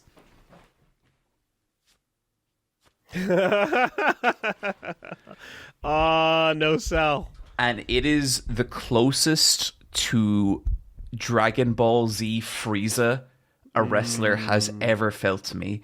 And so you watch Danielson climb this fucking mountain of agony. And this is all taking place in a huge arena in London, Wembley Stadium. Yeah. And then slowly, you start to hear the crowd. Yes, yes, yes, yes. And here's the thing, Woolie. I was there. And fucking 60,000 people. Yes, yes. Like, the energy in the arena was one of the most insane things I had ever felt. In that moment, this wrestling match was realer than anything I had ever experienced. And Danielson does it. And he wins the title. And the fucking explosion from the arena was incredible. And like, I've been to a couple of WWE house shows. Honestly, they kind of suck. Because they're just house shows and no one's really trying. And I have never experienced a pay-per-view in the 32 years I have been watching wrestling. And I finally got to witness like a momentous, like monumental moment in wrestling. And it was incredible. It was absolutely fucking brilliant. And like part of it was like the trip around it was really good as well. Fox came over to London, editor Fox. Hello, Fox. And we just had the best time. You know, it was just so fucking cool. We got to hang out with Eurotug 4000, Maria. It was just like the sweetest, coolest person as well. And it was just so great, the entire thing. And just witnessing like that moment, because like that was special. That only happens once. And I got to experience one of my favorite wrestling matches I have ever seen live. And it was just brilliant. Like you got to be part of Nuclear Heat. I got to be part of Nuclear Heat. That's incredible. That's super fucking cool. Yeah, it was amazing, and it was like so close to being my number one this year, and it was so close to being my favorite wrestling match. But when I really searched my heart of hearts, there was one other, Woolie, but we're gonna get to that. Well. Yeah, because we're at the final. We're at the final, number one. And I noticed a distinct lack of something on your list, and I don't know that we're thinking the same thing. But we might be, because it certainly has not been on my list up to this point. We'll find out. My number one experience of 2024, far and away, is a simple game called Balatro. Balatro is a poker deck building roguelike. And you've heard of Balatro. You've played a little Balatro. Is it Balatro? Balatro? We can do that. That is the way I've heard it described in podcasts. I have not played it. Balatro is the best. It's just the purest. I didn't know I had this in me. I can't, but it's like I'm in and in. You pop it open, and it's actually simple in that it's like it's barely trying to even be a video game. It's almost like video poker in a way. Like you pop it in and you see some cards and you see a joker talking to you and you're like, oh, okay, sure. I'm not really a poker player that much. Like I think it's cool and I think it's dope and I like the competitive aspect of it and stuff. But you know, I don't like play heavy or anything. I've never been one of those people. Much less online poker. I've never, you know. And it's just not even remotely that at all. It is a deck builder roguelike game that happens to use poker cards. The amount of shit you can do and the way it feels when you do it and the frequency with which these moments happens is so awesome. It's my favorite thing. You basically are challenged with every round. You make as many poker hands as possible out of a wide, field you've been given, and each one gives you chips and multiplier points, and you try to clear a threshold. And if you clear them, you go to the next round. And when you in between each round, as you put the points up, you'll see the ability to buy something like buy an extra king. Delete 2 cards from your pack. Turn one of your cards into a foil card, which is worth 2 times as many points or whatever, right? Or get a joker, and that joker will make it so that if you're doing a straight, you can skip a number. So you can have a straight that's 3, 4, 6, 7, 8. And right? It's okay. still right. And then you get another one, and you get more, and you start shaping and sculpting till a couple rounds in, you get to a boss fight, and the boss fight is like, you cannot play any diamonds, or you get no points here, and so you have to play around it. Fortunately, by this point, you've started morphing your deck to be one where you're like, I don't even have diamonds in my deck. I've got only spades and hearts. And you've changed the odds so that you can start stacking insane cheating built things. And it really just becomes about, it's not poker at all. It's just like using odds and bending them in your favor in an infinitely infinite depth amount of ways.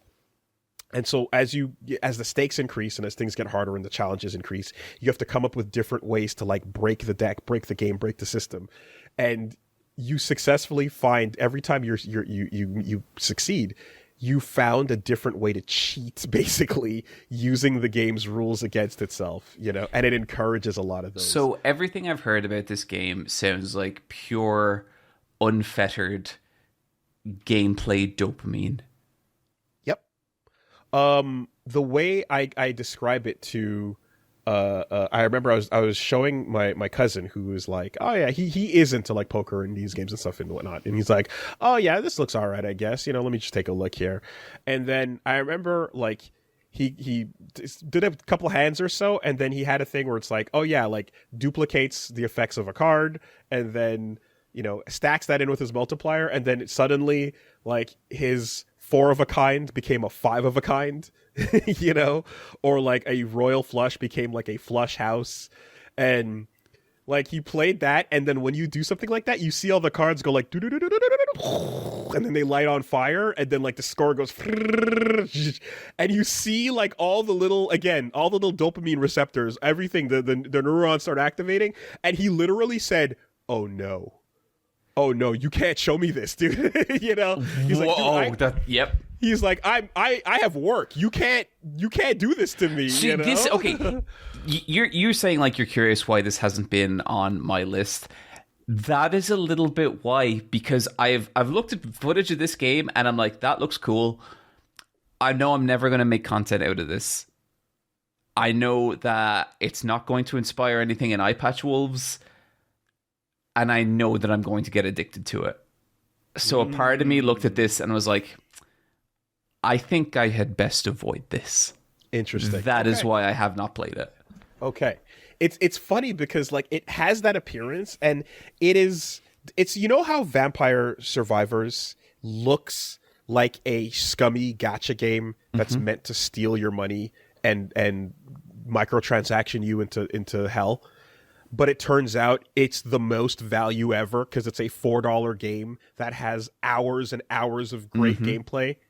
And it uses the hooks that a microtransaction would use to make you feel addicted, but it's doing so for just an in-game benevolent reward, and it has nothing to do with this scummy shit. This is like that for video poker.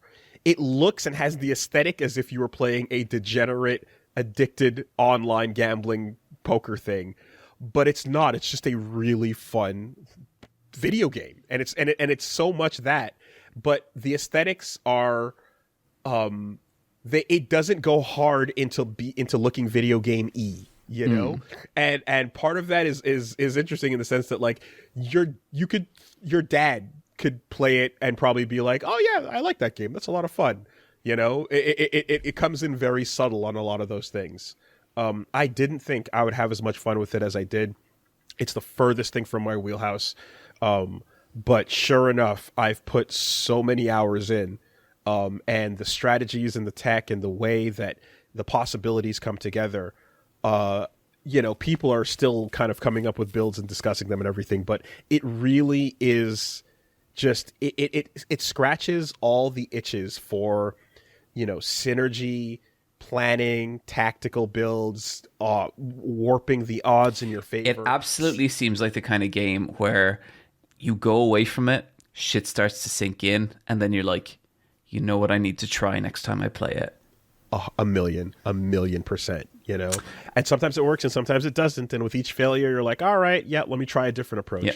You build up a collection, and each Joker has different really fun effects. Sometimes you got to delete them or sell them to come back with others, you know, but it's just simply the best card game I've ever played. It's just that, you know, I'm going to be playing it forever. You know, it's a great way to kill the time. And, you know, I mean, honestly, until I started playing Shogun Showdown recently, like that was how I relaxed and killed time. But it just came out of left field this year, unassuming, and did not at all seem like something that I would care about. And I just fucking enjoy it so much for what it is. Don't let appearances deceive you. I'll give it a shot. Well, if you're worried about like losing productivity, then I understand and respect that, and I don't want anybody to do that in a way where they're like, oh shit, I might not be taking care of responsibilities. Yeah, like if Versus Wolves doesn't make it to the next 6 months, you know what happened. I mean, for what it's worth, for the longest while there was no mobile version, and they finally released it on phones, and the trailer was productivity is over. That was the trailer. Okay, now I'm getting scared again. Sorry, it's done. Now you can play on the go. It's fucking over. So yeah, Balatro. It's my fucking it's my favorite, man. Okay, that I figured that would be on your list. I am surprised to see it rank so high. I understand though. I think you've done an exceptional job in explaining it. When I look at the hours, I just can't lie to myself, you know? What are the hours? At the amount of time... What are the hours? Oh, man. I'll tell you in a second. Like, if I just think about everything else I've done this year and all the fun I've had, it would be a lie to pretend anything gave me more joy in just the downtime than this game did, you know? I think it's racking in at, if this will even tell me, it's going to be a scary number. I almost don't want to know. Oh my God, that can't be real. Woolie. That can't be real. Woolie.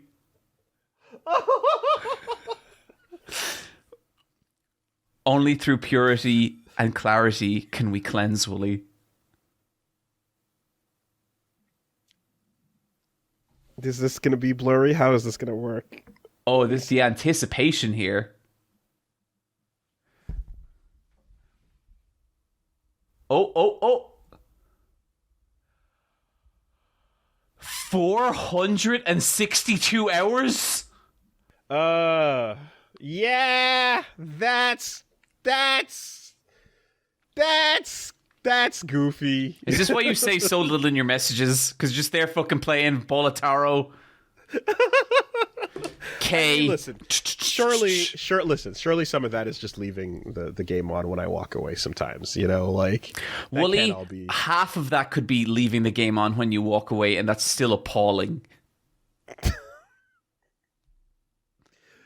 I mean, listen. For what it's worth, I allow myself an amount of relaxation time before getting back to responsibilities, and for a lot of the year, I would just do that after working for a bit, and then go back to what I need to take care of. A suspicious number of your sections this year have started with, haven't really been playing much, but I think you have been playing much, Woolie. I think you've been playing much of one particular thing.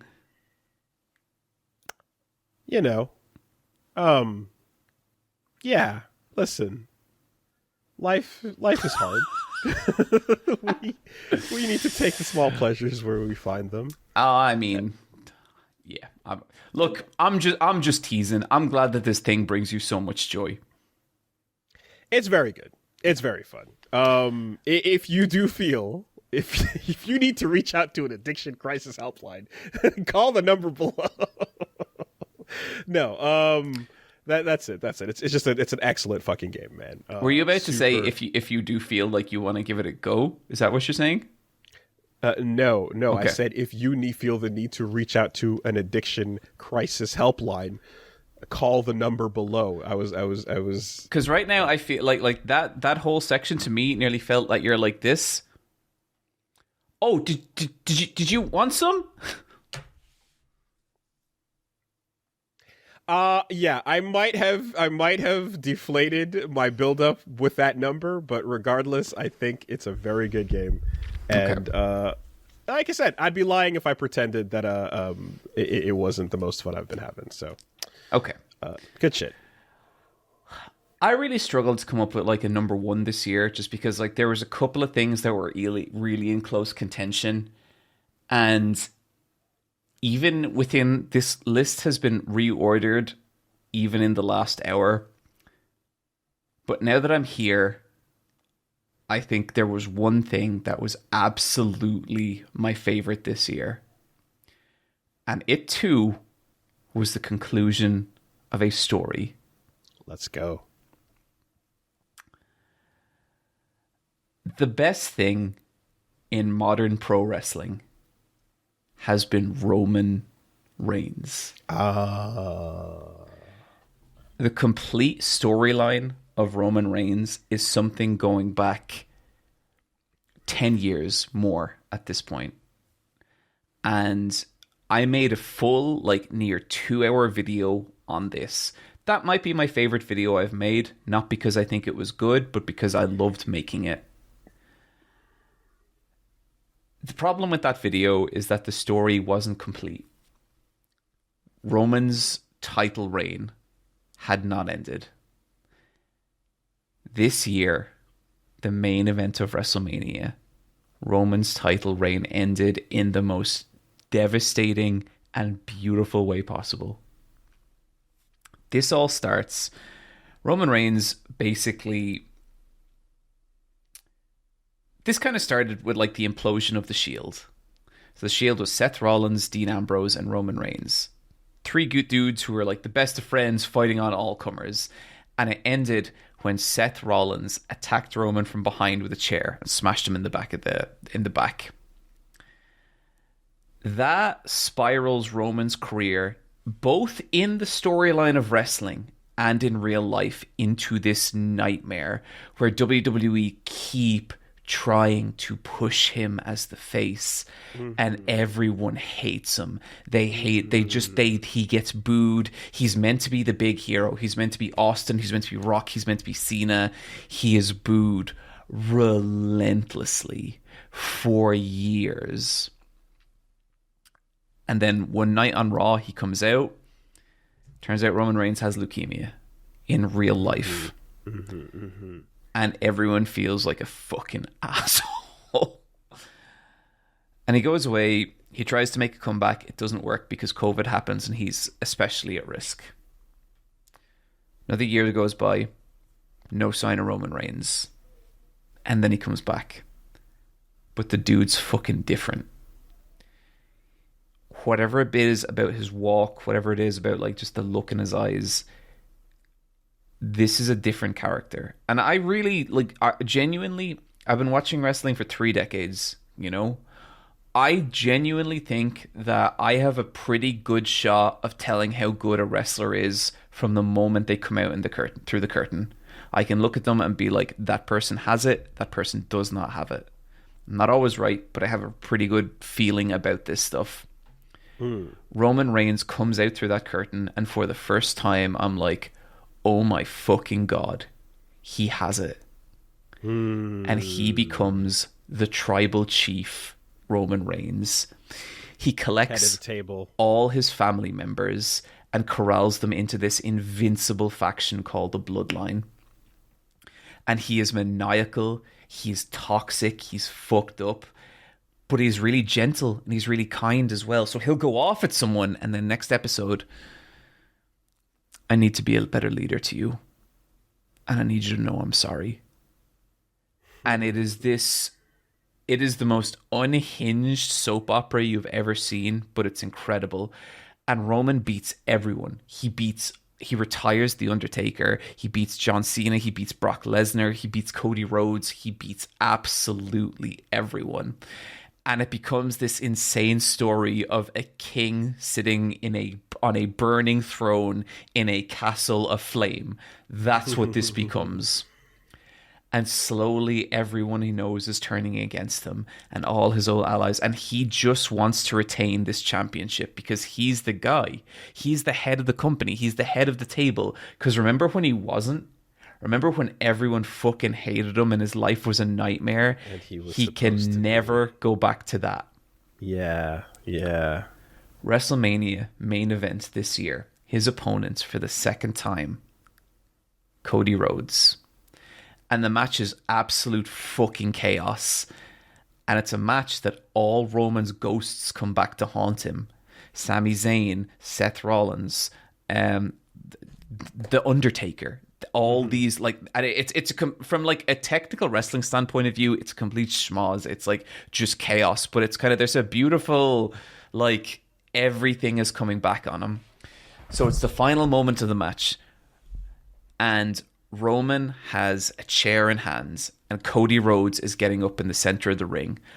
All he has to do to retain his title and cement his legacy, a legacy that in 100 days, he's going to surpass Hulk Hogan in terms of how long he's held the title.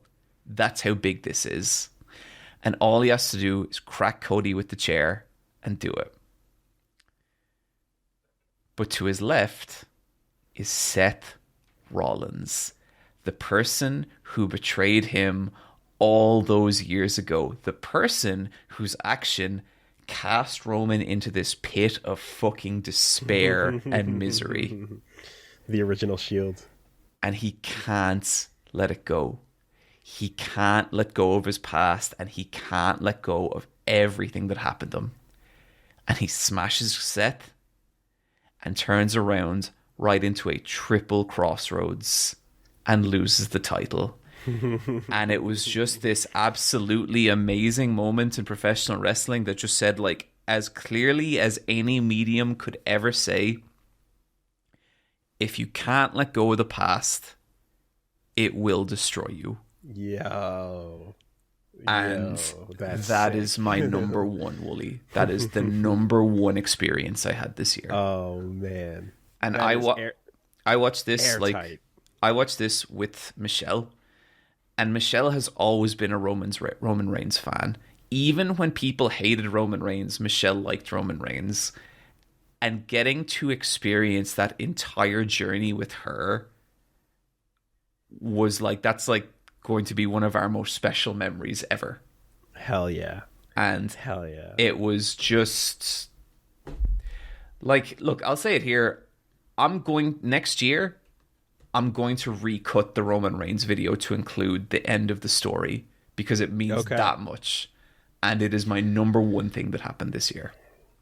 I feel that's so cool because I feel like over the years, there's been so many moments where, like, when the heel, wins or when, the face loses to kind of catapult the next arc forward.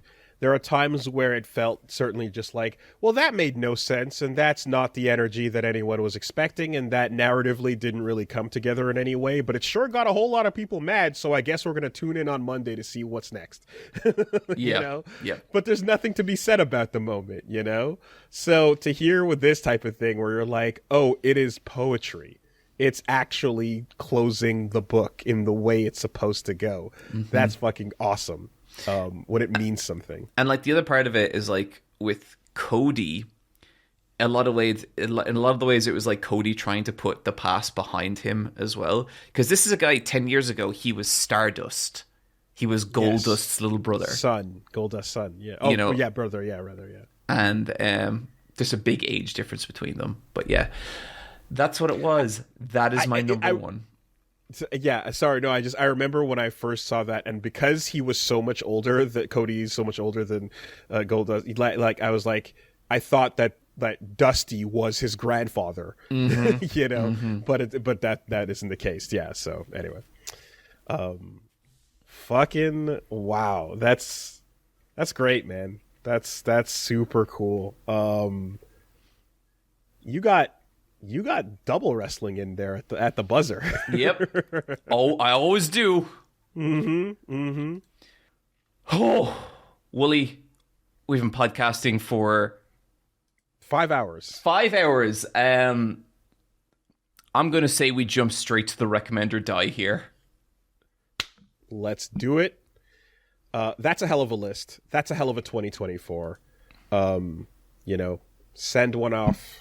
Burning arrow into the boat, knock release, a great time had by all, and things didn't stack up in the order we expected, but I hope that makes sense to somebody out there. All 40 or so things that we said that we listed today, representing this year. Every time we do these lists, you're always scared that you're not going to have enough things. This podcast is nothing but lists, John. This podcast has I like nothing. Lists. I hate lists. I hate lists so much. You tricked me. You tricked me into a giant list. Oh, fuck. It's true. I did, and it was intentional. Let's add to it then. Let's do it with some recommend or die. How you feeling, Woolie? You feeling good? Let's close the year out strong, baby. Let's do it. So, Woolie, there's a little show that I never feel has gotten the love it deserves. And when I realized that I could use this platform to talk about it, what's going on? Are you bracing? Do you consider yourself a gambling man, Woolie? A gambling man? Well, by Balatro standards, yes, but I suppose not really, though. Fake gambling, I'm super down with. Well, it's good that you have so much experience in gambling with Balatro, because you're going to be experiencing a lot of gambling, Woolie. You're going to be experiencing the ultimate gambling. And you're going to be experiencing the ultimate gambling through an ultimate survivor, Kaiji, the ultimate survivor. Oh, okay. Yeah. You were sprinkling this a little bit. So what I'll say, Woolie, is the minimum I think you need to get through is the sudden death plank arc, which I think is maybe the first 12-ish episodes. If you can make it to the end of season 1, perfect. Okay. 2007, but is the manga from like the 70s? Yep. Or actually, that I'm not sure of. I know it's old, but maybe not. This art style looks like it's from like that era, Wow. 1996. Never mind. Okay, it's a little more contemporary than I thought. But I mean, this dude looks like he should be hanging out with Koji Kabuto and, jumping in a Getter Robo or a Mazinger, The art style is an acquired taste. Like, it's not very pretty, but once you understand the kind of world you're stepping into, this art style is perfect. Yeah, no. As a Go Nagai fan, I have no problem with this art style whatsoever. I think it's awesome. I love this shit. And I have not watched this series in years, and I am using this as an opportunity to rewatch it. Okay. This is really, this is a bunch of Go Nagai characters. Mm-hmm. Except there's no robot involved. I love it. Oh, there's a robot, Woolie. It just doesn't do what your other robots do. Woolie, there is a robot in this show called the Apologizer. Okay. And where are we going? I would say minimum get to the I think the end of the Plank of Death arc, which I think is about 12 to 16 episodes in. If you can make it to the end of the first season, which is 26 episodes, incredible, because this season ends so fucking strong. Okay. Gyakuburai Kaiji, Ultimate Survivor. Okay. Sounds like a pretty friendly recommendation from a friendship place in the heart. Of course, Woolie. Like, every one of my recommendations has been from a friendship place in the heart. Every last one of them. And, this is all in the past, but it's certainly very hurtful that it's sometimes not considered that way. But obviously we're past all that, and you've overcome a lot of your shortcomings in that regard. I openly accept this recommendation, warm with love and kindness. Excellent. I mean, it is interesting. Speaking of the warmth of the heart. The warmth of the heart. I shouldn't have shit-talked you right before your recommend section. That's okay. Because, again, we are in this firm arc of, all together now, friendship. Friendship. Right? But why is this bridge feeling a little wobbly? Well, because I want you to listen to your heart.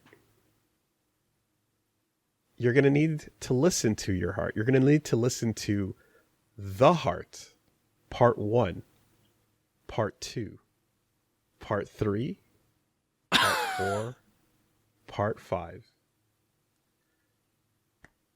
I want you to go back to Section 80 and then take yourself all the way through the discography of Kendrick Lamar.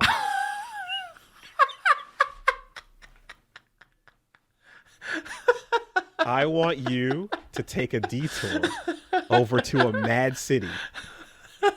I want you to stop off and pimp a butterfly. Perhaps listen to something Untitled. Say, damn, that was good shit.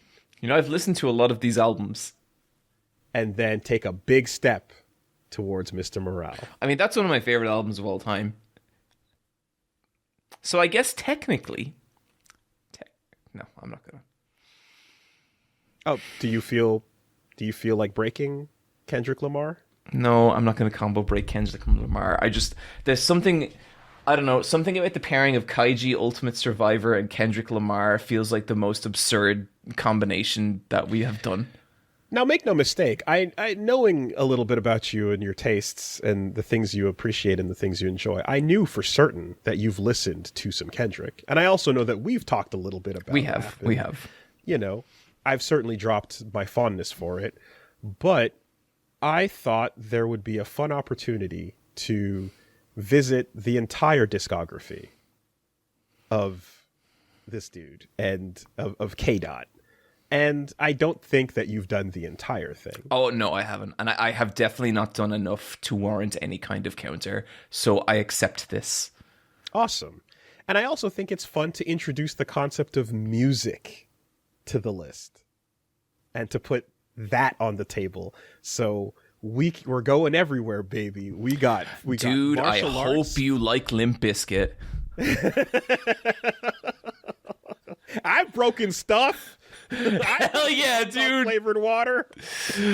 But no, I mean, I love it. We've got places, we've got styles, we've got games, we've got manga, we've got food, we've got music. This is an experience sharing platform, and there was no music on it. So let's talk about Kendrick fucking Lamar, and then get ourselves ready for the Super Bowl show that's coming next year, because, well, he's what the culture feeling. He is what the culture feeling. I can't wait to know a disproportionate amount of Kendrick Lamar. At some point, someone will be like, "My God, John's really into Kendrick Lamar." I mean, you did tell me. I wouldn't have done this if you didn't tell me a long time ago that you had an era where you were super into hip hop and like. We can get into it next podcast for sure. But yeah, there is little white as the snow is John fucking walking down the street 11 years old just rapping NWA out loud, because that's fine. That was music for me. Yeah. Now, I'm not going to pretend as I was a little Christian boy in church for a long time. I don't have all my bases covered. There's a lot of gaps in my knowledge as well. I have a few picks and I got some favorites, but like, boy, I love some good shit that you know, I think you can pop on and perhaps, I don't know, do some workouts, train to, whatever, get your day going. But give it a listen. And next episode, Woolie, Kaiji versus Kendrick Lamar.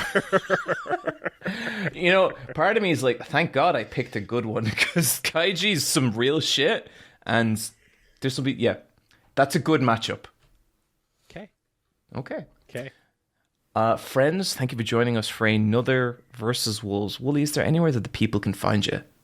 Woolie Versus on YouTube, Woolie Versus on Twitch, Woolie Wolves on Twitter, Woolie Wolves on Blue Sky, and Woolie Versus the Algorithm as a side channel with all our best moments if you want some highlights.